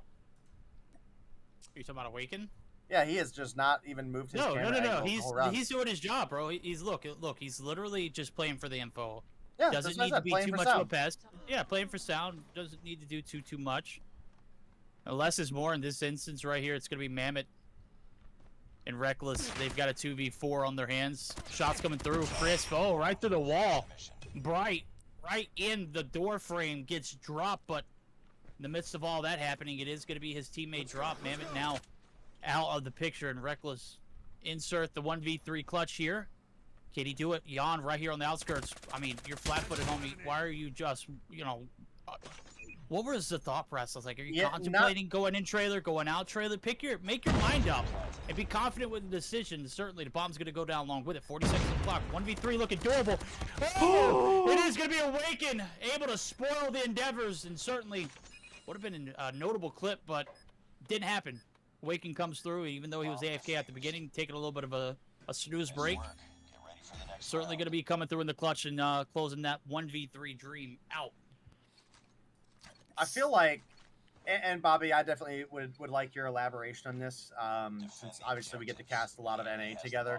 I feel like one of the biggest disadvantages that Trucker have had in this particular matchup is the lackluster game sense. I mean, pushing out of trailer there, how is your initial thought not to look down A long, use the bomb head glitch of the sniper, and instead look left coming out of the trailer there, knowing one of your teammates died backside? I mean, that just was questionable to me, and this has been an absolute bloodbath. I think Awaken got hit by 4 concussions on the backside of B. We had 6 players trade almost immediately, and then an extra kill did come through for the side of Wicked. But yeah, I mean, I feel like the common sense has been lackluster for the side of Trucker this series. Yeah, I think overall, just as a roster, they've been very up and down. And I think what you talked about before, like, yeah, there's a lot of talent on this roster, and also players that have not been on successful rosters before. But I also, based on what I'm seeing, it looks like there's probably not like a designated. They probably have an IGL, but there's not any one of these players that sticks out as an IGL type of player. And I think that's probably impacting some of it, like you said. Questionable decisions in multiple capacities, and right now they got to try to go and defuse a bomb on basically an impossible spot. Is Shotzi has set up to get the information right there. He's going to relay that to Mammoth, and Team Wicked going to be able to find round number 3. But yeah, like you said, I don't know. I'm not sure about the team chemistry of this roster. They've had ups and they've had really big downs as well. I'm curious to see if it sticks together, if they make some substitutions going into stage 4, because they have some really strong points, especially that being their respawns, but the mistakes are pretty noticeable as well. Yeah, IGL is certainly a department that they've lacked in for a majority of the search and destroys, and if you really break down the roster, there's not really anybody who's been in this situation and put in an elevated spot like this other than Awaken. And I mean, he's definitely not been one of the vocal players of teams past, and right there, Rehan's starting to get a little bit of the mojo back. He is able to get Shotzi with a hit marker, not able to fulfill the duty of getting that first blood, but he's hungry for more now. 4 kills on board. He had a donut just a round ago, so 2 rounds ago. Certainly able to find Shotzi there, lines him up, knocks him down. That's going to certainly hold the push over to the A site, where Losty looking like he was trying to make the no-shit over there. He still got Reckless getting info, but again, you're down a player. Needs to play for a little bit picks, but it's a minute in and not a little bit of traction on either side. There it goes. Here comes 2 players to anchor the push. It is going to be the ace end. They are going to go ahead and make it happen. Jan, he's going to make him pay, though, as the push is going to be halted. Shields dropped. 2 down. Mammoth able to find 1, but again, it's Reckless up in trailer. He's going to be able to find another. Bright's dropped. We've got a doable 3v or 2v3, and certainly enough, it's Reckless all on his own. 29 seconds on the clock, bombs down. And the approach here, they're going to back off, not going to give any kind of space, or not going to push up, going to give them the space they need. I mean, if you're explicit, all you got to do is watch the bomb. If you're Reckless, no utility, basically unwinnable round. More than likely, as soon as you peek out of this one, you're going to get sniped. And it doesn't even look like he's going to make the play right here. It doesn't seem that much like he understands how much time is remaining, as picks up the bomb, but there's not enough time for a plant there anyway. Yawn gonna go ahead and check out a nade, but it's not even gonna matter. Not enough time to clutch up. I would like to see Reckless make that play a lot sooner, because I think if you do manage to slide past those sniper shots, you can take them off guard, but you wait until 5 seconds left to slide out of the trailer anyway, and at that point there's not really anything you can do about it. So once again, both teams making definite sizable mistakes on both sides of the bomb, and I think the winner more than likely is going to come down to number one, maybe if a sniper hits the flow state, but number two, who can kind of mitigate those mistakes as much as possible. But Rehan's starting to heat up. That is not a good sign for Wicked. That was a bold reach out by Collapse there, and now Rehan's getting rotated on, switches over to the Renetti, does find the burst, gets a CBR for himself as well. It's now 2 versus 2. I don't know why he's running. Excuse me. Yeah, I mean, that was a weird rotation. Ends up getting shots from behind, shots from in front. Now it's Bright in a 1v1 gunfight here. Does win that one with Mammoth. Now he's got to deal with Reckless. Not fully healed up. Challenging this angle was bold, and Reckless it was not a smart play at all. You're half health, you didn't recover, and then you run to the fence. Play back. The info is there. Rehan got killed on the site effectively. It was through container. If you're trying to be a hero, now's not the time. This is an example of poor judgment calls and maybe that lack of IGL coming into effect. Somebody needed to get in his ear and tell him, hey, I need you to back on me. You got that kill, you did your job. Wait for that bomb plant. Now we're flipping for a sides. better angle, for sure. Yeah, exactly. I mean, exactly. It just feels like a lot of mistakes right now, which is unusual, and maybe it's mental fatigue. Like, these guys have played a lot so far today, especially when you are in the losers bracket. It's tougher to make those good decisions. Oh, Shotzzy inches away. He actually gets taken out by Rehan from I don't know where. Maybe underneath trailer? Would that have... Maybe I'm misremembering, but that had to be some type of a crazy angle right there. It's a 2v2. I think Rehan was A-long pushing up, got the snipe as they had Bright pinned down behind the little tin cover there. So a great cover out of them. Again, you know, I'd like to see more communication. There's been opportunities where, you know, we should have realistically had a gunfight win come through that just didn't work out. Mammoth finds one, but Bright, the teamwork on that twos was really solid. And they're keeping this one close. Definitely still doable for the side of Trucker. Yeah, I completely agree. Again, even the twos being played right there was probably the best call made, even though it probably wasn't the right one. You know, I don't think Rehan got a single shot on Mammoth, and sure enough, the approach, he gets the smoke down. Mammoth's able to get the jump on the barrel side and is able to take down one. Imagine if he would have got away smooth after doing that. So, I mean, you questioned it there. Luckily enough, his teammate was smart enough to push with him. Now as we got an aggressive B push. Jump the gun. The back alley's compromised. It is going to be shut down. Those lawsuits dropped. Didn't find a single bit of damage, not even a single kill. And that is going to be Shotzzy drop. Reckless drops, and we've got a little bit of a back and forth. It's tied up. Get ready for the next round. And on the attack, 2 rounds in a row. Trucker. We just like, I mean, are we running in circles right now? I mean, we're literally just grinding on all cylinders, right? And we're going back and forth.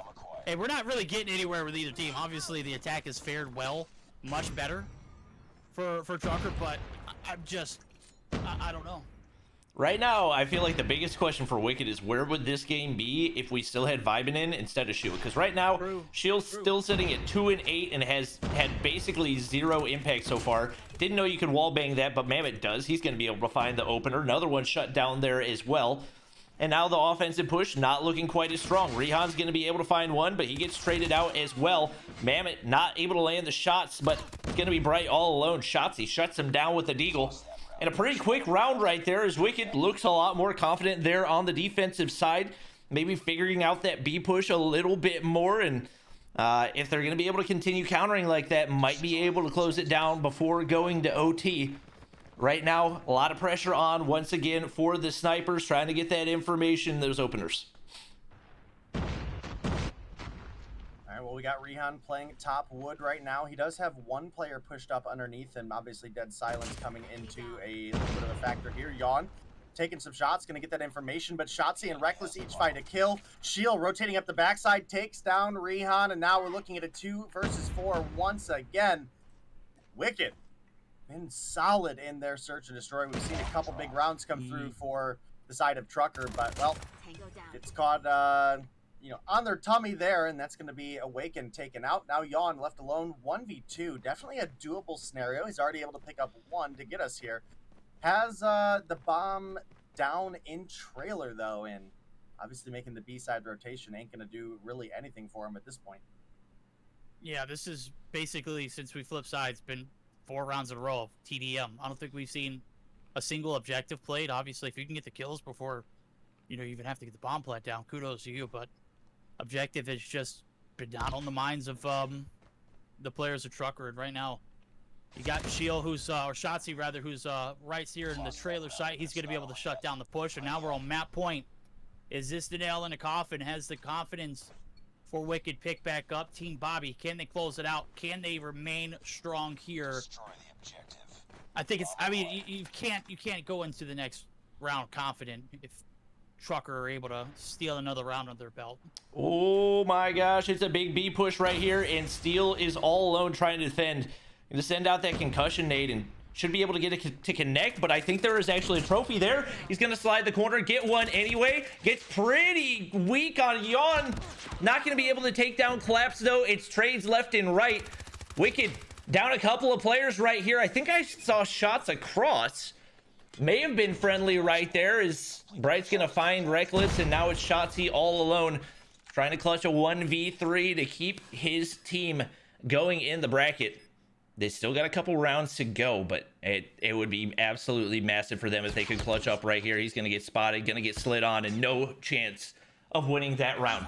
Explicit stays alive. Could potentially push this to an overtime. I know for the NYSL and Tribe fans watching, might not be what you want to see, but this is a dang good search and destroy game that we got going for us right now. And a lot of pressure on for both teams right here as we head into round 12. They have the bomb. All right, well, we need this round to be picked up by the side of Trucker if they want to have that chance in overtime, because right now where we sit at 5-6, a round win for Wicked ends this. They'll be up by 2 as they hit the 7 mark. And obviously that's just not a acceptable fate for the side of Explicit if you're an Explicit fan. Obviously, if you're a Wicked fan and you're sitting here cheering on that they have had such a solid performance today, not only in the search and destroy, which is where we had initially thought they were going to have an opportunity, but they also came through with a really solid hardpoint win on takeoff as well. So you got to give them credit where credit is due. We were a little iffy on the pickup of Shield for Vibin, and honestly, it hasn't been a great trade at 6 and 11. Just FYI, Vibin's power went out. That's the reason he's not playing. Oh, gotcha. That makes sense. Yep. Pain and suffering. Well, I mean, that's definitely, something you can account for, but the good thing is a lot of these stage, 3 teams, they don't have more than 5 players registered. A lot of the top 3 do. And this is an exception. I mean, you've got a player who's ready to rock and roll, and thankfully Shield was able to produce. And Losty going to be able to escape the God tier nade right in the P1 spot. He's still alive, and super surprised we didn't see anything act upon it. Obviously, it's a compromised position. Now here comes the push. It is a B-side jungle approach. One player in the cubby could be the game changer. It's Mammoth. He has found one, going big or go home, homie. Bright able to quickly return. Losty, the one that got away earlier, he's going to make it pay. It is Rehan dropped. It is all on Bright. Can he clutch it for the boys? He's going to round the corner and gets dropped. 7-5 win for Trucker Gang. And I don't care if you're a fan of either of these 2 teams. If you're a fan of Tribe and NYSL Mayhem, buckle up. We've got more action right ahead of us.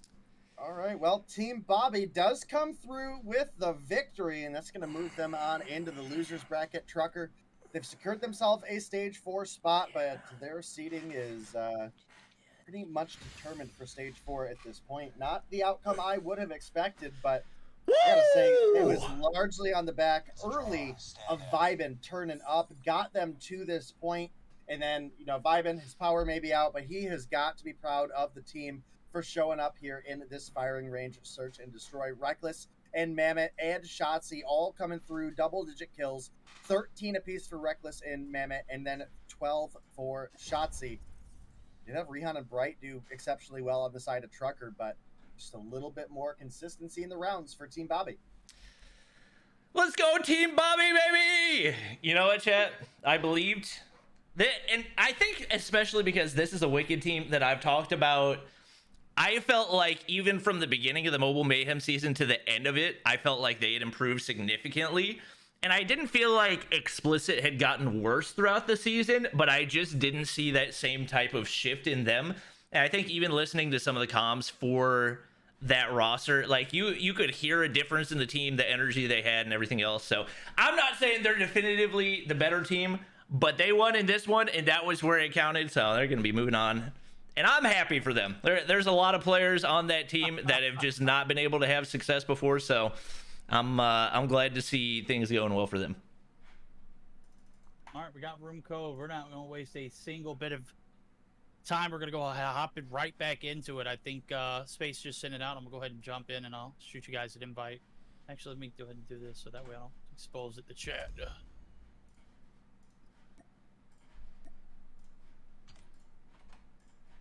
There we go, there we go, there we go. There we go. All right, all right. Bada bing, bada boom.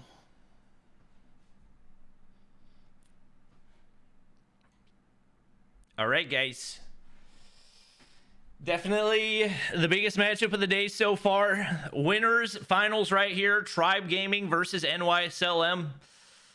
It's this is our first time watching NYSL, so I don't have any commentary for them right now because I have no idea how their tournament's going. Let you wrote the script, Bobby. That's true, but I can't leak anything, you know.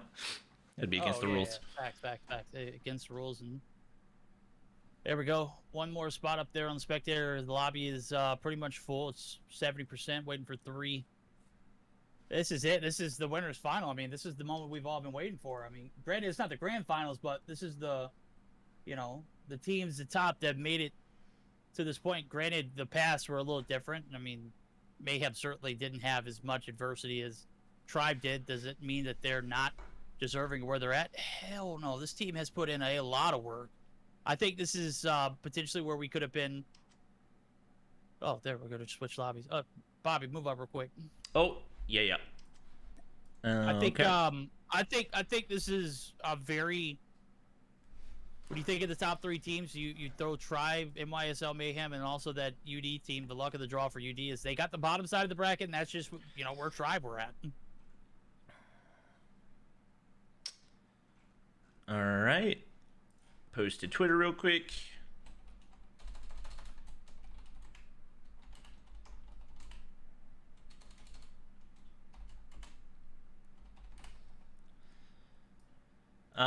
Yeah, excited to see this one. I don't know what the rotations are going to be, but it does look like Hardpoint standoff for the first one, and we know that's one that Tribe has felt very comfortable on for a long time.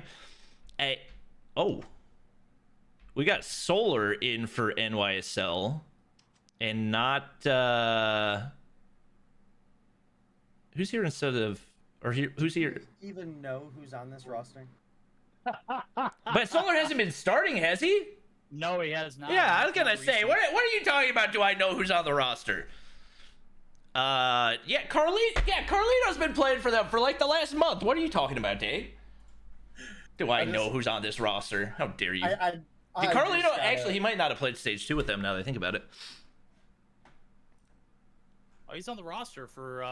To be fair, they experimented with a lot of starting lineups last season. That's true.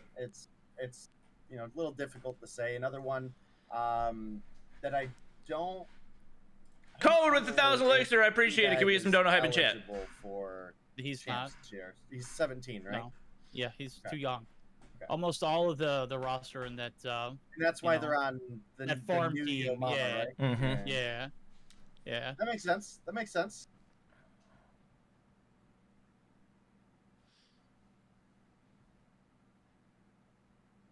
Well, just waiting on the 5th from Tribe. Obviously, we're waiting on old man time. That's Bolu, the IGL, the man with the plan. Oh, they're ready to start it. Space is like, come on, spam it. Love the enthusiasm, but I mean, are we gonna see Bowler, or are we going to see Slothy? It will definitely be Bolu. Definitely will be Bolu.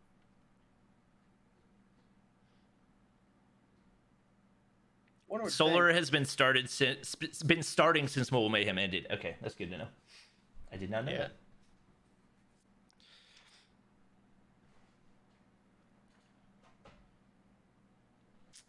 All right, predictions. We're taking them now.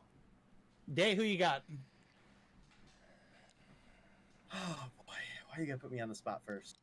And how many games? All right, can I make a stipulation here?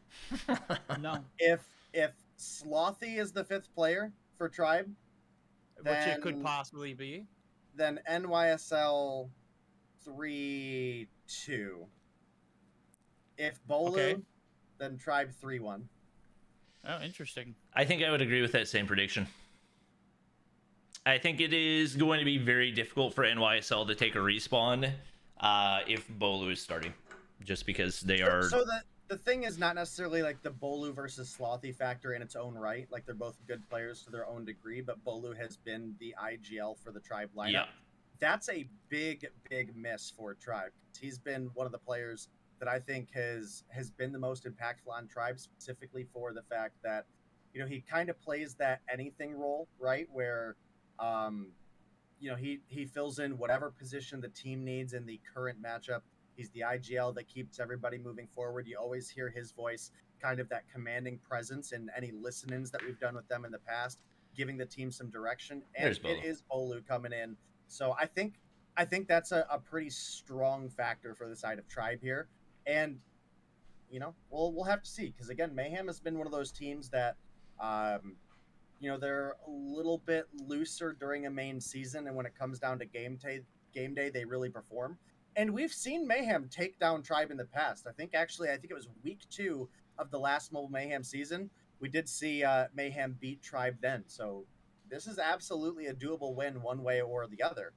And I just hope we have a great match. I'd love to see this one go to game 5, regardless of who ends up winning in the outcome. But again, with the fact that for so long we've had a more experimental and fluid roster for the side of Mayhem, I wonder if we have as deep of that level of connection and synergy that we do with this Tribe lineup that has been pretty much the same for months at this point. 3 months, yeah.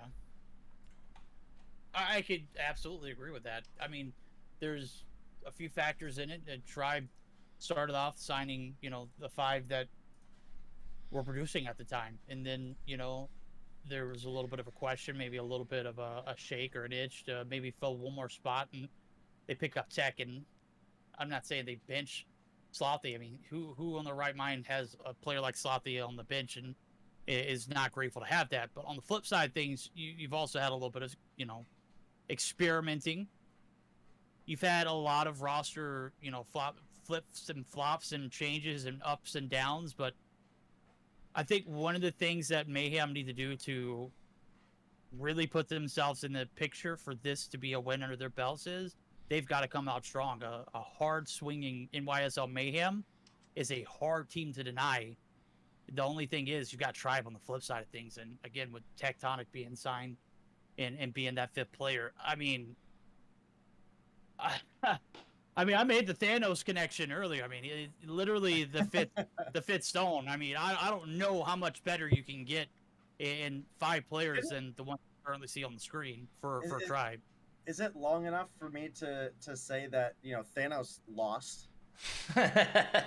Touche. No, but yeah, I mean, you get the picture though, right? Okay. I mean, is this or is Mayhem the Avengers? Then is that what you're saying? Hey, they could be. They could be. Who knows?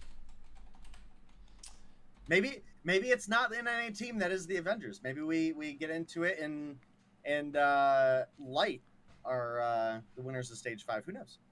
Who knows? There's a long way to go till December. There. Alrighty. I say that in the year's half over. Is it really? It's July. It's more dude. than half over. It actually, is, yeah. It's July. Yeah. Jeez, man, where'd the year go? Guys, ready? We want to watch Call of Duty. Oh my gosh. That's not what we're here for. We're here to talk about Bobby Buckets, okay? Oh my Yeah. goodness. He's smashing Doritos. Oh my gosh. You think I'll hear it if I turn on game chat? Oh, he ready. Let's go.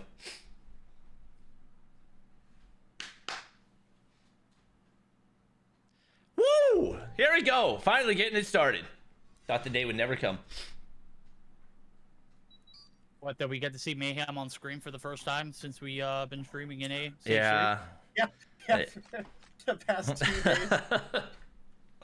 No, ever since stage 4. Yeah. All To be right. honest with you, I feel like a hypocrite not seeing Mayhem at all. Yeah, we complained a lot. Jumping into controlling who we're seeing, and we didn't pick Mayhem at all. Well, I mean, they finally find an admirable foe to actually contest and make it interesting in his tribe. Right now, Rabaldo's on the hill. He's going to be able to soak up a little bit of time, but again, it's a heavy contested courtyard. P1 is certainly not in the same place right now. It's a war zone. Solar going to be able to win one. That's enough to get the break. Now it's time going to be collected. 20 seconds in and already 10 points to 3 now. This is, I mean, basically what you anticipate on a courtyard like this right now, but you do not anticipate the shots from the MAC-10. Banana Mac, he's on a spree, literally 4 in the feed. And Solar, the objective king, racking it up for the team. He's on 5 right now and looking like he's not slowing down anytime soon. Bolu didn't know what was coming around that corner and not going to be able to get the Goliath, but what a streak. In the past, we talked about Mayhem having a tough time starting off hard points, but they've not had any issues off the start of this one as they're getting everything in the feed once again. That that might have been a pred that I mistook for a Goliath, but Little B's going to get away with his life on that one as well. GKS, not a weapon that we saw a ton of, but a lot of players absolutely shredding with it for this NYSL team. They've already got some streaks to work with, and a drone for Solar. 1 HP Tectonic clutches up that push into the hard point, but he's going to get traded out as well. A 2-piece for Little B. I was curious if it was going to be the girlfriend buff or the girlfriend nerf. Well, coming out guns blazing on this one, it's definitely looked like a buff so far. The what? Girlfriend buff or girlfriend nerf? How have you not heard of this, Bro, Day? come on. Yeah, dude, come on. I'm Look at old, Twitter every now and okay? then. Do you even go You're on the- Twitter? Yeah, come on. I have not been on Twitter a lot. Hold this, the L, past hold month. the L, Dave. Just hold the L. All right, thanks, guys. Thanks. Well, Tribe has come back very strong with the same energy that we saw NYSL come out with right there, and maybe a lucky nade or a perfect nade for Raballo as they get a bunch in the feed. They got the perfect setup here on P3 and patrolling out for map control as well. Little B looking to lock down this tractor side. Bolu's going to choose to go through mid, so no engagements quite yet. Is Tribe yet to be able to contest, and they're all gathering in courtyard right now for one big push. Yeah, the powwow is strong. You know, the last little push, they had a gas station. It was very successful, and he took one brute force and the strike Tectonic opened the pack, and now it's, again, we're going to see the exact same scenario with Marshy. He's the only demon left on the point. Bottom side, looking to clear it out, waiting for the squad. And you can see it, time being racked up, but it's only a matter of seconds. Marshy is going to be able to get the take in just in time. Look at the bottom. We've got a little bit of control for Bolu. He's holding out the push from the bottom side. Tank certainly not going to be your friend there, as the jump up going to be absolutely destroyed. And now space, I mean, he's got a SKS. There's not much you can do on the objective. In close quarter combats, top blue, that is not a good combo. I mean, to be fair, he did break with the SKS. We get 4 in the feed right there. Once again, NYSL early on the rotations. They've not been great on the hold so far. And that's what it's going to take out this Tribe team. Solar still holding on to that drone, which is a little bit surprising given that it is one of the earlier streaks that you unlock. You typically want to be able to cycle those. Obviously, not in a place where he's dangerously close to being able to do that. But just look at that right off the start of the hard point. Once again, Tribe breaks on in. Little B trying to get some value out of this Annihilator. He's going to be able to find one, but he's got Tribe players above as well. NYSL in position to get a break, and Little B shuts down one of those Annihilators. Vague's going to push mid-street. He's taken out as well, and big time value right there for Little B as he's going to get some streaks off that Annihilator. All right, well, Mayhem, they're in on the point space, getting wall banged right now, and that's going to be 2 kills coming through for Tech as Tribe make the break back into the hill. Nero coming through with the Purifier, is able to clean up 2. You've got Solar, who's been a bit of a demon with the MAC-10 in hand, coming through with the 3rd, looking for an extra one, somehow gets taken down by a grenade by Tech, but Mayhem, they're keeping this one close. They're only a couple points right now. Oh my god.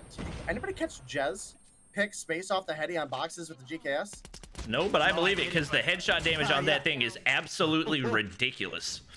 Yeah, I think you were talking about it's like high risk, high reward. And, I mean, you've got to have a high skill in order to operate something of this, caliber. And I think it's only fit that we see it in the winter side, finals. It's high skill gap for both of these teams, and certainly Jazz picking up his 14th. He's looking to be the demon of this tribe roster to get the break, but Marshy's right there along the pack. Solar getting bullied out. No, Solar doing the bully, and now as he's going to be able to get the break back in, Marshy's dealt with. Bolo on the push, never stood a chance. 1 for 3 on the hill. That's not happening, bro. Gets the intel, though. And now Marshy and Jez, they're looking to make the break on the outskirts. Jez picks up his 15. He's got the Annihilator not missing. And certainly being a big impact. Little B through the deli site dropped, and now the break is going to stick. And that's going to be the lead still in the hands of Tribe. Right now, Bolu's the only one that I don't think they realize that he's up in the top side of P2 right here. Could potentially play spoiler for these early rotations. They've invested a lot of time right here. That should give away the information, but Space doesn't relay his location right there. He's going to be able to take down a third as well, and he single-handedly shuts down the early rotations for NYSL.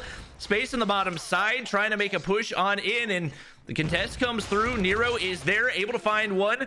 Trades not going to be there for NYSL. Now Solar pushing in through the side, but he's going to get shut down as well. Jez locking things down back by gas station, and man, the 3-shot ability of that GKS really being shown off right now is Rabalo's going to be able to win a big one, but Vague there for the trades, and the trades have just been too clean so far for NYSL, and Jez starting to heat up. He's got some streaks to work with right now. Momentum starting to build for Tribe. My game crashed. You guys are going to have to give me a second. Oh, dang it, Bobby. Yep. Well, hey, it's very unfortunate right here is 172 to 107. 10 seconds left. The scrap time certainly going to be for free. Space, I don't know how the heck you spawn all the way over here, and certainly I know he's thinking the same thing. The info's coming through, though. Rabalo's going to be able to clear out. Oh, 2 spawn there. Oh, that's not good. That's so bad. Look how far away they are. How? That is Rabalo drop. Marshy, Jez, Bolu, they are filling up the feed right now. They are feasting. Marshy on the inside. Mac 10 in his hands. I mean, I can't name a better combo right there. As you can see it, the break is going to come through early. Little B going to put up a little bit of bird's eye view, but the drone's certainly going to give off a little bit of information. Marshy's going to be able to circle.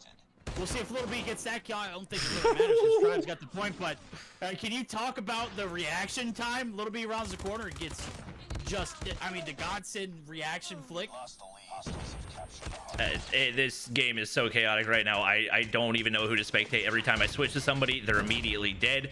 Jez picks up the SKS that likely previously belonged to Space, so now he's got himself sitting on a 4 and a little bit more versatility as far as what he wants to work with. Players rotated out early, but Marshy has been the hard point clearer. I would love to see COD Mobile add the ability to see OBJ kills, because Yes, I'm pretty sure yes. just about every single kill that's come through for Marshy has been on the objective.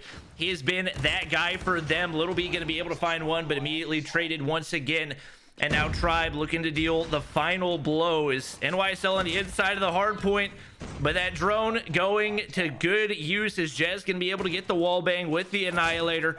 Picks up a couple more here as well. And with that Goliath on the inside of the hard point, not sure that there's any type of counter. And Tribe looking like they're well on their way. Did it hop out of the hard point, or? Tectonic 1 HP. It looks like he's going to be able to survive, and Tribe's going to be able to take game 1. I mean, you know, this game started off a bit scrappy. NYSL Mayhem, they come out swinging. I'm talking about landing uppercuts, hooks, jabs, anything and everything. And then we start progressing. We get a reset. And again, Tribe doing what they do best. They've mastered the craft of really adapting in mid-game situations. And what was close never stood a chance towards the end. The Goliath just a nail in a coffin. The break comes through, and it was a bit of ease. Jez, we've questioned his performances all weekend long. 56 seconds on the hill, 33 and 14. He puts his money where his mouth is, and when he is asked to perform in the finals, possibly one of the best performances we've seen all weekend from him. I think we've talked about players learning how to adapt. I think that's a situation where Space has to learn how to do that as well. He's a big. I'm not going to say he's a one-trick pony with the SKS, but he is very much stuck to that. And I think in specific situations against specific teams, it works really well. But against aggressive teams like Tribe that are able to avoid those long angles and mitigate the impact the SKS can have, you got to find different options. And I think especially with the pace that Tribe was playing, him having that SKS in hand on the inside of the hard point a lot of time made it so easy for Marshy to get those double kills as they pushed in. I feel like that changing the pace of the game could potentially have had an impact, but obviously Tribe across the board going pretty much positive with the exception of Marshy. And like we said, he had a lot of high impact kills in those situations. So it's not even like he had a bad game. A lot of the scoreboard doesn't necessarily convey how much he actually did there. Correct. I mean, it's not like he dropped 49 and 28 with 30 seconds on the hill and they lost, right? Yeah. No. My guy is the breach, man. You want someone who's going to be able to play his life and get a little bit of time on the hill and enough for their cavalry to come and pick up the slack. Marshy's your man. I mean, there were several times in P3s, there were several times in P2s where he had such an impact just winning one or two gunfights. Getting those breaks were so crucial, and Marshy was, leading the pack in kills that resulted in breaks and eventually holds, which eventually led to time. And time is just not a factor for Mayhem. They just couldn't keep it on their side. Now we're moving over to Search and Destroy and Raid, and this is the question. This is where we're going to see Tribe. Did they improve tremendously? I mean, obviously, we talked about how well they played it in games past, but we really haven't seen that much other than the summit against UD, right? What was the question? The Search and Destroy from Tribe. Yeah, we saw the summit versus UD, and we saw they dominated versus Explicit. So, Explicit. Yeah, they haven't really been tested outside of UD. That's what I would say, and it's difficult to really evaluate. Little B's gonna find an opener. He's been sticking with the Locust and actually making it work really well. A couple kills go through right there. Somehow gets away with his life.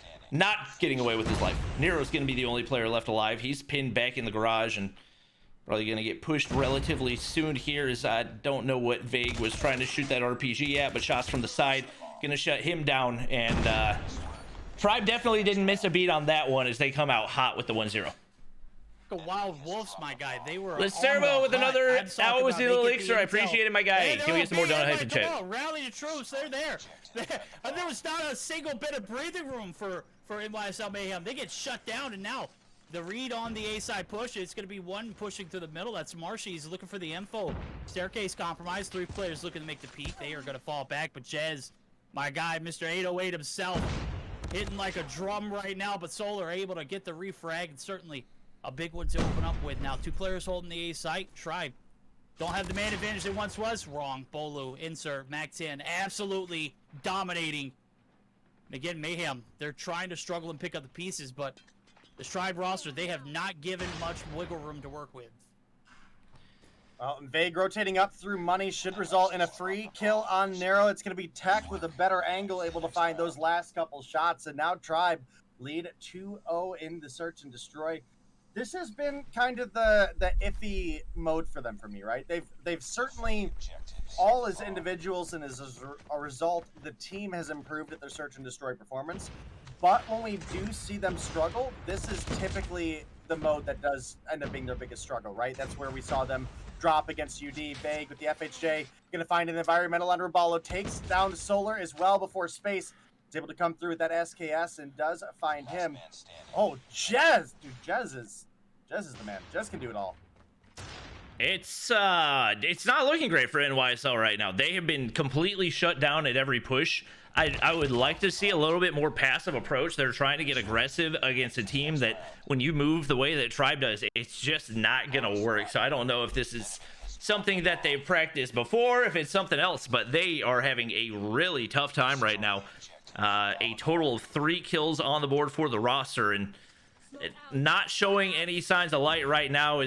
Looks like they're gonna stick with the aggressive pushes, and right now gonna try to just bull rush their way into the front of that A site. Yeah, that was not the play Cotton for Paulo space. They combine for 2 now. It looks a little more doable. Marshy, once you don't succeed, dust yourself off and try again. Finally, 4th round, we see the bull rush finally pay off, but it didn't start off looking too well. Mayhem, it might have picked up a round, but again, there's still a lot of momentum in Tribe's court. We'll see if it continues to go in favor of Mayhem now as round back. They're going to go right back for the old bread and butter CA push, pull side approach. We'll see if it pans out.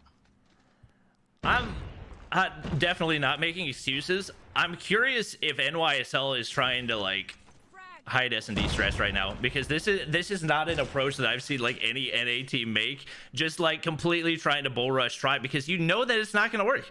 It might be something new that they're trying out right now, but it is definitely not going to be a consistent success. So once again, full sending on up to the A site, no major mid-map control, and Jez going to find the opening pick once again. He's still up in that money room, and he's going to be able to find another one right there.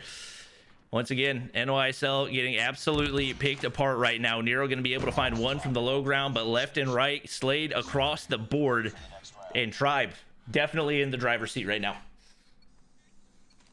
Yeah, I think Jez coming through and proving to be a really solid sniper, even at the disadvantage that he's on pretty permanently with location-wise, is something that Tribe really needed, was a strong, consistent sniper talent. We saw Bolu try to pick it up here and there, and he did get better over the course of time being that sniper for the team.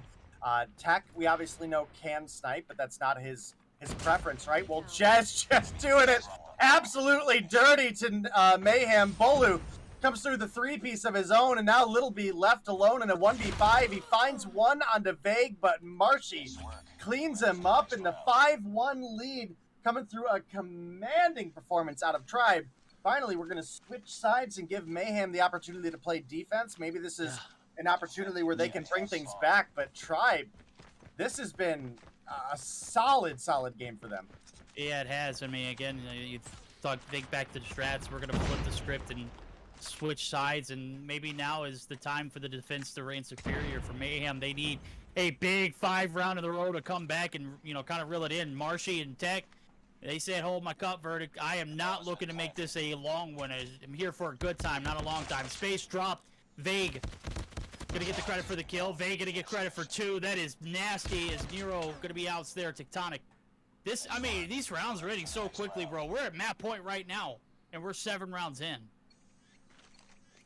This might be one of the fastest search and destroys that we've seen, and it's not in a result that I had expected to see.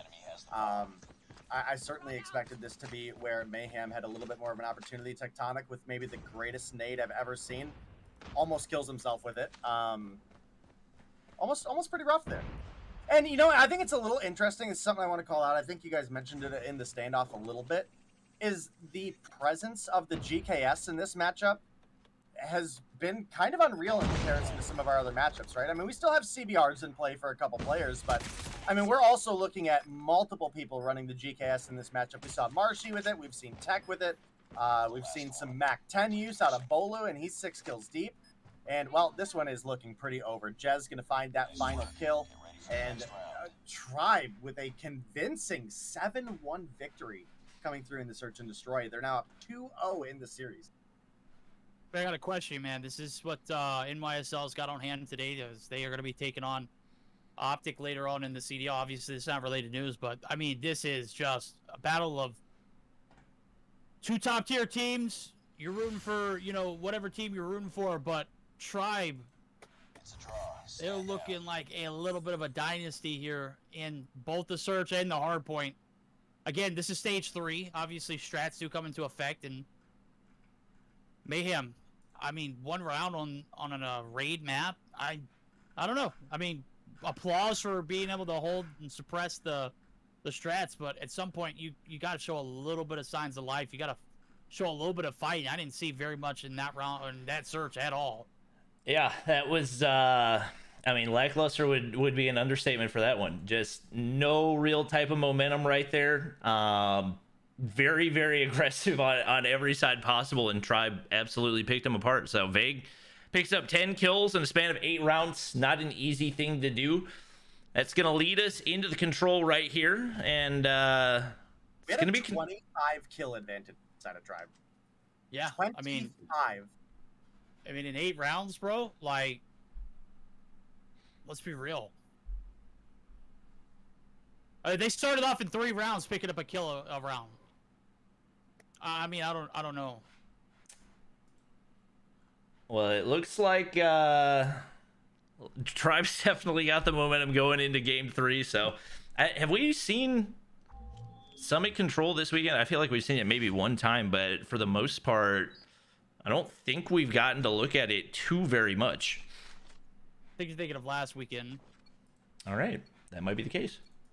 I think we saw it's literally it's gonna be gross. I mean, these close quarter combats, this one's probably gonna be over quicker than the Search and Destroy. I mean, you're looking at 1.5 rounds, potential of 5 to start us off with.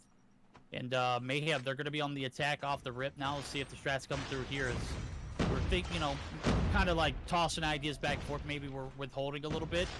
Little B's not withholding. He's picking up first blood for himself. Make it 2 there. Little B, Tectonic, have y'all met? Oh, y'all former teammates I'd never known. Marshy is just still bobbing and weaving around the map. He absolutely obliterates Little B there on the bottom side. And now, gonna look to make his way toward the outside, see if maybe they can get a little spawn trap in right there. Space gonna be able to slide the corner, and now we see him making that change.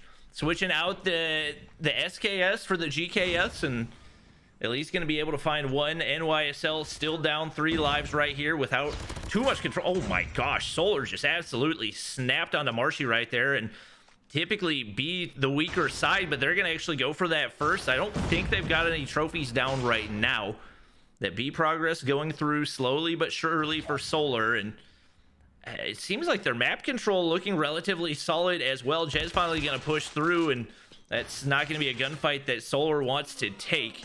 Space going to find a 2-piece on the top as well, and NYSL still down in lives, but a little bit of control. Nade goes over top there as well. Bolu is very happy to stay in this same spot over on this right side and not let anybody through if possible. That will continue as he shuts down Space. Enemy taking All right, well, Bolu is maintaining control of this top door, which you might find Space rotating into right now, but Nero has a suspicion and able to take him down before Vague gets the refrag, and now Space, you can catch some out of Vague too.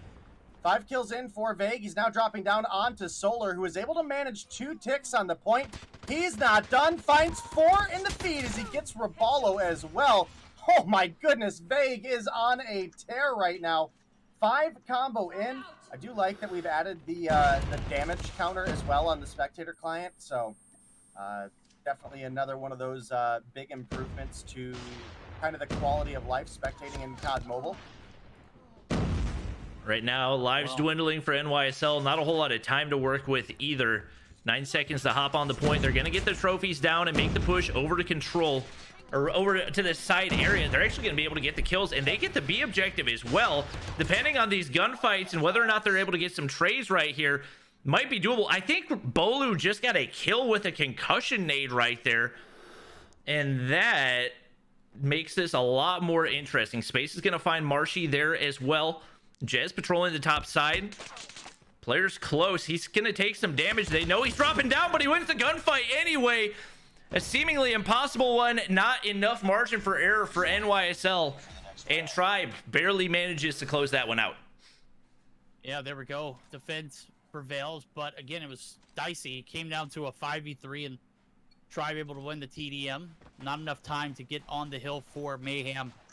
Bounce back round for them is they're going to be able to have their shot at the defense too. We'll see how cheeky and strong this attack strat comes through for Tribe now as the round's opening up. Little B and Bolu right on the outskirts. It's going to be a feed. It's all in Mayhem as they've gotten a little bit of control. That's 4 for the price of 1. Certainly, Solar just continuing. He's into spawns. Finally gets shut down, but damage done. Nobody from Tribe has gotten a single point on either of these hills.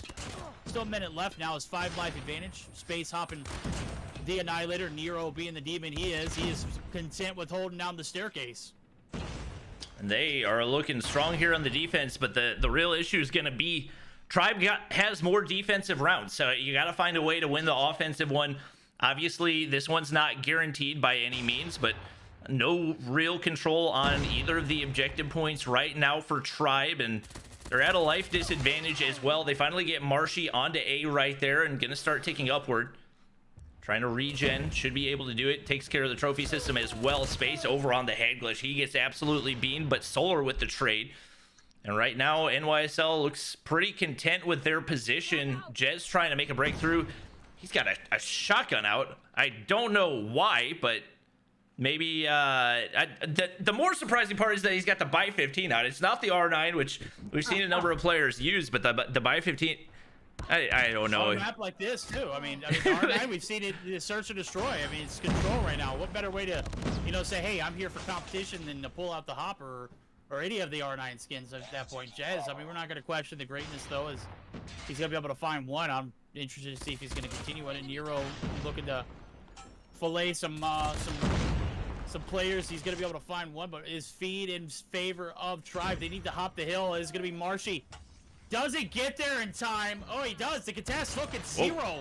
But again, if you're looking at it, it's the exact time for, like, when you're in a hard point or a search and destroy.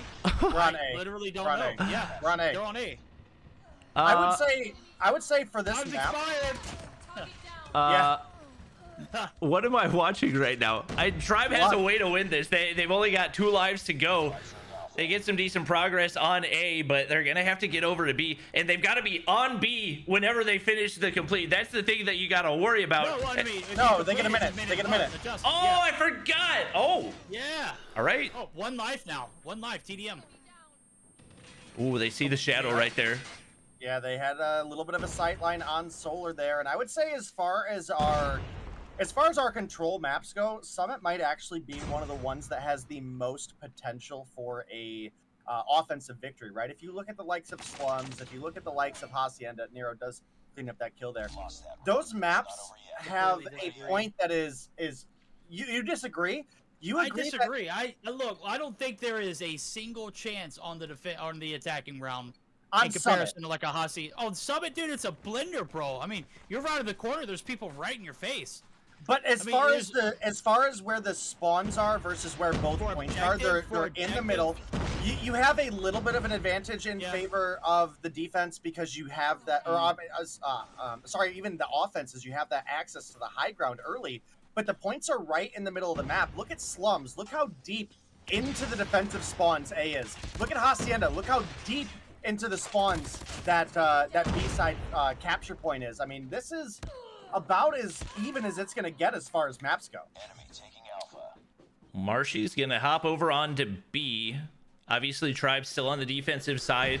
Going to have to get these NYSL players cleared out. Nobody in the corner. Marshy doing his due diligence as he makes his way in. Space is there and just barely banks on the one missed shot out of Marshy and able to get the kill. It is Tribe still with a life advantage, and Jez sticking with this Buy 15. Very, very interested, but I talked to Hitman. He's the shotgun god. He says the Buy 15 actually has very solid range right now, so I'm curious if this ends up being something that we start to see a little bit more consistently. Obviously, not dominating by any stretch of the imagination right now, as he's got 11 and 15, but trying out some different strategies. Interesting to see. And Solar just playing peekaboo with him right now. Marshy's actually going to be able to sneak on in there, and that progress for NYSL not in a safe space. They got to make sure they complete that second tick, and it looks like that's going to be exactly what Space does. And you can see it right there. Space hopping the hill, not afraid to play the objective tech. Rounding the corner, Little B gonna be able to get the trades. Little B finding 2 in the feed. Life counter is even. You see the progress. It's a little bit of damage on B. They've got a huge focus on A, and certainly need to find a way to extend the game. 38 seconds on the clock. 2 players on the objective. Is gonna be Nero looking for some shots up top. Players are predicted, and sure enough, there it goes, the extension. Solar around in the corner. He's gonna hop the hill. Putting a little bit of time. Marshy peeks the wrong angle up top. He drops. It is dropped immediately. Now the push up to the spawn. Tectonic looking to hold it down. Bolu and Jez, they combine to the feed, but the kill advantage still in favor of Mayhem. Looking to reel it back in, and maybe Dave was right. I don't know, bro. I don't know how I feel about, like, Summit as a control map. It just doesn't really open the mind for creativity on Portuguese. Wow. Nope, Mayhem's winning everything right now. We knew they were going to need to get an offensive round, and it might be able to happen right here. All they've got to do is play TDM. Tribe's not going to invest the operators. It's not worth it at that point. Back-to-back rounds go in for Mayhem, and they're getting ready to hop over to that defensive side, looking very, very solid right there. They've got an opportunity to push this to a game 4. Yeah, definitely looking doable right now, as we haven't seen a ton of offensive victories come in the control. We've typically speaking looked at it and said, you know what, you've got that defense on round 5 for control, so you've got that massive advantage.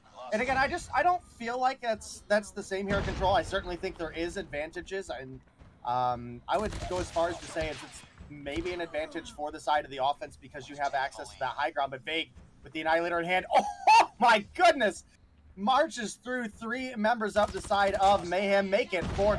Vague has been one of the most convincing factors for Tribe here in the control matchups, and now Tech taking down Little B, gonna get that progress looking to be finished here on the A site. Raballo does finally come through with the kill onto him, but Marshy's here for the A capture. 220 on the hill and a 4 life advantage for the side of Tribe. And it's looking like the offensive side might not be as weak as we thought. Tribe coming through super strong right here. The life advantage not necessarily that big, but the investment of the operators that early on paid off dividends big time. Right now, they're only 1 tick away from tying things up at 2-2, and it feels like at that point it's just a toss-up. Both teams have won a defense. At that point, both teams would have won an offense as well. Little B going to be able to find the Annihilator kill, and now looking to set up a spawn trap, trying to keep Tribe out of that push as long as they can, but you don't want to challenge Marshy up close. That's what he does. Marshy makes him pay. B going to be contested right here, but it's 3 Tribe players on. They've got the stack, and they should be able to win it here. It right there. Minute 57. Time's halted. The contest is in. It is going to be Bolu who's left standing alive. And ladies and gentlemen, we are tied going into our round 5. Summit is certainly spicy for control. I mean, it has come down to lives. It's come down to objective. I mean, I can't really make my, make my decision on how much I like the map, but I'm sure these players are enjoying being on either side, as we've seen success on both. Now it's a toss-up. We'll see if Tribe can hold the defense strong, or if Mayhem are going to be able to steamroll in, and that is Raballo is doing. He's going to open the floodgates. 2-player solo. Popping the operator, 2 missed shots. That is just an absolute miss to start off this round. Well, Nero dropping in, should find a free one onto Marshy, making the break on into A. They've got the first tick enabled here. We had sightlines on Bolu Cross. Good call out for Solar there to pick that one up. Jez is able to get a refrag onto space. We have a 1-player life advantage, and well, that has quickly changed. It's now even at 22-22, and there is just so much action going on this map. We do have Vague operating the Dragonfire, getting some information for his team, and well, that's going to be big. And now Jez looking for a wall-bang shot onto Nero there. He's going to find it. Again, good mark from that drone, definitely giving some extra opportunities. And now with the 3 life advantage, the hit marker through the 2 walls. Yeah, I think you can get the kill through 1 wall, but I don't think you can quite get the kill through 2 walls. That's would have been a nice kill to have, but he's going to find number 4 once again. He's got a drone to work with, and that could very well be the X factor. Obviously, Tribe already with the life advantage right here. Not a whole lot of progress, and Marshy's still picking up those Annihilator kills as well. Space going to be able to take him down. NYSL chucking all of their operators into the equation, but Nero doesn't get the information. Jez, cheeky little spot there on the inside of the cage, and Space gonna hop down, see if he can get something, but Marshy just comes marching down from above, throwing that concussion nade right there as well. And it's very, very minimal options right here for NYSL, as they weren't able to capitalize on that 1 offensive round. Tribe counters with 1 of their own, and it looks like Tribe gonna take the 3-0 victory here, barring an absolute miracle. Yeah, miracle or not, I mean, it's 1 life. You got to be flawless. You don't have any progress enough to extend the game. 11 seconds. Nonetheless, the 3-2 win, the 3-0 victory, the winners finals of this side of the bracket is going to be Tribe. They're going to be moving on to the main stage on the grand finals. A well-deserved, well-earned fought victory there. 3 just absolute dominant games. And Mayhem, of course, are still going to have a chance to bounce back. There's still the Gulag series. I mean, we've still got plenty of action. Hell, it's 5:22, and we've got at least 3 more series to see. 2 more series. And I think one of the important things to make note of what the difference maker in this matchup was is Tribe are now going to the grand finals regardless of who they face. But just like in EU, the winners bracket finalist is going to go into the last series with that 1 game advantage. So we'll start in the hard point like we normally do, but it'll be Tribe up 1-0 over whoever their opponents are. Verdict's best of 7. absolutely right. In a best of 7, yes. And Verdict's absolutely right. That's not the end of the run for Mayhem. In fact, we may get an opportunity to see quite a bit more of them, actually, as I think they're going to drop down into the round 10 losers bracket to face off against what I would expect to be Undream, as Undream and Wicked Esports are currently, I think, in the middle of their losers bracket round 9 head-to-head. So I'm leaning on Dream on that one. I think you guys are probably right on board with me for that. But yeah, I'm pretty convinced we're about to have a Mayhem versus Undream losers bracket final, and then we'll see Tribe again for the grand finals as well. Oh, goodness gracious! I thought today was Sunday shorter last week. Am I tripping? No. Definitely not shorter. It was like 12 hours long. We just had like an hour break in between. That's right. Okay, I forgot about that. Yeah, they definitely did better at lining up the times this weekend, and I think that was a big learning experience from last week. I think maybe they didn't learn as much from last year. Well, we didn't stream it last year, so. Exactly. Yeah, So when things were spaced out as far as they were, it wasn't as impactful, right? It was just, okay, you finished this game, your next game is in an hour and a half from now or whatever. You know, now that they've got the opportunity to stream, which I think honestly has been a complete blessing, not only for the community to actually get that viewership, but also, I mean, you know, there's been some questionable teams exposed because you actually had viewership, right? There's not a mod from Game Battle in every single game able to check on these, right? So being able to get stuff out there has been both a positive for the community and being able to see their favorite teams compete. Good step as we lead into our stage 4 on the, you know, why these teams are the teams that made it. So I'm excited for it. I'm super excited for it. Oh, I think we're taking a look at it, and we might be good to jump into the Wicked and Undream matchup. Obviously, it's been a heck of a day so far. They're in control right now. Do we know what the score of the match is? Could not tell you. I'm going to take this opportunity to rehydrate and take a minute. Yeah. Yeah, I think very appropriate. I will be right back then. Marshy said, I was just running it down, bro. I'm just trying to chill and watch Optics versus Subliners. What time is that? That starts at 6, so it's probably going to be pretty soon. That'll be a good one.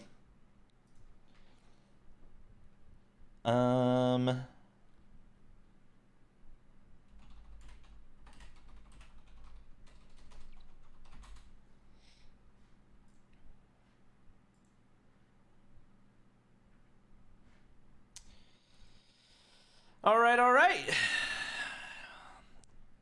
It'll be actually we gotta wait and see if Undream. If I had to guess, Undream's probably gonna 3-0. But I could be wrong, and Wicked has looked really good. And Undream has been a streaky S&D team in the past, so we may get to watch some of that matchup as well.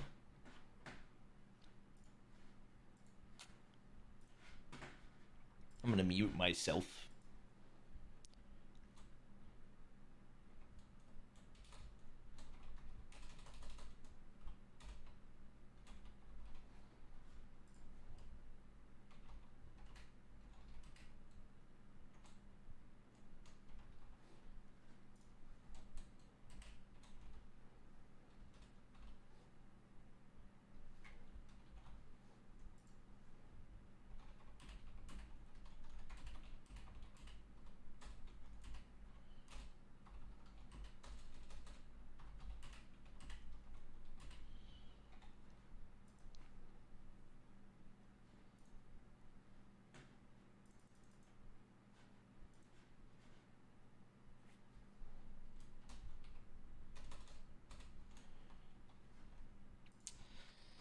All right, guys.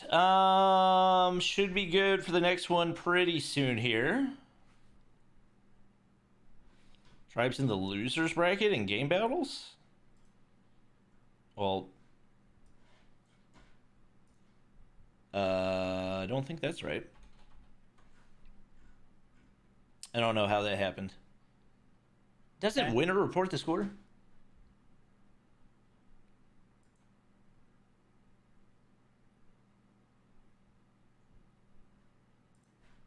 Huh. Oh, you guys can't see. I just realized. Ba-dum bum. Bum ba-dum bum bum. Yeah, I don't know how that happened.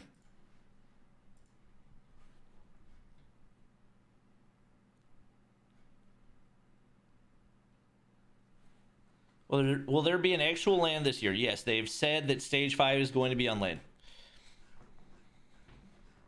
But Bobby, they said that last year. Actually, no, they didn't.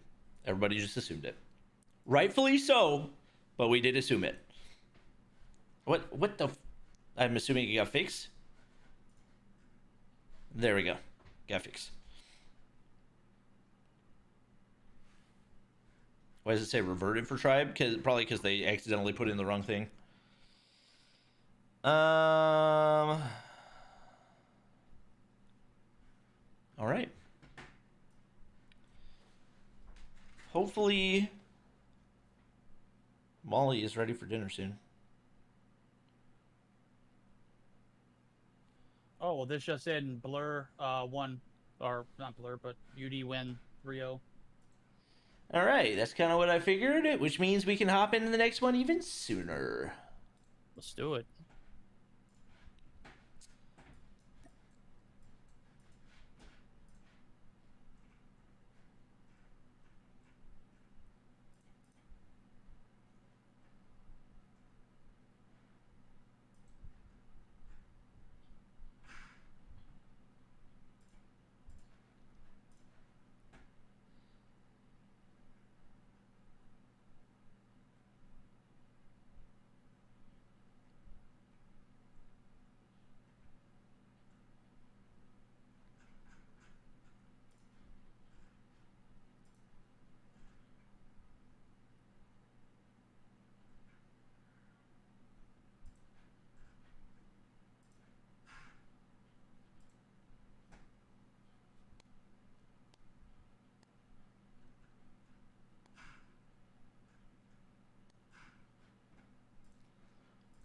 All right, chat. Thank you for your patience. Hopefully we get everybody in the next lobby soon. Ugh.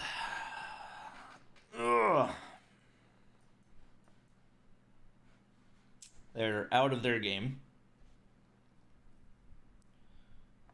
Yeah, I would say, I mean, right now, I feel like there's not a definitive... I feel like there's not a definitive number 4 team. I don't know.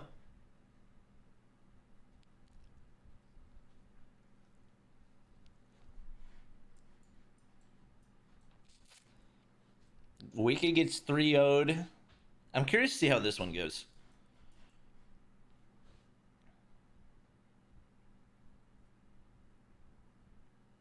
All right, they're gonna go ahead and open up the lobby too, so we're jumping right into it. All right, all right.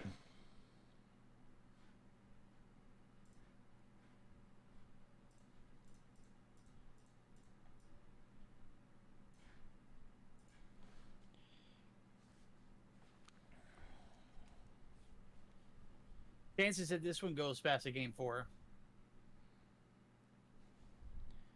Hey, what do you want for dinner? I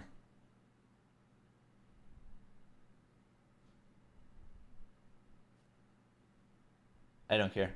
I have no preference. Okay. So...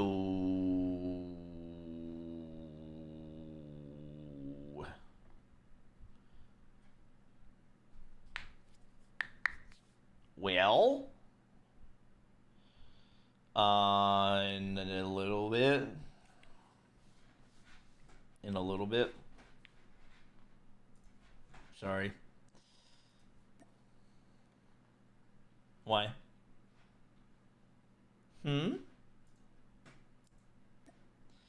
I know. I'll spend all day tomorrow with you. Chat, no stream tomorrow. So what do you want for dinner? Well...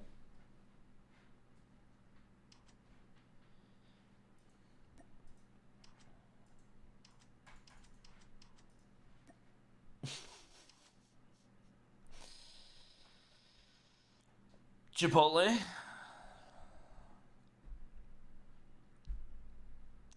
Kava. Kava.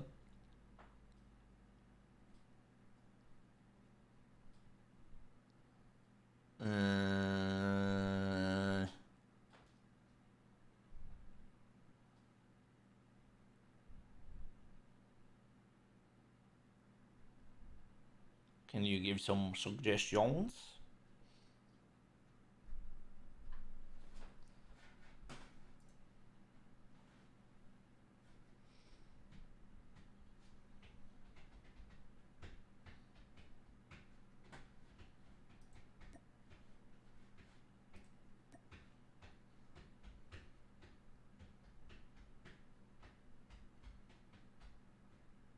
All right, boys, where we at?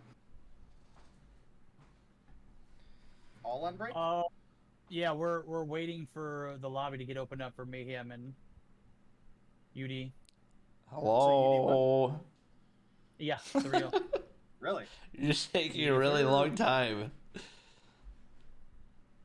No! Against Wicked? Because we just Team had Bobby? cookout for lunch. Yep.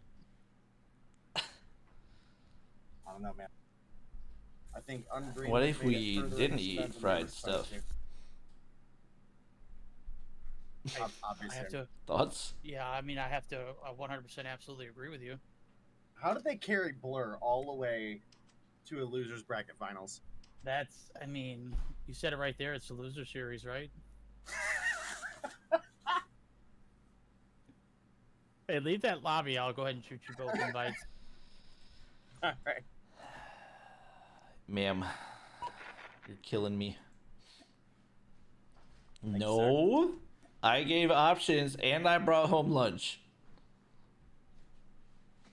Oh, I didn't mean to open that. I was trying to open up YouTube. So I Okay, well, I've been working for the last Open 5 to hours, so CDL. I would appreciate it if you would give some suggestions for dinner. Is that what you're doing after this CDL watch party? No, definitely not. Definitely not. I think. Huh? I think we're gonna eat. I'm Oh kinda my starving. goodness.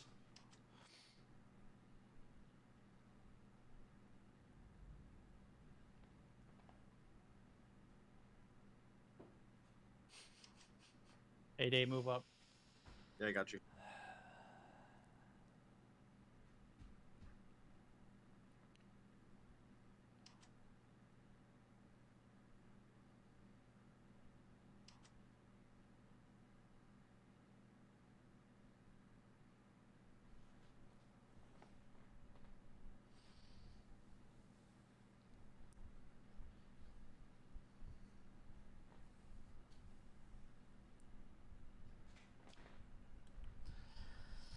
You're killing me, babe. I mean...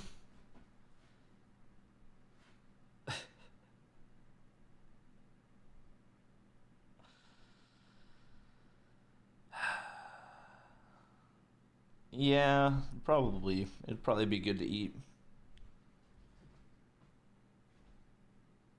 Did you see the super cringy quote from that Evil Ways guy earlier? What do you say?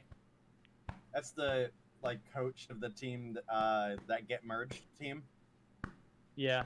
and he said Jesus wins today, but he can never forget that he got merged. What the hell? That is a great way to go out, though, right? Something like that. They got merged. Into Yeah. the next round, right?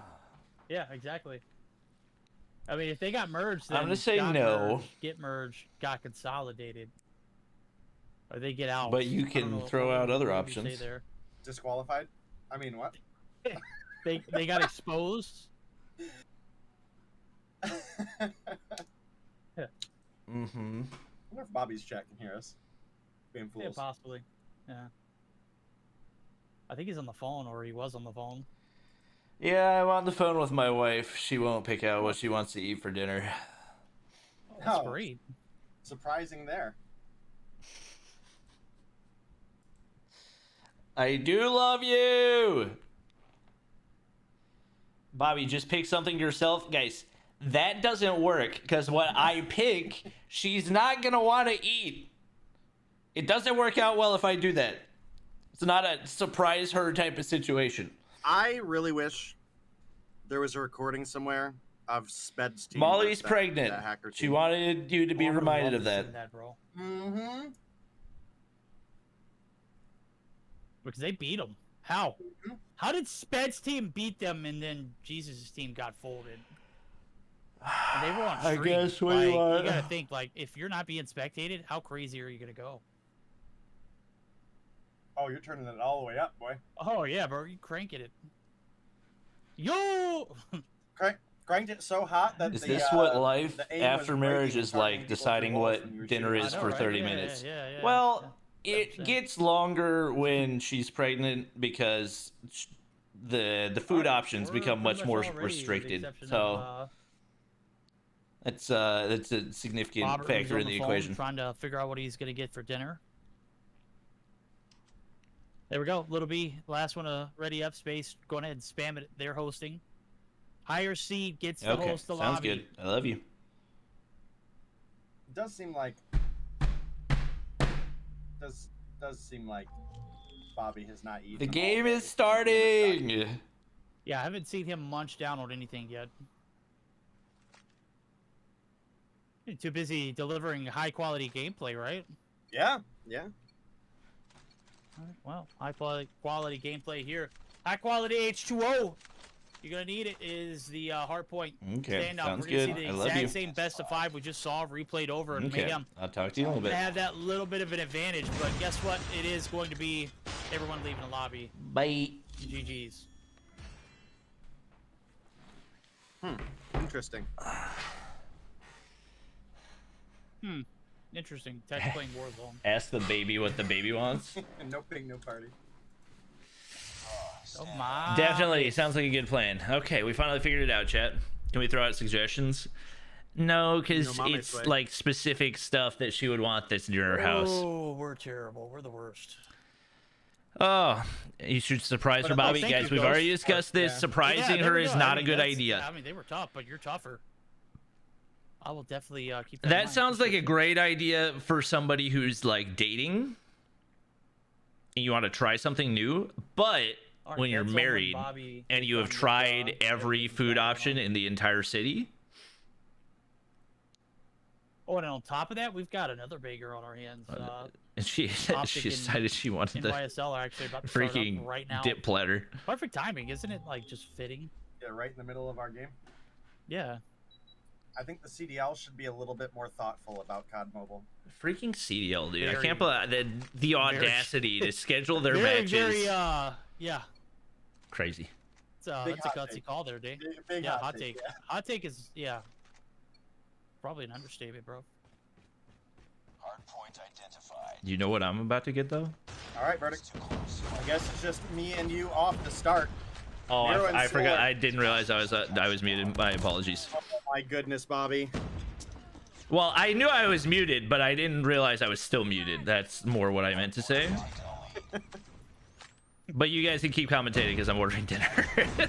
Yeah, go ahead. Take your time, bro. Take your time. What'd you guys decide on? She wants a dip platter. Wait, what? All right. Hey, Forget her it. stomach is very Yes. sensitive right now. She's No, she's you're right, very you're right, you're she's right. limited on options. Understandable. Understandable. Yeah. Yeah. She's with little Bobber. Exactly. Yeah. There we go. Congratulations to Bobby Plays and Molly Plays having a baby Plays. Woohoo! Yeah, maybe plays coming through. Let's go. Is ours. To a Christmas near you. Well, right now it is a very, very contested P1. This is exactly what we saw in the first roundabout where Tribe and NYSL, you know, duked it out. But again, this is looking for different results from Mayhem. Obviously, you start the game strong, and then as the game progressed, you kind of lost focus, lost sight. We're just getting outgunned, out-rotated. Right now, the Tribe, not a factor here. It is all Nero on the backside rotation. Space for Apollo. Look at Space. He's adapted. Wow. He listened. He like actually listened to what we said in the stream. Yeah, and you know what? He didn't. He's got 5 kills already. To shoot us a Discord message and say, I adapted. You love to see it. We'll see if it pays off for him. Solar doesn't quite swing the right corner right there. It is a contested hard point for right now. Little B trying to make the push in from the side. He missed a whole lot of shots. I don't know if that was maybe an attempted Renetti spray or something else, but UD going to be able to make their way on in. And it is just non-stop contest. It's going to be the hunter killer that does end up taking down Solar. Pretty close to a tie game, as it looks like NYSL going to opt to go ahead and rotate. 3 players already out here. Solo calls in the Pred missile. I'm not sure. Think he did he find anybody with that? No, he did. He got information, but I mean, information you probably already know. Making a late rotation in P3. It was an L. I think it was maybe to try to catch anybody off of hay bales or in the spot in the back where Space is at right now with the kilo.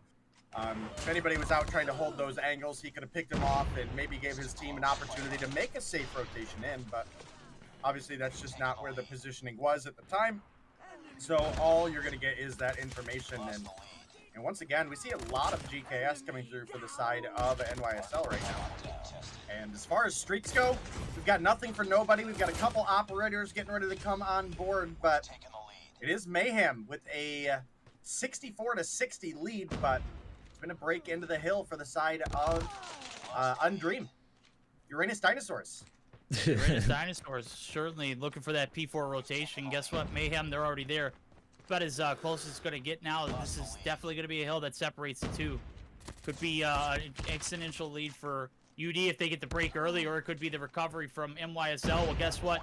Only one player there. They have been taken down. Ban able to take down one. That is going to be Little B, the last hope, the dream. He has been sold out, and now Space looking to make the breach. He's got the Annihilator, the first shot, Eddie.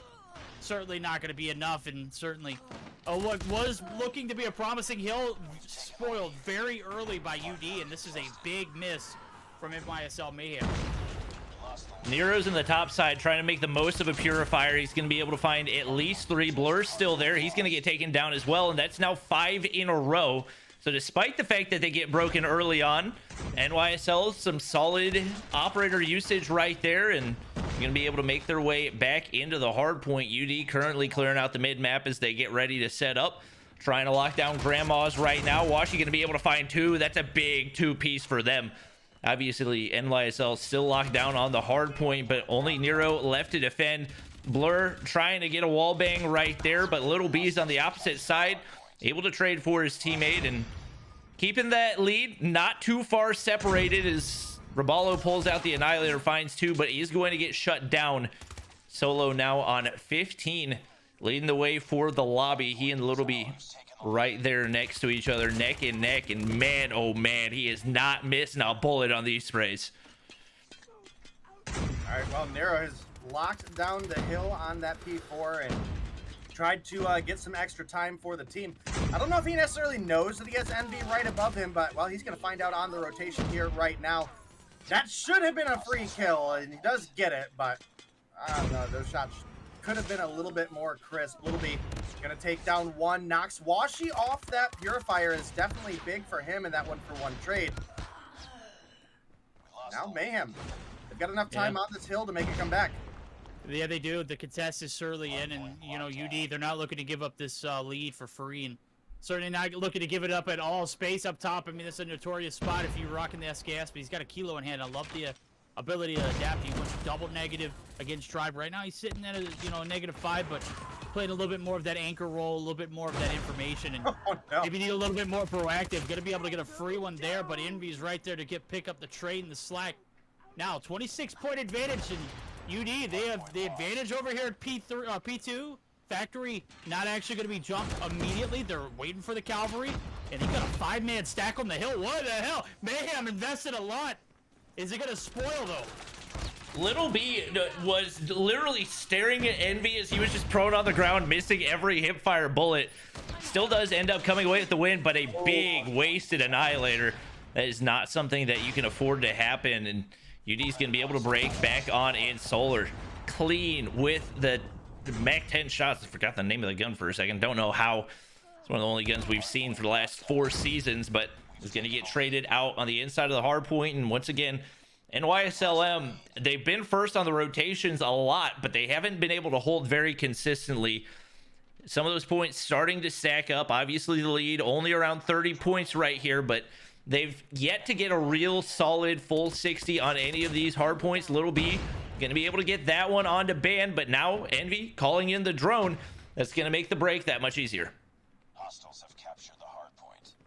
All right, well, good drone usage out of Nero there. Gives them some information on a couple players rotating backside, but he does get taken down by Washi. Space, however, here for the refrag, paying that back angle with the Kilo, takes down 3, but does look like UD is going to get some favorable respawns in the tractor spawn site there. They're now making the push in. Solar doing his best to lock it down, takes down 1, but Solo makes the break up top. And UD gonna start to extend their lead once again. They've got about half of this hill remaining. Little B got a little distracted from a player to his left and gets taken down by Ban as part of a 2-piece. Yeah, the holds here have just not been on point for either team. I mean, obviously the holds have been better for UD. They got the lead. They're gonna get those last 20 seconds on that P3 old top blue, but focus now is P4. This is one that you can, you know, pretty much double your money for, right? The value in this hill alone could put you in a position to tie things up, if not take a lead. The bad thing is you haven't been consistent on those rotations. Space, learning from, you know, rotations past, he's looking to get a little bit of clearance from up top. You see, Scout Report's going to provide a lot of info. Solo and Envy, that is a tough one to lose, but a big brain play from UD to extend their lives. And Envy and Solo, they're going to be able to get the breach here. No, it's Rapallo. He's shutting down the force. Little B in the point. 2 players left up top. 1 actually up top now is 1 down low, and that is going to be a clean wipe. And the holds on P4 just haven't been there for Mayhem. Even with a little bit of scrap time, last point, you saw the contest. I mean, that was interrupted time, and now they're paying for it, not being able to hold off this Fortress in P4. As things start to come down to the wire, this is a make or break break for Mayhem. And that was some tragic time, especially I think it was Nero that was prone behind the desk right there. Turned at the exact second somebody came to the opposite side. Little B dies in that same spray. And now they find themselves on the brink of losing the hard point right here. Not in a good spot. They gotta get something here, but they're letting Envy go on streaks. He's got a pred and a drone. Time and time again, they have let him get those drones basically for free. And there's so much utility to be gained from those. I would say the drone gives you more value than just about any of the other score streaks that you can get, just because it's pretty much a free 5-piece. Ban breaks on in. Early rotations don't mean a thing if you can't hold them. And right now, UD has been the king of the break. They're looking to hold this one down and see if they can go ahead and push this into a game 2 right here. They are winning everything in the feed right now. The drone reigns supreme, and it looks like they're going to be able to close this one out early, barring a miracle for NYSL. Yeah, miracle or not. I mean, it's not 34th Street. This is just Mayhem getting griefed and pushed out of the point. Certainly a big game number 1 for one team. That's UD. The dream is still alive there. It's not the undream. Yeah, well, it's the undream. You get the picture. Big P4 breaks leave the big P1 rotations. And again, Mayhem, you can't win a hard point unless you have the holds to back it up. And the holds and standoff were lackluster to say the least. Washi, he's going to be your MVP for the game. Start us off with, but Solo was a demon. My guy was frightening to encounter. 32 and 23, 49 on the hill. And I got to say, the hill time kind of spread out pretty equally there between the 3. Solo, Envy, and Blur. And Washi, he's a giant amongst men. Look, a minute and 45, so if you break that one down, do a little bit of VOD review, there's got to be a little bit more coordination on those holds for Mayhem. I mean, if you want to break that one down for VOD review, then the scoreboard is just not going to purely not at all. What a big factor Band was during that game.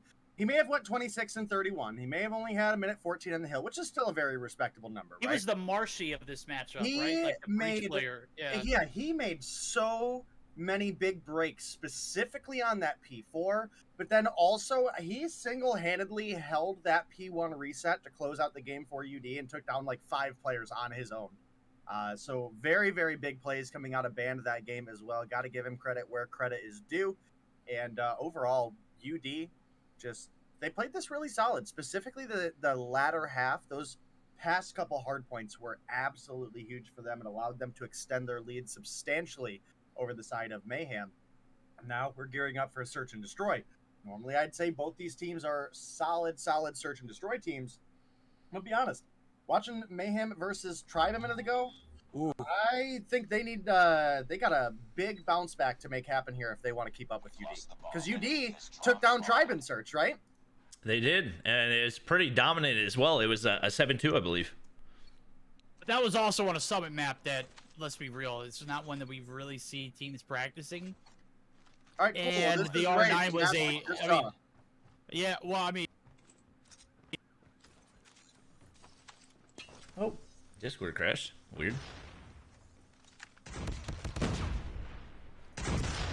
Well, waiting for Discord to reboot right here. Not really sure what happened right there, but NYSL making their way. Oh, Mayhem may have made the trip to pool and made it successfully to A, but they have nothing else to show for that. Last man standing. Finish it. Nero's gonna be all alone on the inside. Gets shots onto Washi, but not gonna be able to be enough to get the kill. Blur comes through with the deagle, and UD's gonna be able to take round 1. As once again the S&D struggles continue for NYSL. No kills going in there. Destroy the objective. All right, well, 1 round lead for the side of UD. It was another full side A send out of Mayhem, and this is the strategy we saw them bringing into their matchup with Tribe not long ago. Blur able to find 2 to open things up, but Raballo is here for a refrag. It's a 2-for-1 trade in favor of UD. You can see Washi still hanging out at the top of the stairs here. He's 3 kills deep and looking for anybody to maybe peek the head glitch on that bomb. You've got Envy, who's kind of prone here, popping up and down, trying to get some information for the team inside of Bunny. You've also got Band, who's kind of playing back and forth across the middle of the map solo. Gonna open up with 1 on Solar, looking for some wallbang action here. Finds Raballo as well, and now Littleby left alone in a 1v3. His position's revealed, and Envy's Not here happening. for the refrag. Not happening. Give away his location. You see how fast they converge. The defense just impenetrable here. Even if you are successfully able to get that A site compromised, I mean, you're dropping 1, 2, 3 players at a time, making that transition. We're gonna have to see them slow things down again.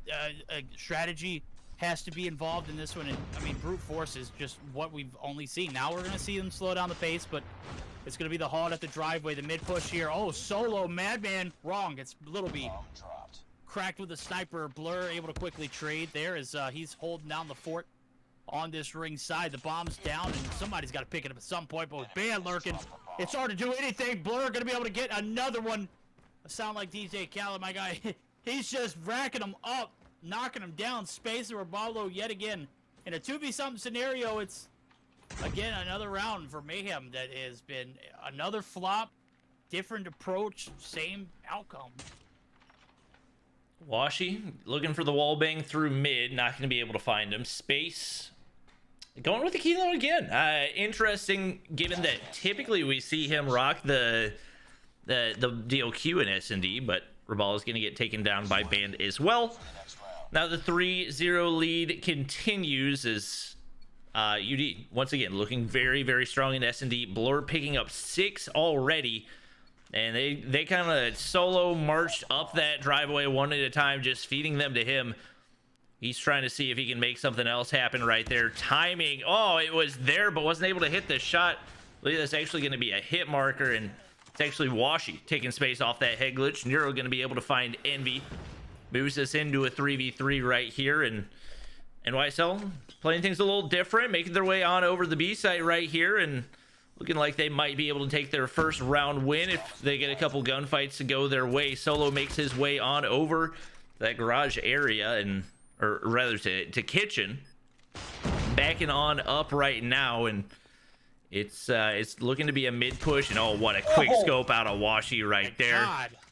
Timing on the switch was pretty nice. We'll see if the SKS shots are going to land for Solo as well. Interesting choice is Solar able to pick up one. He's traded out. Rabalo on the head glitch is a dangerous place to be when you're going up against an SKS, but in close range, it's tough to make it happen. 1v1 is Washi still alive, but Rabalo clutches the 2v1. Daddy Ballo, let's go. That was a huge challenge for how low health he had to try to push someone on a bomb head glitch. He found the bullets to connect. He found the clutch for the side of Mayhem. And they've at least got one on the board. It's 3-1 advantage for UD. Verdict. Do you think Mayhem are going to be able to bring this one back? For a round like that, that's a win for Rabalo. That's a little bit of a confidence boost. And Nero, he's getting some confidence himself. Solo tries to madman push through mid. He's dropped the SKS and opts to do something a little more practical. Envy able to equalize for one, though, as the damage done. It's 2 for 1. And Mayhem slowing it down. I'm starting to see a little bit more calculation in their push. I'm starting to see a little bit more thought behind the process, and it's starting to pan out. Maybe, you know, it's a little bit like blown out of the water in the first series right here. They've kind of been blown out of the water in the first 3 rounds, but starting to catch their breath now as Blur's in a 1v3 or 1v4 scenario. I need to see that fourth player. It's not going to matter. Little B's in the corner. He has got a CBR, and that is a problem.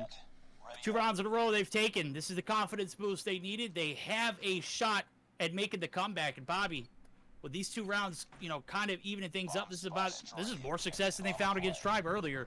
They definitely have a chance, right? Yeah, they definitely seem like they're focusing up right here, and as the smokes go out, trophies go down. Full sending into the A site once again. Didn't have a whole lot of success doing it, but they're gonna go at it again. Washi's on the top side. He gets obliterated by Rabalo. Bomb's gonna go down immediately right here, and just like that, it seems like we're almost watching a different team. Envy going for the wall bang, but not able to spy anybody out. Able to get one, but the Renetti in the hands of space gonna be able to shut him down. Solo lurking in kitchen, hoping he can catch somebody out of position, but Little B gonna be able to spot out Band, and that should be the information needed to take care of Solo right here, as he's just hoping and praying for a quick scope on the bottom side. Not gonna land right there, and with 3 players remaining, should be done and dusted for this round as well. Well, Nero playing the heady, playing time well. Didn't push up, didn't get greedy for the shots they could obviously hear coming from the money kitchen area. And that's going to be a round secured for the side of Mayhem. Now, round 7 underway. We've switched sides. It's going to be an opportunity for UD to play offense. And it looks like it's got a similar strategy. They're pushing heavily up towards A.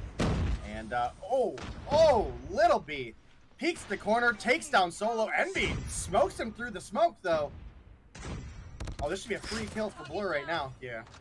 Ooh, flank going in for Rabalo right here. Band on the head glitch. He doesn't take any damage in the gunfight either, so it's going to be a 1v2 for Rabalo. He's on the chase. It seems like he knows where he needs to go. The timing should be there. That's an easy kill for him. And now down to a 1v1. Looking at the opposite side. Blur, Kilo in hand. Timing will be everything, but that spray from there is not easy to hit with the MAC-10. Rabalo obliterates him, and it's going to be another 1v2. Another 1v2 indeed. Rabalo getting that. Talking about the snipers getting the flow state. Rabalo getting that flow state of confidence being built. My guy is winning gunnies and making moves, money moves. 2 big kills to close that one out. I was about to say, from that range, Kilo should have absolutely destroyed you. Wrong. If you met Rabalo, my man is on a mission. Right here, it's 2 for 1 now as Band. The entry frag to open up this floodgate onto the ring site. Certainly going to give the information. He's off to pick up the Locust too. It is certainly going to be nice to see if he is able to hit a shot there. Bomb's going to be playing, the pressure's on. It's a 3v4. Now here comes the push. Space evaluating the situation, seeing what it's worth. Gets a little bit of sight on the ring. Nero on the flank. He's going to push through mid. Washi spots him, and that is a tough move to make. Space is oust right here. He's going to get dropped. Washi is not missing. Rabalo, can you clutch it up 2 times in a row, homie?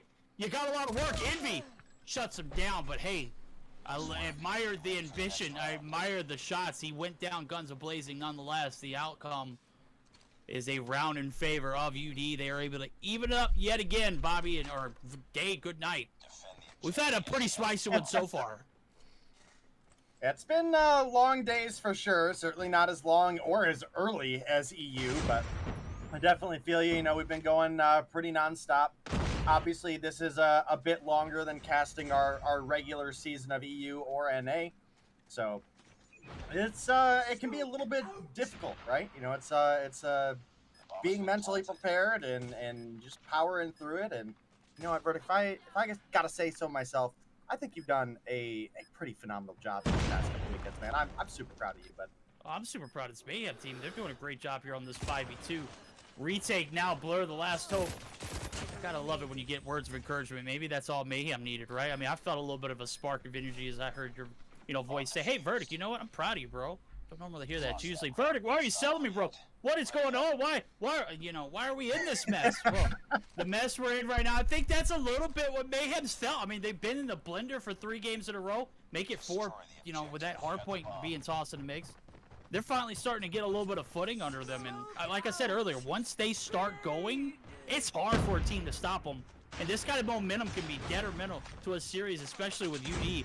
Taking the upper hand early, but kind of trading back and forth, I would say. But strongly, Mayhem has held the momentum, even with 1v-something scenarios. Raballo clutching. We'll see if they can continue that same energy. Well, it was a slow start to this S&D, but they have definitely bounced back big time. Is right now looking for the retake. They've been pretty content to go ahead and give up that A bomb plant. They're getting picked apart right now. Banned at the bottom of the stairs, and that is the wrong corner to check. He's able to find 2. Washi finds 1 for himself. We're tied up 5-5 and looking like we could finally be going to an overtime, as it has gotten much more back and forth. Both teams going on a streak, but as of these recent rounds, it has definitely been 1-for-1 trades on the most part. So looks like UD gonna once again full send it on over to A, and there's a heavy counter right there. Concussion's gonna land here as well. Raballo pushing into the mid map, gonna get spotted out right there, and is going to get traded, but not before taking 1 down for himself. Ban taken down by Nero right there. The perfect play on the trades. Is Space gonna go ahead and unpeak. Solar finds 2 as well. Not enough. Oh, my Solar! Washi must have run out of bullets, right? It looked like he was hitting the reload.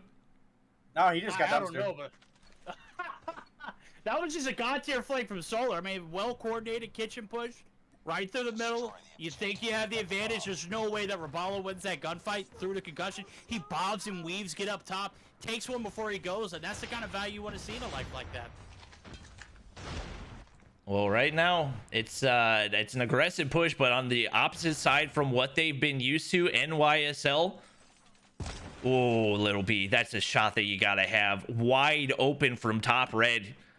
Kind of swing and a miss right there, and right now he's gonna sit back, try to find a pick right here. 2 players down. Solo's right below, and probably gonna get some audio. He's able to get 1. Space finds 1 as well, but he's traded immediately.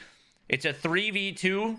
But Raballo's not alive, and that's not a good sign if you're NYSL. Washi missed a couple, but he doesn't miss the 3rd. Nero's gonna drop. Missed shot right there, but a 1v2, and not a super doable situation. Ban's pretty weak, but so is Space. He's trying to get to a different head glitch to work right now, and not gonna be able to take him down. Rough spot for him to be. Ban gonna go ahead and peek across, and they're doing a perfect job of playing time right here. Trying to beam Solo, but Ban rechallenges from the top side. And we got ourselves an overtime. All right, you read it on the screen. You got to lead by 2 to take the dub. And I mean, ever since, the first round where it was a 4-2, I don't think we've seen like clear dominance exerted. I don't know if we're going to see 2 rounds in a row for one of these teams. We'll see how it pans out now as Mayhem. They're on the attack off the rip. And when Little B is on, he is hard to stop. He's got 1. Space has got 2. There's a big opening round on the attack as we flip sides yet again. Ban. Oh, man, he's got information galore. He's going to go ahead and circle around. Space.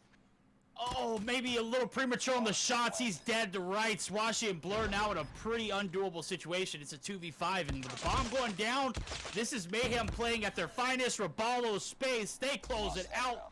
They're on map point. This is an excellent opportunity. That kind of momentum, they need to continue to let it seep. But we're going to flip sides again. This is so... I mean, I wish we would see this more often, not just in overtime, being able to flip back and forth. I love how fresh this is in overtime. Little B. For console, Little B almost had the timing for the shot on the cross the pool right there. Couldn't quite connect. And one player pushed way up. It's going to be Solo on the inside of Money Room right now. Don't know if Mayhem has this information, but he could cause issues. Solar trying to find some timing. His Blur's now up in top Modern, and I think took a little bit of damage right there. Should get spotted out, but not going to get the kill. Blur's hop now to the outside. And Solar looking to push. Deagle push is definitely an interesting move up against a MAC-10. Probably could have gotten out and played his life, but Solo should get spotted out by Nero right there, and that should be enough to close out the game. Whoa. Finds one onto Solar, and they're going to try to play this a little bit closer together now as he goes ahead and backs up. The bomb is down right outside of that basketball area. Looking for information, but more than likely these Mayhem players not going to peek anything. And as you can see, Nero and Little B ready right there to play trades. You got a Kilo and a CBR, and all you got to do is wait for that bomb pickup sound. Little B's getting a little bit aggressive right here and might get caught out. He's going to get spotted, but the foot shots don't land for Solo. I don't know if they got that info, but it sounds like they heard the shots right there. Sniper pickup could be huge. See what he can do with it. Little B on that head glitch, and that's not an easy shot to hit. Seems like this is going on longer than it needs to. Somebody's just got to make a play. He's going to go ahead and pick up the bomb right here, and that'll likely spark the engagement. Headshot onto Little B. Slides in, but Nero says not today. Solo almost pulls off the miracle clutch, but Nero able to avoid it. And NYSL able to take the search and destroy. Yeah, it's definitely a big one to put up on the board. Obviously, we saw Mayhem struggle on this map against Tribe. And, Your death with 100 rupees, 200 rupees. How are you? Love from India. I appreciate it. I do have a stream delay, so I'm seeing this late, but I appreciate it, my guy. Can we get some donut hype in chat? This time around, gotta give credit to Raballo. Homie absolutely fried this game. I kind of was counting how many double kills he was getting throughout the games, and then I just gave up. I was like, nope, we're not keeping track of this. But very, very strong performance coming out of him. You also had Space putting up 11, Little B with 11, Nero with 8, and Solar coming through with 6. He had a great performance out of the side of UD as well, though. I mean, 13 for Blur, 12 for Ban, 10 for Washi, 8 for Envy. I mean, it was really only, 1 or 2 kills that made a difference throughout this game. No, you're absolutely right. And then you break it down that last round. I mean, a well-executed defense. Solo, I got to commend the effort. My guy was cracked. How do you go from gunning or sniping Little B off of that heady and then immediately pushing right in? The game sense just way too overwhelming. Certainly enough, the clip is going to be avoided, and Nero, he plays his ones very well with the info he gets. So, yeah, that could have gone either way, though. It was a 50-50 gunfight. Raballo with 13. My guy is a respawn warrior converting over to the search and destroy in a very great way. My guy was never in kitchen. I don't think I ever saw him there, but he was cooking, bro. He was cooking. The 1v2 absolutely clutch. The 1v3 looked doable at one point. Nonetheless, Mayhem, they prevail. We're going on to a control again on that summit map. We're not even going to waste any time. We're all tied up.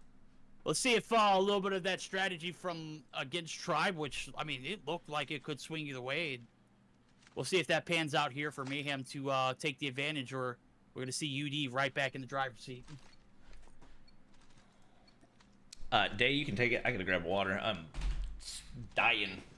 All right, well, no hesitation to get into this control. We actually saw it, despite them losing, we did see a great performance on Summit Control out of Mayhem during their matchup with Tribe, right? So we'll see as things continue to roll forward here. Nero picks up 1 and is aggressively pushing towards spawn. Finds some shots on to Solo, but that grenade from Solo bounces off the wall behind Nero, comes back, and takes him down. You now see Space. He's on 2. He's got his feet on the point. Band is looking for the person contesting. I think he got the tick in. He did. Yeah, he did. I mean, but that was one of the freer kills right there. Obviously, he gets the job done, so commend him for the effort. 23-22, 1 life advantage is going to be dwindling now as Raballo and Solar, they're combining now. It's back and forth we go. Control Summit is certainly one for a lot of encounters, and you don't normally see objectives be capped here on the map like this. It's mainly TDM towards the end, and if you could get that extension right now, if it does, it's looking like Mayhem might have the upper hand pending how well they play this B site now, as they're double dipping, trying to get as much done on it as possible, but with UD right there to answer the door, and Blur finding a little bit of success. The is that the M13? Is my guy? No, it's the Peacekeeper. It's Peacekeeper, Finally, yeah. I didn't see any Peacekeeper action, and if I did, it was very, very mid. It was not fire action. But for us seeing so much of it in EU, you would have expected to see a little bit more effort from NA. We did have an update between then and now too. I think that's something that. No, we haven't. No, we haven't. It wasn't a balance change? The update happened Oh, before. That happened. You're right. You're right. It did happen right before. You're right. You're right. EU is always all on top of that change real quick. Or wait, no, you might be. Was it right before or was it right after? I don't remember now. I think it was right before. It didn't impact any of the weapons that are being used. Yeah. So that's the there was a balance change, but it didn't impact the Peacekeeper or any of the meta weapons. Only one that it did impact was, or wait, no, the GKS was buffed already as well. That was, I was gonna say the GKS, UD wins that one on offense, which is, or wait, no, is it defense? The defense, yeah. Yeah, it was defense. Yeah. Okay. I would say the GKS is NA's Peacekeeper, because we've seen a lot of people, especially for these top tier teams, running the GKS. We didn't see that at all. So I feel like that there are just intricacies of different ways that people are able to master guns, and for some reason it varies from region to region very strongly. So very surprising to see how much that has been different, but yeah, that would be my take on it. I'm definitely interested to see. Obviously, we have a new secondary that came into play recently, and I personally, through watching some streams and whatnot, I haven't unlocked it yet. I'm gonna be honest with you. I think it looks pretty solid. I think it looks pretty solid, and obviously can't use it here right now because there is a cooldown period. In stage three? Not yeah, I've seen it used already. I think I've seen it used in the first day. I mean, obviously it was like fresh, and you know, maybe we just weren't thinking about it. I don't know if the cooldown period applies to secondaries. I would assume it does because it's a blanket statement. But I've definitely seen the Elcar pulled out and used. I don't think it had an impact on the matchup. I'd have to go back and like figure out when. I think it was a search and destroy on firing range in particular, but I haven't seen too much gameplay from it. I wasn't impressed when I saw it pulled out then. Right now I'm impressed. Mayhem, they are racking up the kills in the feed. Solar picking up a nasty 3. He's looking for 4. He wants more, and certainly finally gets shut down though, as Solo is able to take it down. And here comes the hopper. I was waiting for this moment in particular. Is it going to make its debut here in Summit? As it did earlier against Tribe and Search and Destroy. This is Control. We'll see how much of a factor it has now as Mayhem, they're looking to close it out. There is not a single bit of hope for UD to close this one and extend it to another minute. And sure enough, Robalo comes through with the final kill. We've got 1-for-1s now. This is where things got interesting in the series against Tribe. The attacks both rounds in a row win. Are we going to see that same outcome? I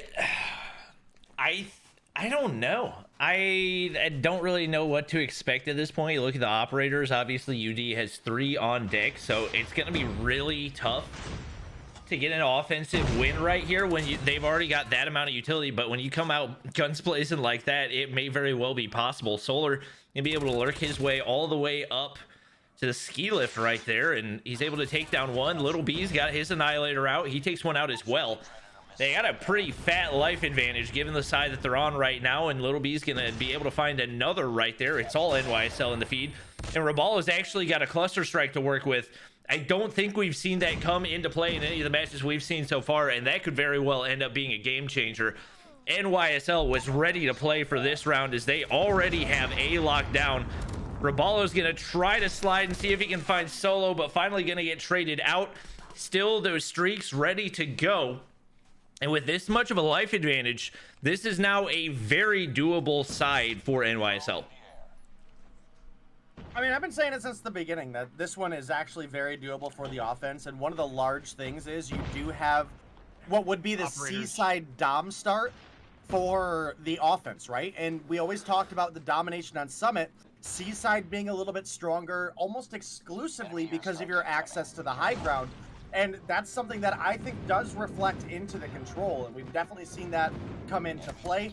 This has been the map that we have seen the closest offensive attempts, and you know, as limited as we've seen Control Summit, we've seen offensive wins too, right? So. Yeah, well, so, I mean, here it is. It's the reverse on the B site, the 6 life advantage. We're going to see if Mayhem's able to slow it down. They don't need to jump the gun. That is, oh my, Space gets one, but I just witnessed Nero pulling out his Purifier. I don't think he's going to get that puppy back. I think that was a wasted one in an effort here to gain a attacking round. Certainly need to slow it down a little bit. Again, you don't need to jump the gun. You need to play it accordingly. Right now, they are doing a little bit better. What was Space doing there? Again, I'm sorry. I just watched Space run in circles around Band's Annihilator for like a solid 5 seconds and didn't kill him. I don't know if he was trolling, trying to punch, and just missed a bunch of times, but that was extremely bizarre. The life count getting very close, and NYSL has let this completely disappear. These have gone to waste. They get lucky. Roballo gets 2 right there, and Solar gets 3, but that could have been disastrous, especially given what the life count was earlier on. They do force a couple operators to be used by UD because they were trying to avoid that loss on the defensive side. And this could be an opportunity for NYSL to close this out in 4 rounds if they can capitalize right here. All right, well, definitely big opportunity for Mayhem to possibly take themselves an advantage in this series. We started off with the Hardpoint win coming through for the side of UD. Obviously, Mayhem answered back in a 8-6 victory in a very long search and destroy. And now here they are coming through with this opportunity in control. It's a 1 life advantage for the side of UD. Blur has found a couple with the Annihilator, finds a headshot onto Space there as well. Does bump us up to a 2-kill advantage for the side of UD, but this is still very, very close overall. A single good spree for a player could make or break this game. And right now, it's Blur. I think if you include the 4 Annihilator kills, he's on a 7 streak so far this round. Predator Missile comes in, only finds one of the 2, though. Yeah, that was bad placement, if you want me to be honest, but I think it still should have killed both. Yeah, I think I completely agree with you. I mean, I called the tail end of it, and sure enough, possibly a missed opportunity right there. Poor placement. He's got the cluster nonetheless. The progress on A is certainly going to be looking to extend the game. You got a battle in the trenches with Envy up top. He's going to be able to find 2 in the feed. Now he's hungry for more. Again, he is going to push up and find another. He is going to be taken down. Now the trade's in. The cap's in now for 1 minute and 45. Maybe we'll see that same approach that Mayhem took. You slow the pace down if you're UD. Again, if you got the kills in front of you, take them down. Band has just not been taken into full effect. Nero, the 2s played well. They deal with the demon. The progress here on A, or B rather, is going to be Hawk. 2 players on it. Can they close this one down and answer that attack round that was so strongly won for Mayhem? Looking like it is a possibility. Right now, Solar's hopping on B, removing any of that progress, and if you're NYSL, you got to do your best to try to play TDM right here. Blur making his way through, and Roballo's going to go ahead and invest the operator. They got to get maximum value right here. They get it down to 3 lives is the difference, but Solo's going to be able to take out Solar. Blur from the top side finds another, and that's likely going to be the end of the round. Barring some immaculate trade play for NYSL, Little B is going to be able to find 2 right there. Nero finds another, but he's going to get traded out. And now they can only afford to give up 1 right here. 1 player on the top side of control, and Roballo gets caught out of position. An offensive round goes in for each side once again, and now it's the question, did NYSL invest too much trying to win that defensive side? Will they be able to find a way? We got Nero and Solar, both with operators off the start. But at this point, the offense versus defense just kind of feels like a toss-up. Which is, I mean, that's exactly what you want out of a map on control, right? You want it to be doable for both sides. I understand a defense advantage to a degree, right? You know, the defenders a lot of times in search and in control on a lot of maps have a defense advantage. I just feel like there's a couple maps we have in the rotation that are a little too excessive for the defense. You know, I'm looking at that Summit and Hacienda, or I'm sorry, Slums and Hacienda. Summit, feels pretty solid to me. I've actually enjoyed the Summit control games more than any other. There's no strategy involved. It's literally bull rushing everything. Control is not, in my opinion, control isn't supposed to be rush everything. There's got to be a little bit more creativity.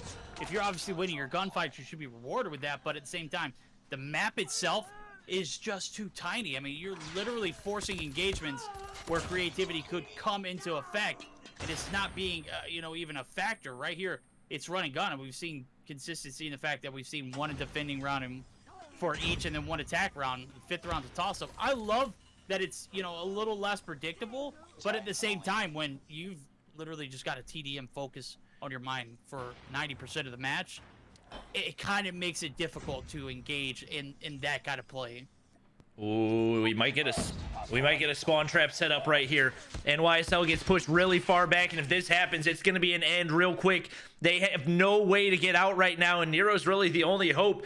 Trying to slow down the push. They are down to 3 lives, 2 lives already. There's nothing they can do, nowhere they can go. The spawns aren't going to change at all, and they just have no options.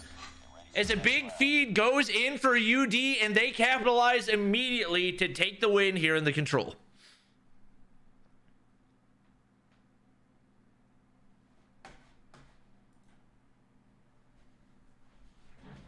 All right, well, definitely a big win for UD. They found a spree at the end. You were mentioning that Nero is kind of the one hope, and then he gets pred missiled and ends up spawning right with his team. I do think this is one of the things that I'd like to see optimized a little more with control overall, because having such a hard lock spawn point enables too much of this to happen, right? Where if you push up, you've got that head glitch on the barrels into the enemy's spawn, and there's a very minimal amount of spawn protection when you first spawn in, but not enough that you're really safe from anybody spawn trapping you there. And it can be even more punishing if you get something like a cluster strike in the mix, right?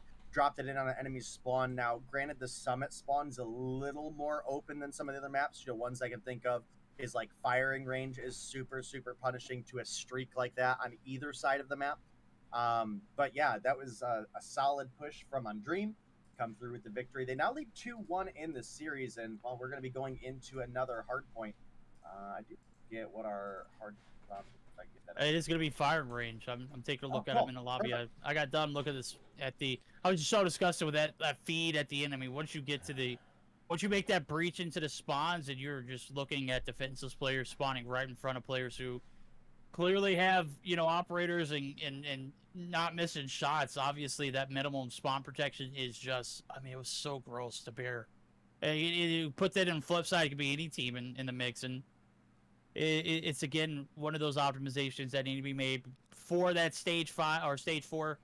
Because in an instance that we have, the 5th round being a deciding factor, we also got spawns that are just. I mean, that's the elephant in the room. I think that's the first time we've seen it just been so grossly, exploited. But good night, bro. I was just a nasty feed. I mean, never stood a chance. Granted, you play that round out, your spawns are a little different. It may have been similar because there was already a substantial lead for UD.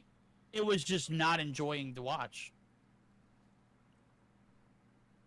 Well, I do see it looks like UD are perhaps asking for a 10-minute break for charging.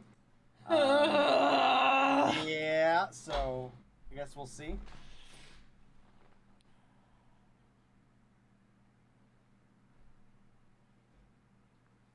Well, Zim's trying to shut it down the side, so. Zim, the voice of reason. 10 kind of crazy. 5 mats. Because phone charges fairly quickly. Zim's had some pretty L takes here recently. He called me and Bobby doggish, for one, and then didn't include Aerith in good content creators. Yeah. Savage. Yeah. Well, I mean, savage or not, I mean, he's a mastermind, and wow, and I wouldn't give him that much credit. He's pretty good at what he does, though.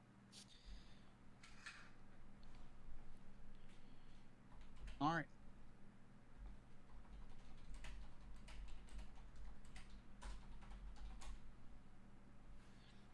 One gift itself for each minute. Bobby is trying to, yeah.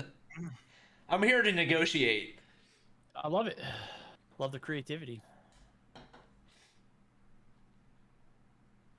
I'll tell you what, not much negotiating on that NYSL and Optic matchup. I got it pulled up in the background, and it's 1-1 right now. It's pretty solid.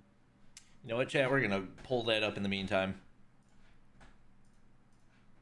A hell of a bocage, a bocage, however you want to say it, Hardpoint, and then again a bocage for search and destroy.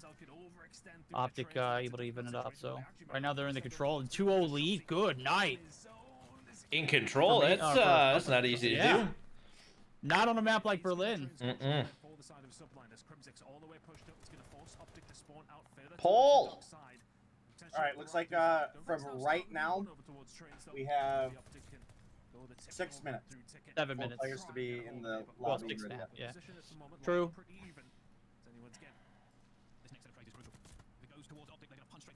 Chat, for everybody that's wondering, this is the new COD mobile update. I know it looks really good, right? Very well optimized too. Spawn's not. Let me Yeah, they're not locked into the same spawn point. Crazy. Yeah. Yeah. No.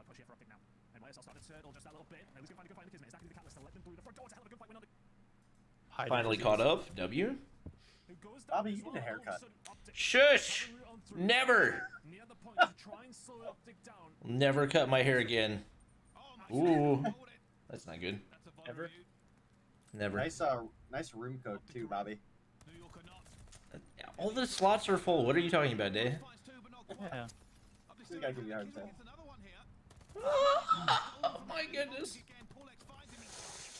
Yes, good shots from behind. Life advantage. They got no time. They got no time. Kismet. Pull. Goal, bro. Easy. Let's go. 3-0 control. No mommies. To put themselves back in control in this series. Very confident from New York in the end. They just seemed. You like what you see, What chat? true control's like? Well on the defense. True. Had flashes of being able to take that away. Factual. But New York stood tall, and I think Kismet was probably their most influential player from New York. And you can see it as well. The statistics back up what I was thinking. No damage counter in Vanguard control spec at Defiant though. Kind of big L. I think they get that after the fact. Yeah. And they also get This is the kind of stuff I want for COD Mobile. I want to see all these stats. I want traded kills or non-traded kills. Highest streak I could do without, but there's a lot of good stuff in there. Control on Berlin. Couple of different gunfights here and there, and maybe it's a little bit different. And Cole said, "You won't need to cut your hair, Bobby. Wait till baby comes and you'll be pulling your hair out." Yeah, I saw that. I think you're right though. Kismet was really the man of the moment, wasn't it? Multiple kills inside the points just to slow him down. What? Tribe should invest in a CDL team. Do you know how much a CDL team costs? I would not recommend for anybody to invest in a CDL team, to be honest. Oxygen did. Absolutely disgusting. That's what set up the initial attack Huh? towards it. And Paul Oxygen did. solidified it. Who? That was insane. Oxygen. You remember? From Yeah, I don't know why they did. Well, they got Breach. Breach is pretty solid. I mean, they're not the best, but Breach has been buns in the second half of the season. they have been. Methods hasn't really. He was like There's just MVP nothing for him, and then I don't know what happened. Crying, bro. I mean, I think that's that girlfriend nerf. It's a wonderful thing, of course, in this situation when we're reviewing it. But at what stage do Optic then have to say to themselves to be clear the point? He's always going to be that player. You know how many times I've seen you try to make that hop up that Kismet just did?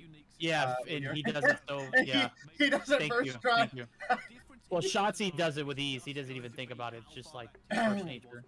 Oh, game started. Oh, well, never mind. There it goes. He just got. Oh, we're back in the game. Wait, chat. It doesn't cost 250 mil for 5 years in the CDL. It costs 2.5 mil per year for 10 years. So Yeah. it's expensive, but it's not that expensive. Well, plus other expenses too. That's that true. isn't Yeah, cost like for players, salary and everything. yeah. Yeah. That's yeah, that 2.5 mil is to buy into the franchise slot. Yeah. Well, I mean, you got to buy it. Here is the hard point. This is 100% on hands effort for Mayhem. This is the only chance they got to stay alive. UD, they have built themselves up a little bit of a lead off of that control win. Certainly Solar popping off through mid, and you know, is as much as I appreciate the fact that you want to slay out, but I just am questioning how you managed to flip spawns that quickly. Well, right now, NYSL seems to be somewhat in control. You got nobody there for trailer, but obviously Space already rotated out on a little spree with the SKS, but the Kilo up close, not going to be easy to counter right there. Envy on the inside of American, going to be able to find one, but man, that you give them a couple pixels with the SKS, and they're going to be pretty much down for the count. It is Better going to than be your favorite AR, right? Yes, it is better than your favorite R. That is a very factual statement. I don't know how Blur wasn't landing shots right there, but he's going to go ahead and it's SKS versus SKS. Neither team getting much time on that first hard point. Only 31 points total, but the headshot for Space does go through, and Little B hopped on the point, waiting for that rotation. Blur jump shots with the SKS. He is going to get taken out, but Band is there for the trade. All right, well, nobody getting a ton of time on P1. That's kind of normal for a opening firing range. You don't have streaks, you don't have operators, and it's very susceptible to being wall banged from areas. You've got grenade range on pretty much every spawn in the game. So definitely things to consider, but as P2 opens up, this is definitely a solid hill that's difficult to break. And right now, UD are absolutely getting the best of it. Now, you can see that Mayhem, they've kind of accepted their fate for the P2, and they've gone ahead and set up for trailer now. And I definitely want to point out the position you've got Little B in here. Well, never mind. Positioning, nonetheless, he gets taken care of. Blur is on a tear. He's got streaks galore. He's seconds away from earning that Goliath, and that would be absolutely massive. Finally, someone takes him down. But the damage done, the precision or Predator certainly coming through in effect. Now is the break here on trailer side. What looked like a solid hold in a setup early is looking like they abandoned point. What happened? Did UD just absolutely devastate? Well, finally, there it goes. Rapallo with the retake. And you got to think that kind of time. I mean, it's only 10 seconds, but they're able to recoup. What if we would have saw that in P2? It just wasn't the case. Now it's Solo looking for the breach. He's going to find a little bit of success. Washi right there on the point. Space looking to be the solo man on the objective for the retake again. And you can't deny UD for too long. They have been Johnny on the spot for the objective time. And they're going to rack up a ton of points here on this break in the P3 trailer. Oh, Blur smoking them with the Annihilator right now, and the early rotations have just not paid off for NYSL, and we've seen a lot of those scenarios where they abandon the hard point. They say, we'll go ahead and rotate. They get broken so easily. I almost question whether or not it's worth it to push for those early rotations at all. I understand fundamentally the reasoning behind it, but just with the way that COD Mobile itself works, I wonder whether or not that is actually worth it as a consistent strategy. Like, you want to rotate, but they're rotating like 20 seconds early pretty much every time and still getting broken within those first 10 seconds. It feels like it would almost be more worth it to try to just battle for what you can whenever you can and try to see if you can find a way as we see them getting broken first 15 seconds once again. Solar gonna round the corner and be able to find one. Does lock down some of this hard point time, but spawn's so chaotic and so many different operators that you got to go up against, just not managing to find any significant chunks. Well, everybody I spectate right now is just getting absolutely dumpstered by Envy with the Annihilator, and Solar finally able to break the streak that was for UD, but Envy just still finding shots. I think he's 5 for 5 with the Annihilator right now, and it is going to run out, but it don't matter. He finds the kill onto Rapallo as well. They're setting up for the next rotation, and, well, there's definitely a big opportunity for UD to continue to fire off here. We've got Annihilator available for Solo, but we've also got 2 drones and a Predator missile for them as well. Yeah, you do indeed. Now P1, you look at it, 28 points scattered off that P1 first time around, 21. That's almost half the points for Mayhem. That should just tell you how easy it is to break this squad on the Muddy Hills. P2, they get taken out, wiped early. P3 the same, P4. It's just story after story. They're getting nickels and dimes, and right now they got to put a quarter up in the objective, put $1, and they need full send. I just don't know. They got to push everything because the holds just haven't been there, and they haven't been there all day long. They haven't won a single hard point that we've seen. Obviously, on the top side of the bracket, a little bit of an easier run, and now they're getting tested. High waters this is swimming with the sharks, and right now they are barely keeping their head above the water. And then now they're finally going to make the switch, just chucking bodies at the point, and it's paying off at least for a little bit right here. Ban going to be able to take the final player off, but it's just scrap time to be gotten right there. 2 players pretty exposed. Pred missile's not going to be able to hit both. Ban does have a drone to work with, and with NYSL spawning bottom side, you don't really even need it. The Annihilator turns onto space as well. And right now they are in full control of this map. Gonna be able to find another, and he's not missing, and they're not hitting at all. The fact that you got 3 players full body peeking him and still can't take him off the Annihilator, not a good sign, and they continue to get picked apart right now as they're struggling significantly in these respawns to find any momentum. Well, the drone coming through for the side of UD is going to give them some information, and as a result, you can see them cleaning up some kills in the feed. And, you know, I love the update to the spectator client, you know, able to see without switching through everybody what streaks and operators are available. We have 4 drones available for the side of UD, 2 Predator missiles, and a cluster strike. And with only 50 points to go, I have to imagine this one is just about over. I mean, look, it's a story over and over. It's insanity. You're looking for different results, and you're putting in the same kind of work. Finally, they're starting to click on pushing those late hill rotations. Obviously, this one was way late. I mean, P3 was opened up, and I mean, there's not a lot of time here for Mayhem to make the comeback. It's little to no mistakes need to be made. Rapallo putting his body on the hill. He's shut down, and it is again Nero.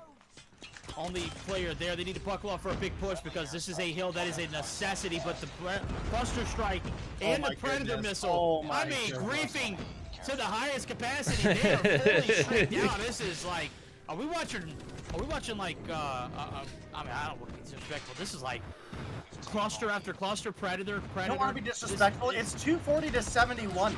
I mean, yeah, you're right. Yeah. This is the finals of the losers bracket, and this is a landslide victory for UD right now. Yeah. That was, man, that feels bad. That was not pretty. 100-point club for NYSL right there as they get knocked out in dominant fashion. The respawns, not even the respawns didn't look good, but the hard points definitely did not look good. They seem to have a grasp of what they're trying to do in control, and definitely a couple winnable control matches, but that from end to end was just an absolute steamroll as Band comes away 37-19, Blur 32-17. And across the board, they dominate. Consistent time on the hill for every player on that roster. Looking very, very solid, and like they've definitely got some momentum as they get ready to head into this matchup up against Tribe. All right, we got a rematch of probably one of our best series to date. That Tribe and UD one when we saw in the quarterfinals in the winter side of things. Tribe got the better of the trade. It was 3-1, but I think it was you know, them clicking all cylinders. Right now, UD seemed to be the one who's making it work, and again, they didn't break a sweat there on the hard point. Didn't need to really. It was just a story of Mayhem again folding under pressure in the objective. Their holds lackluster. The rotations early, 20 seconds with. I mean, if you think about it, if you're rotating with 20 seconds to go in a point, that's 27 seconds before that next point opens up. It's a lot of time to, you know, fall victim to some chicanery or some early rotate or some late rotations from UD, and they were, again, winning a majority of their gunfights. Mayhem slayed out, and that is going to be it. I gotta say, what do we expect here for the grand finals? Probably, if I had to guess, about a 25+ minute break before they happen. Is that what we're hearing? Well, so the scheduled time is 7:30, right? It's 6:44 now. Okay. I know we had multiple players from UD mentioning that Charge, their phones yeah. need to be charged, and they only got 5 minutes. So if they need to be charged, I imagine they're, leading into a grand finals best of 7. I have to imagine they at least want 20, 30 minutes to charge up. Yeah. All right, so that means I can take a little bit of a break and maybe replay some of those matches. Sounds like a plan. Yeah, let's do it. Which will be huge time for the side of NYSL. It will put them pretty much on 200 points. Optic 40 or so behind. Actually going to go for the chow. It's not going to work out in the end. Scum eventually does manage to get one, but Chelsea not able to get a trade. But the big news is this. Optic are set up towards train. They are dug in deep. A full 60 brings them screaming back into contention. It's hard to get a full 60 over here. But the battle lines are being drawn quite far up the map, but I'll dig back up, turtle up just a little bit. Elliot will be holding the flank. The rest of the team need to lock this down through ticket. But Kismet and Co have already found a little bit of room here.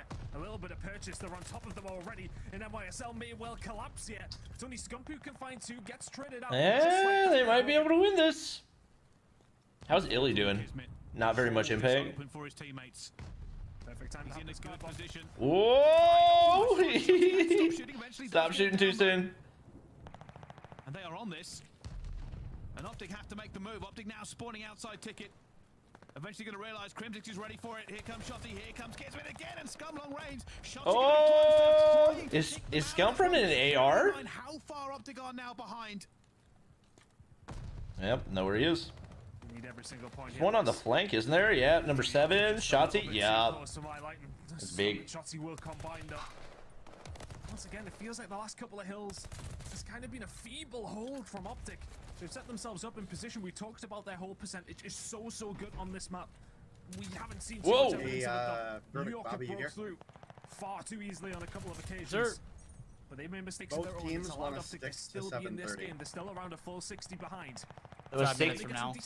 stick to 7:30? Towards P1 once more. Okay. Looking for it, Ellie. Gonna try and make a bit of a move with a bit of fire. All right. Neither team really. Good to know. commit onto this P5 Yeah, without Image control now. Eventually, asked for Shotty UD if we decides to could jump charge. on. Adam had mentioned Krim aim wins the for 7. gunfight.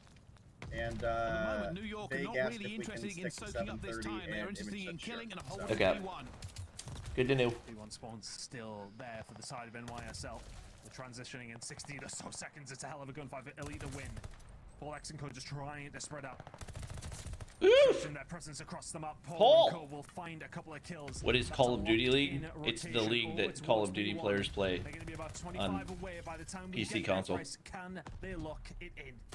Well, here comes the fight. Kismet already makes one. The rest of Optic pushing through ticket. Shotty finds one P5. Dashy and Scump ready to make an entrance. Third most OBJ in the lobby? I mean, third most OBJ in the lobby doesn't mean much when your team's getting absolutely smoked. And what? Apparently, He's just not having engagements. past 2 days, I got 10 new followers on Twitch. Oh, interesting. Scump's got a goal I all haven't on his own. streamed It's on 12 Twitch points in, like, remaining for the side of 2.5 Sublime this years, year. bro. Shotzi will find a kill, but Neither have I. start filtering through in just a second. Definitely doesn't have third most OBJ in the lobby What? anymore. It's not Yeah, gonna right? happen. Yeah. They lock Also, it in. third most in a lobby of 8 is not that much. The miracle run continues for We're Subliners. not playing Warzone. Somebody get the glove. No, separate. definitely not. Easy Not win! Going to the I mean, this ball. is going to be close to Qualifiers. 10 hours. And that dream, gonna be that Call dream of is Duty alive out by for the end of this. Optic. A bitter Yeah. defeat against a bitter I do have rival. tomorrow off work though. Nice. Easy think, dubs. I have tomorrow off paid. Gersh is gonna go ham. Tomorrow's 4th of July, so I hope. Yeah. I get paid 9 hours. For I'm gonna go tomorrow. eat, chat. I'm excited. I'm gonna play back something. Get some barbecue action and Shrimp on the bobby. some games. What did we have? Play back the Raid S&D? That was good. Who had a good game in this? Enemy has dropped bomb spotted. The freak.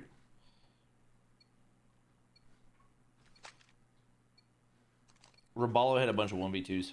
That's a 15-minute game. That's a W. I have time to go eat. Okay, chat. Destroy the See you in a bit. bomb acquired.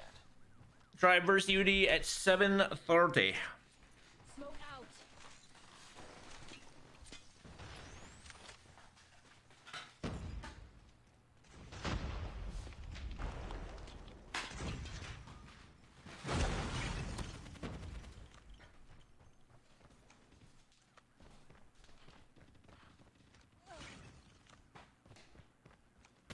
Last man standing. Finish it.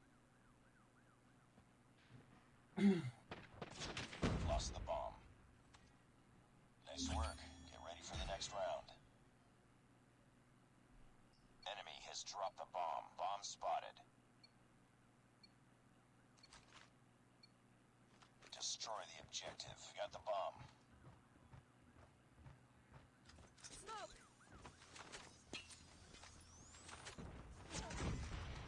Bomb dropped. Enemy has dropped the bomb.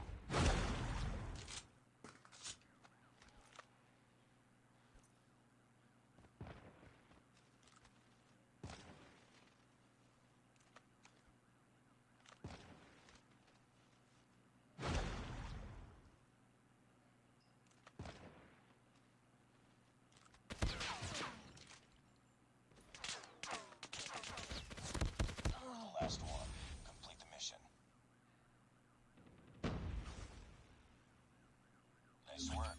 Get ready for the next round.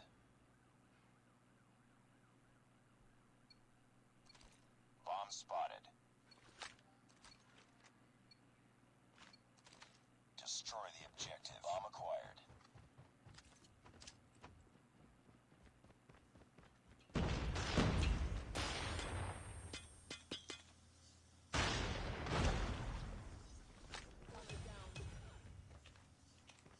Lost the bomb. Enemy has dropped the bomb.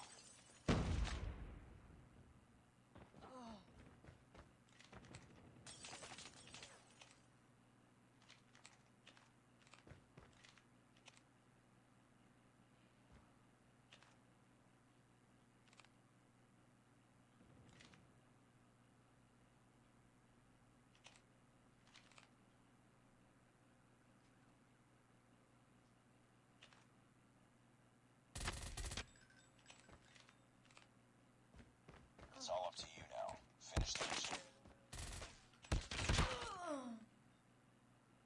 Nice work. Get ready for the next round. Bomb spotted.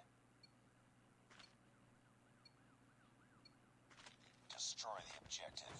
We got the bomb.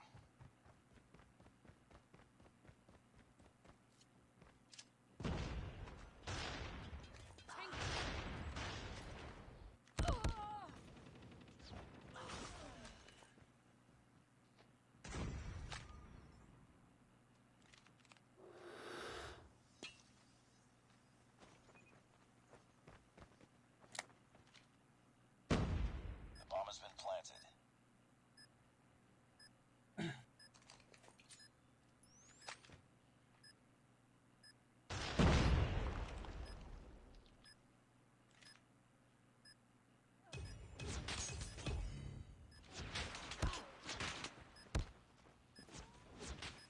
Enemy down. Last man standing. Finish it.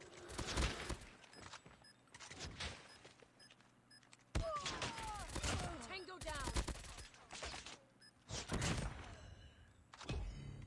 Lost that round, but it's not over yet. Ready up. Enemy has dropped the bomb. Bomb spotted. Destroy the objective. Bomb acquired. So I was messaging Rihan earlier when they were facing off against Wicked. I Target down. was like, where did I say it? Oh, how am I gonna sit here and hype you up and then Enemy down. you look like a fool? And then I said I spent literally 15 minutes leading up to the series saying y'all were gonna win 3-0 or 3-1. So I sent him this. Sniper eliminated. Oh, verdict is not here. Never mind. Okay, he just texted me. What a bot. The bomb has been What a planted. bot, chat.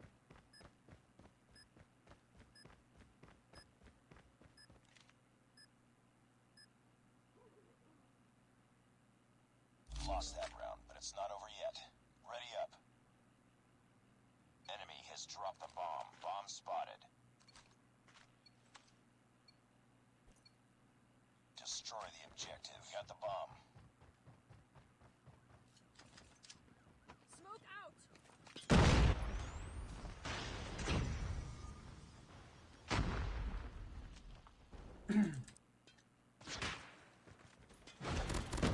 Eliminated. The bomb has been planted.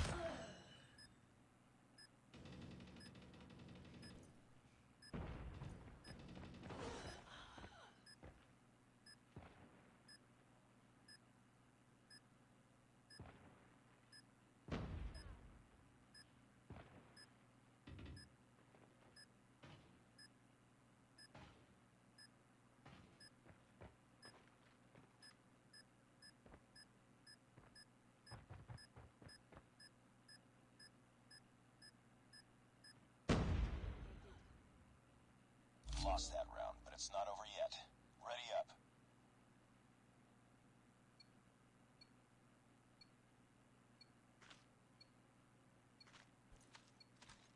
Defend the objective. They have the bomb.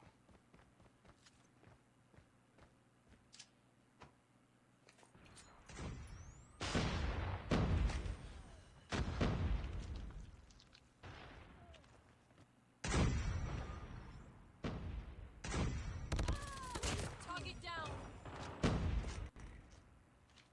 We're the last one. Complete the mission.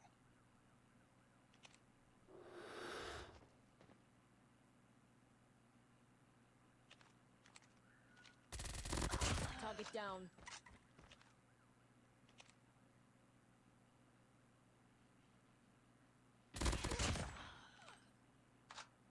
Lost that round, but it's not over yet.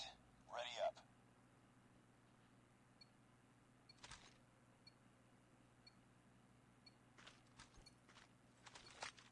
Defend the objective. The enemy has the bomb.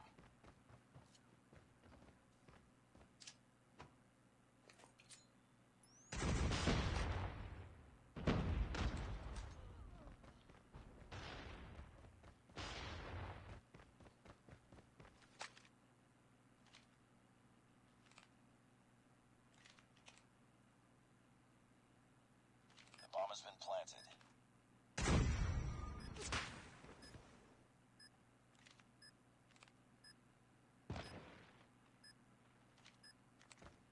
Sniper. It's all up to you now. Finish the mission.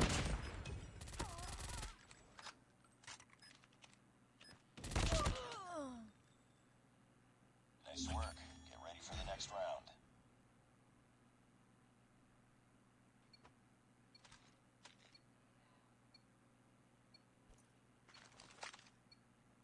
Defend the objective. They have the bomb.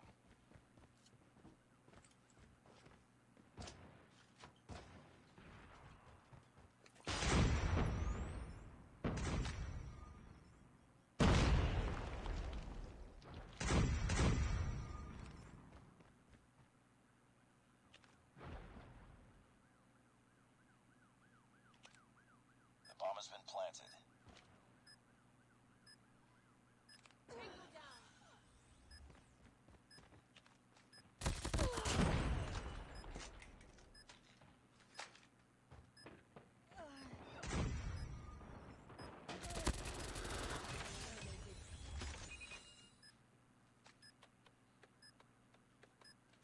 Bomb defused. Lost that round, but it's not over yet. Ready up.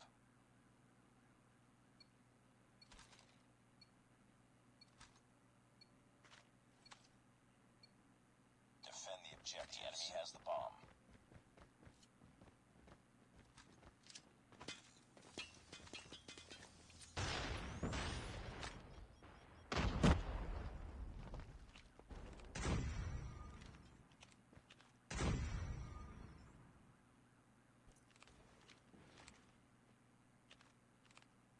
The bomb has been planted.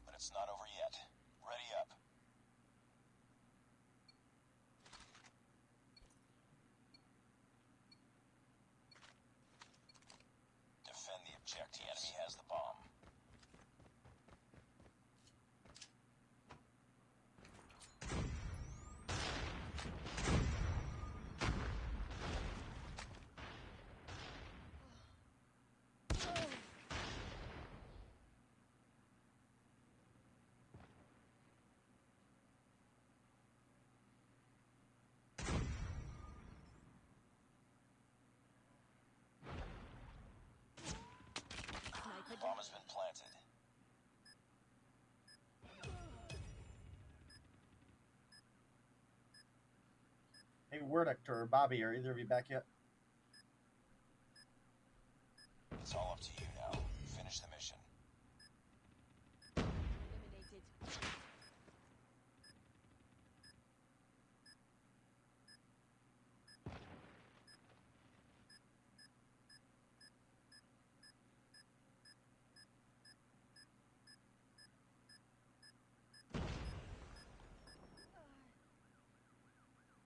Nice work. Get ready for the next round. Facts speak. Facts. Enemy has dropped the bomb. Also, that was like the most confusing thing you've ever tagged me in Twitter on. Destroy the objective. Gonna Bomb acquired. just be honest here.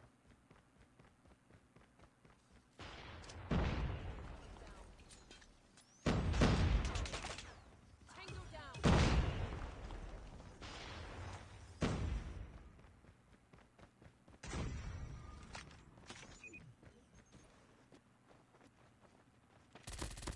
Enemy Bomb has been planted.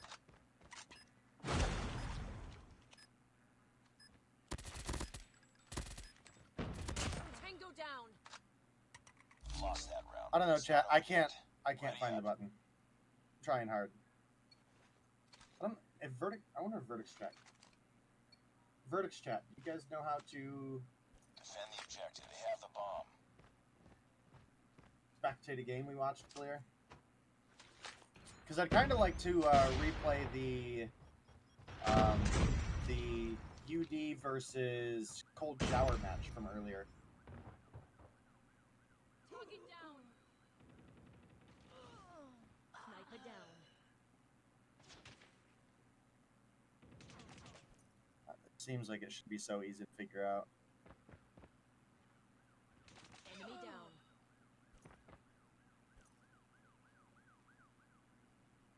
I appreciate you, Buzz.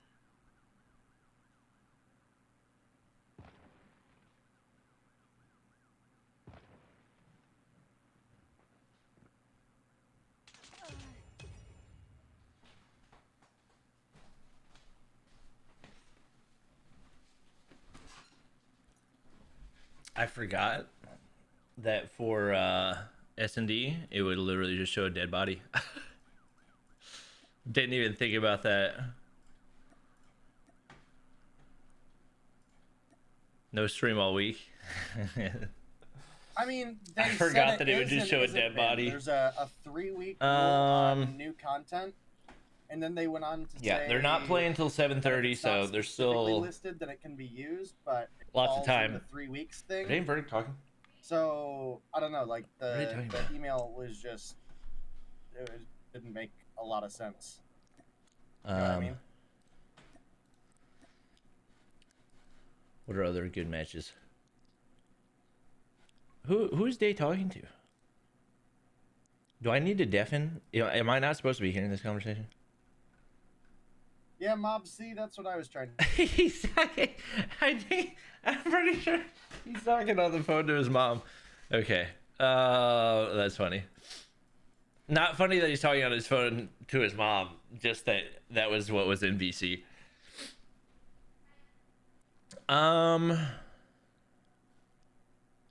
What match did we watch before? Oh yeah, it was Wicked. Wicked. Okay.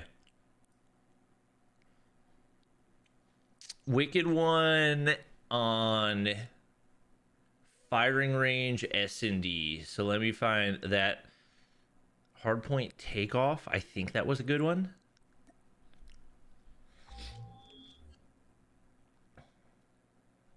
Yeah. It will start back up in 27 minutes, chat. This is a 12-minute match. Okay, that'll get us a decent rest of the way there, you know. I'm trying to remember who popped off, because I'm pretty sure Wicked won this. I mean, Vibin was really good for the whole day. Hardpoint identified. Suspecting Vibin. Okay. It's too close. Fight harder. Hardpoint contested. Enemy down. I might start back a different YouTube stream for the grand finals. We'll see. Hardpoint lost. Hardpoint is ours. We lost the lead.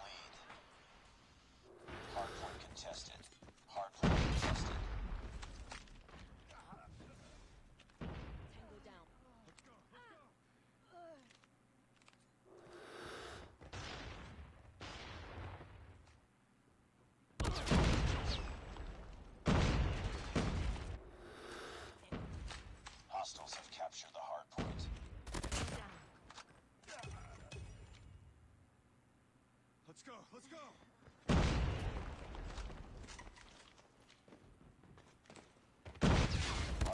locked down. Hardpoint identified.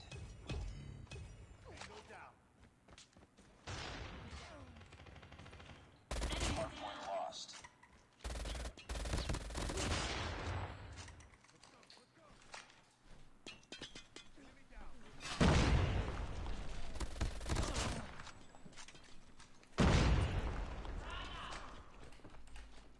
We tied for the lead.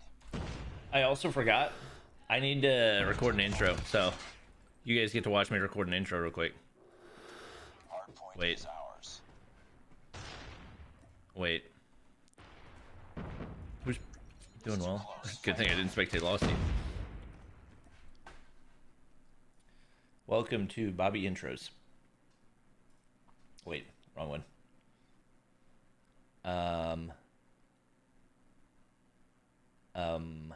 Window capture? There we go. Let me throw this away. That still has Dr. Pepper in it. Not gonna throw it away. Okay. Bobby Intros. End recording. This is for the cheater video. Ladies and gentlemen, what's good? We're back with another Call of Duty mobile video. Hope you guys are having a fantastic day today. As you guys blip blip blip. As a lot of you guys probably saw, I was... God, guys, you're making me nervous. Shut up. Okay. I'm just gonna restart the recording. I'm just gonna restart it. Okay, here we go. Take two. Ladies and gentlemen, what's good? We're back with another Call of Duty mobile video. Hope you guys are having a fantastic day today. As you guys probably saw on my stream channel, we're actually casting some of the Stage 3 North American action. And we had a couple accusations throughout the day yesterday where one of the teams, or actually a couple of the teams, were accusing a specific team of cheating. Now, we'd watched back some of the footage. Definitely looked sketchy, but there was never really any definitive proof. But we watched and specifically paid attention to players on the opposite team from who was... How do I phrase this?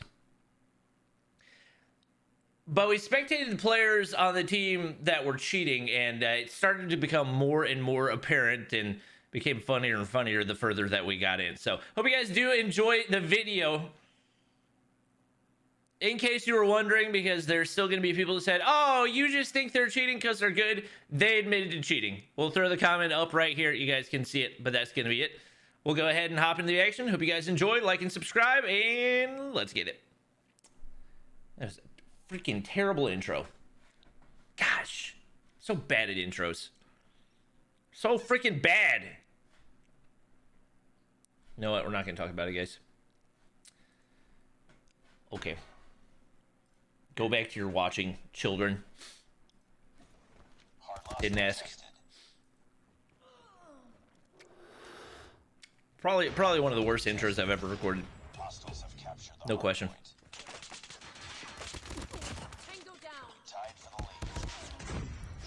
Hello, computer? There we go.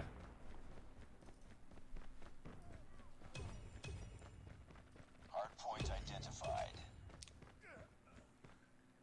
I know you guys didn't do anything yet, but I know you were going to do something, so I felt the need to say something. Okay, see you guys in a little bit. I'm going to hang out with my wife for the next match. Hardpoint lost.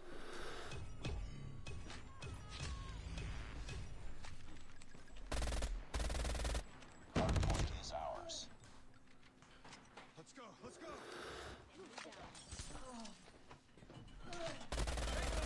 Hostiles have captured the hardpoint. Let's go, let's go.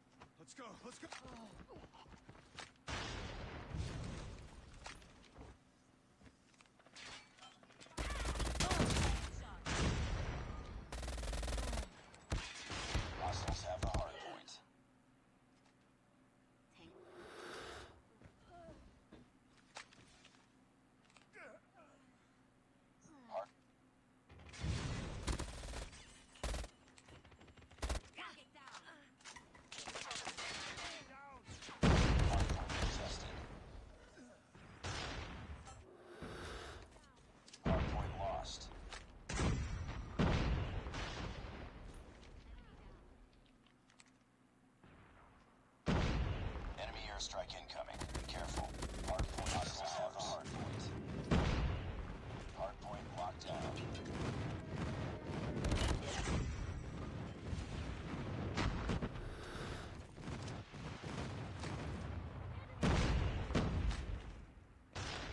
Be advised. Hostile hardpoint contested. Hardpoint lost.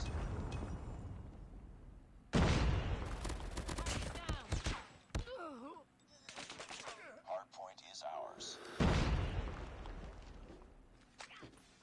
Hostiles have the hardpoint.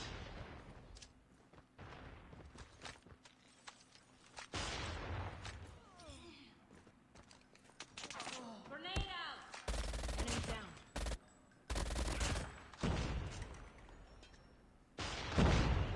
Hardpoint contested. Hardpoint contested. Hardpoint lost.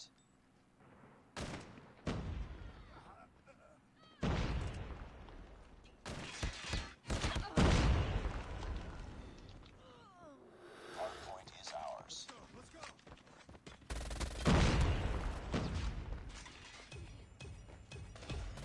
Hardpoint contested.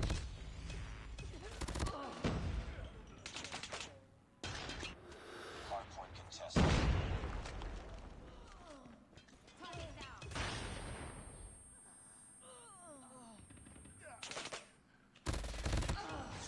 Let's go. Let's go.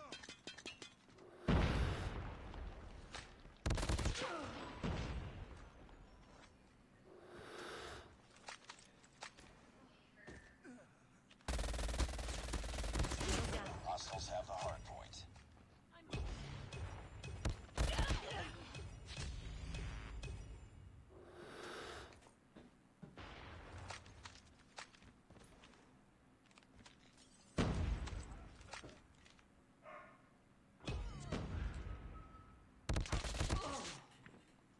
Smoke! Hostiles have captured the hardpoint.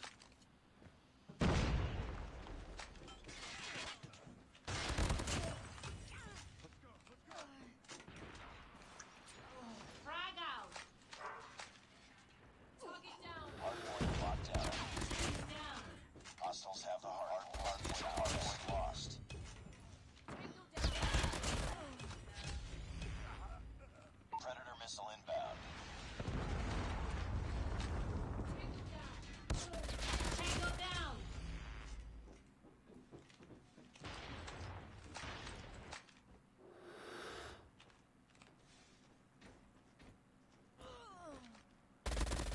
Target down.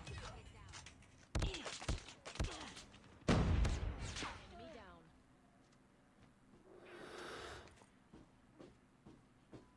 Hardpoint contested.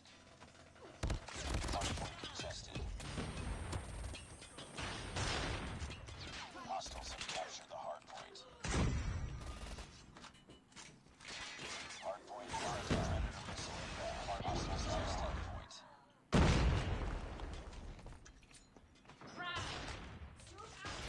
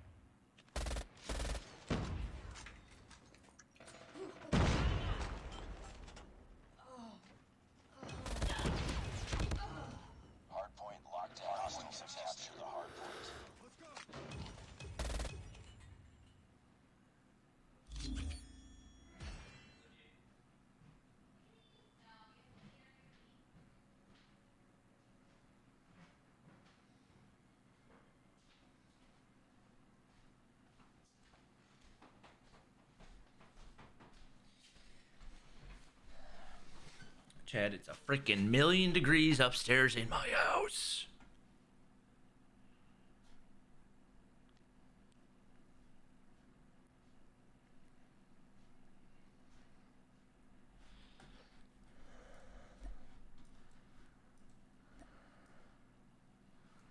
So what was that one?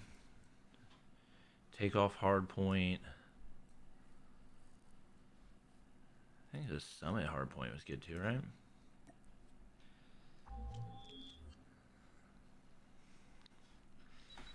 And then by the time this one's done, we should be ready to start.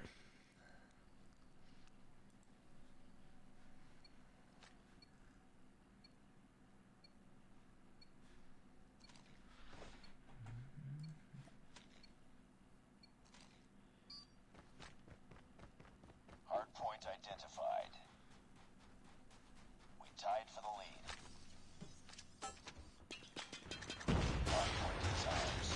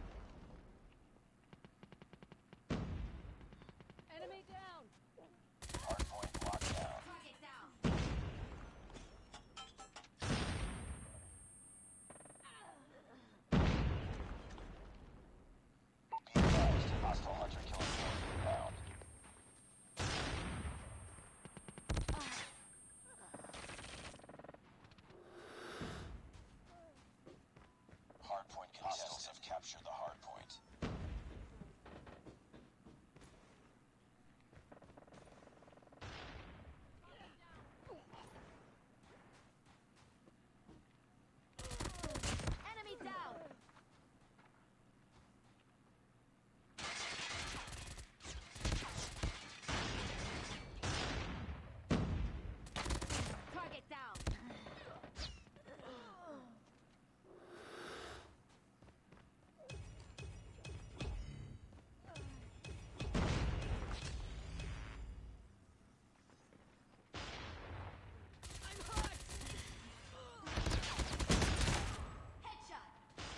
Hardpoint is ours.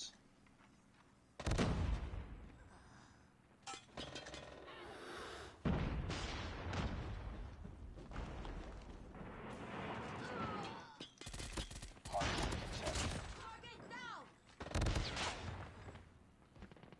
Hardpoint contested. Hardpoint lost.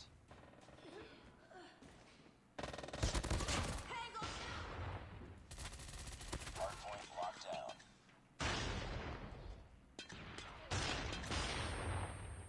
Enemy down.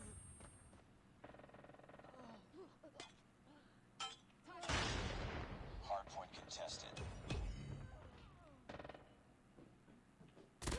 Enemy. Hostiles have captured the hardpoint.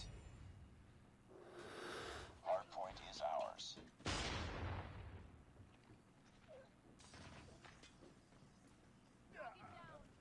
Tango down. Hunter killer drone deployed.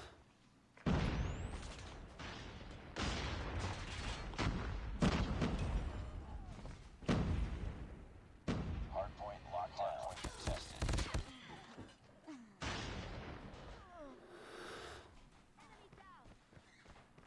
Hardpoint contested. Hostiles have the hardpoint. Enemy down. Hardpoint is ours. All right, chat. I'm going to restart the YouTube stream because it's been up for 8 hours and it's not going to appear in anybody's sub boxes. We've taken the lead. Hardpoint contested. Target down.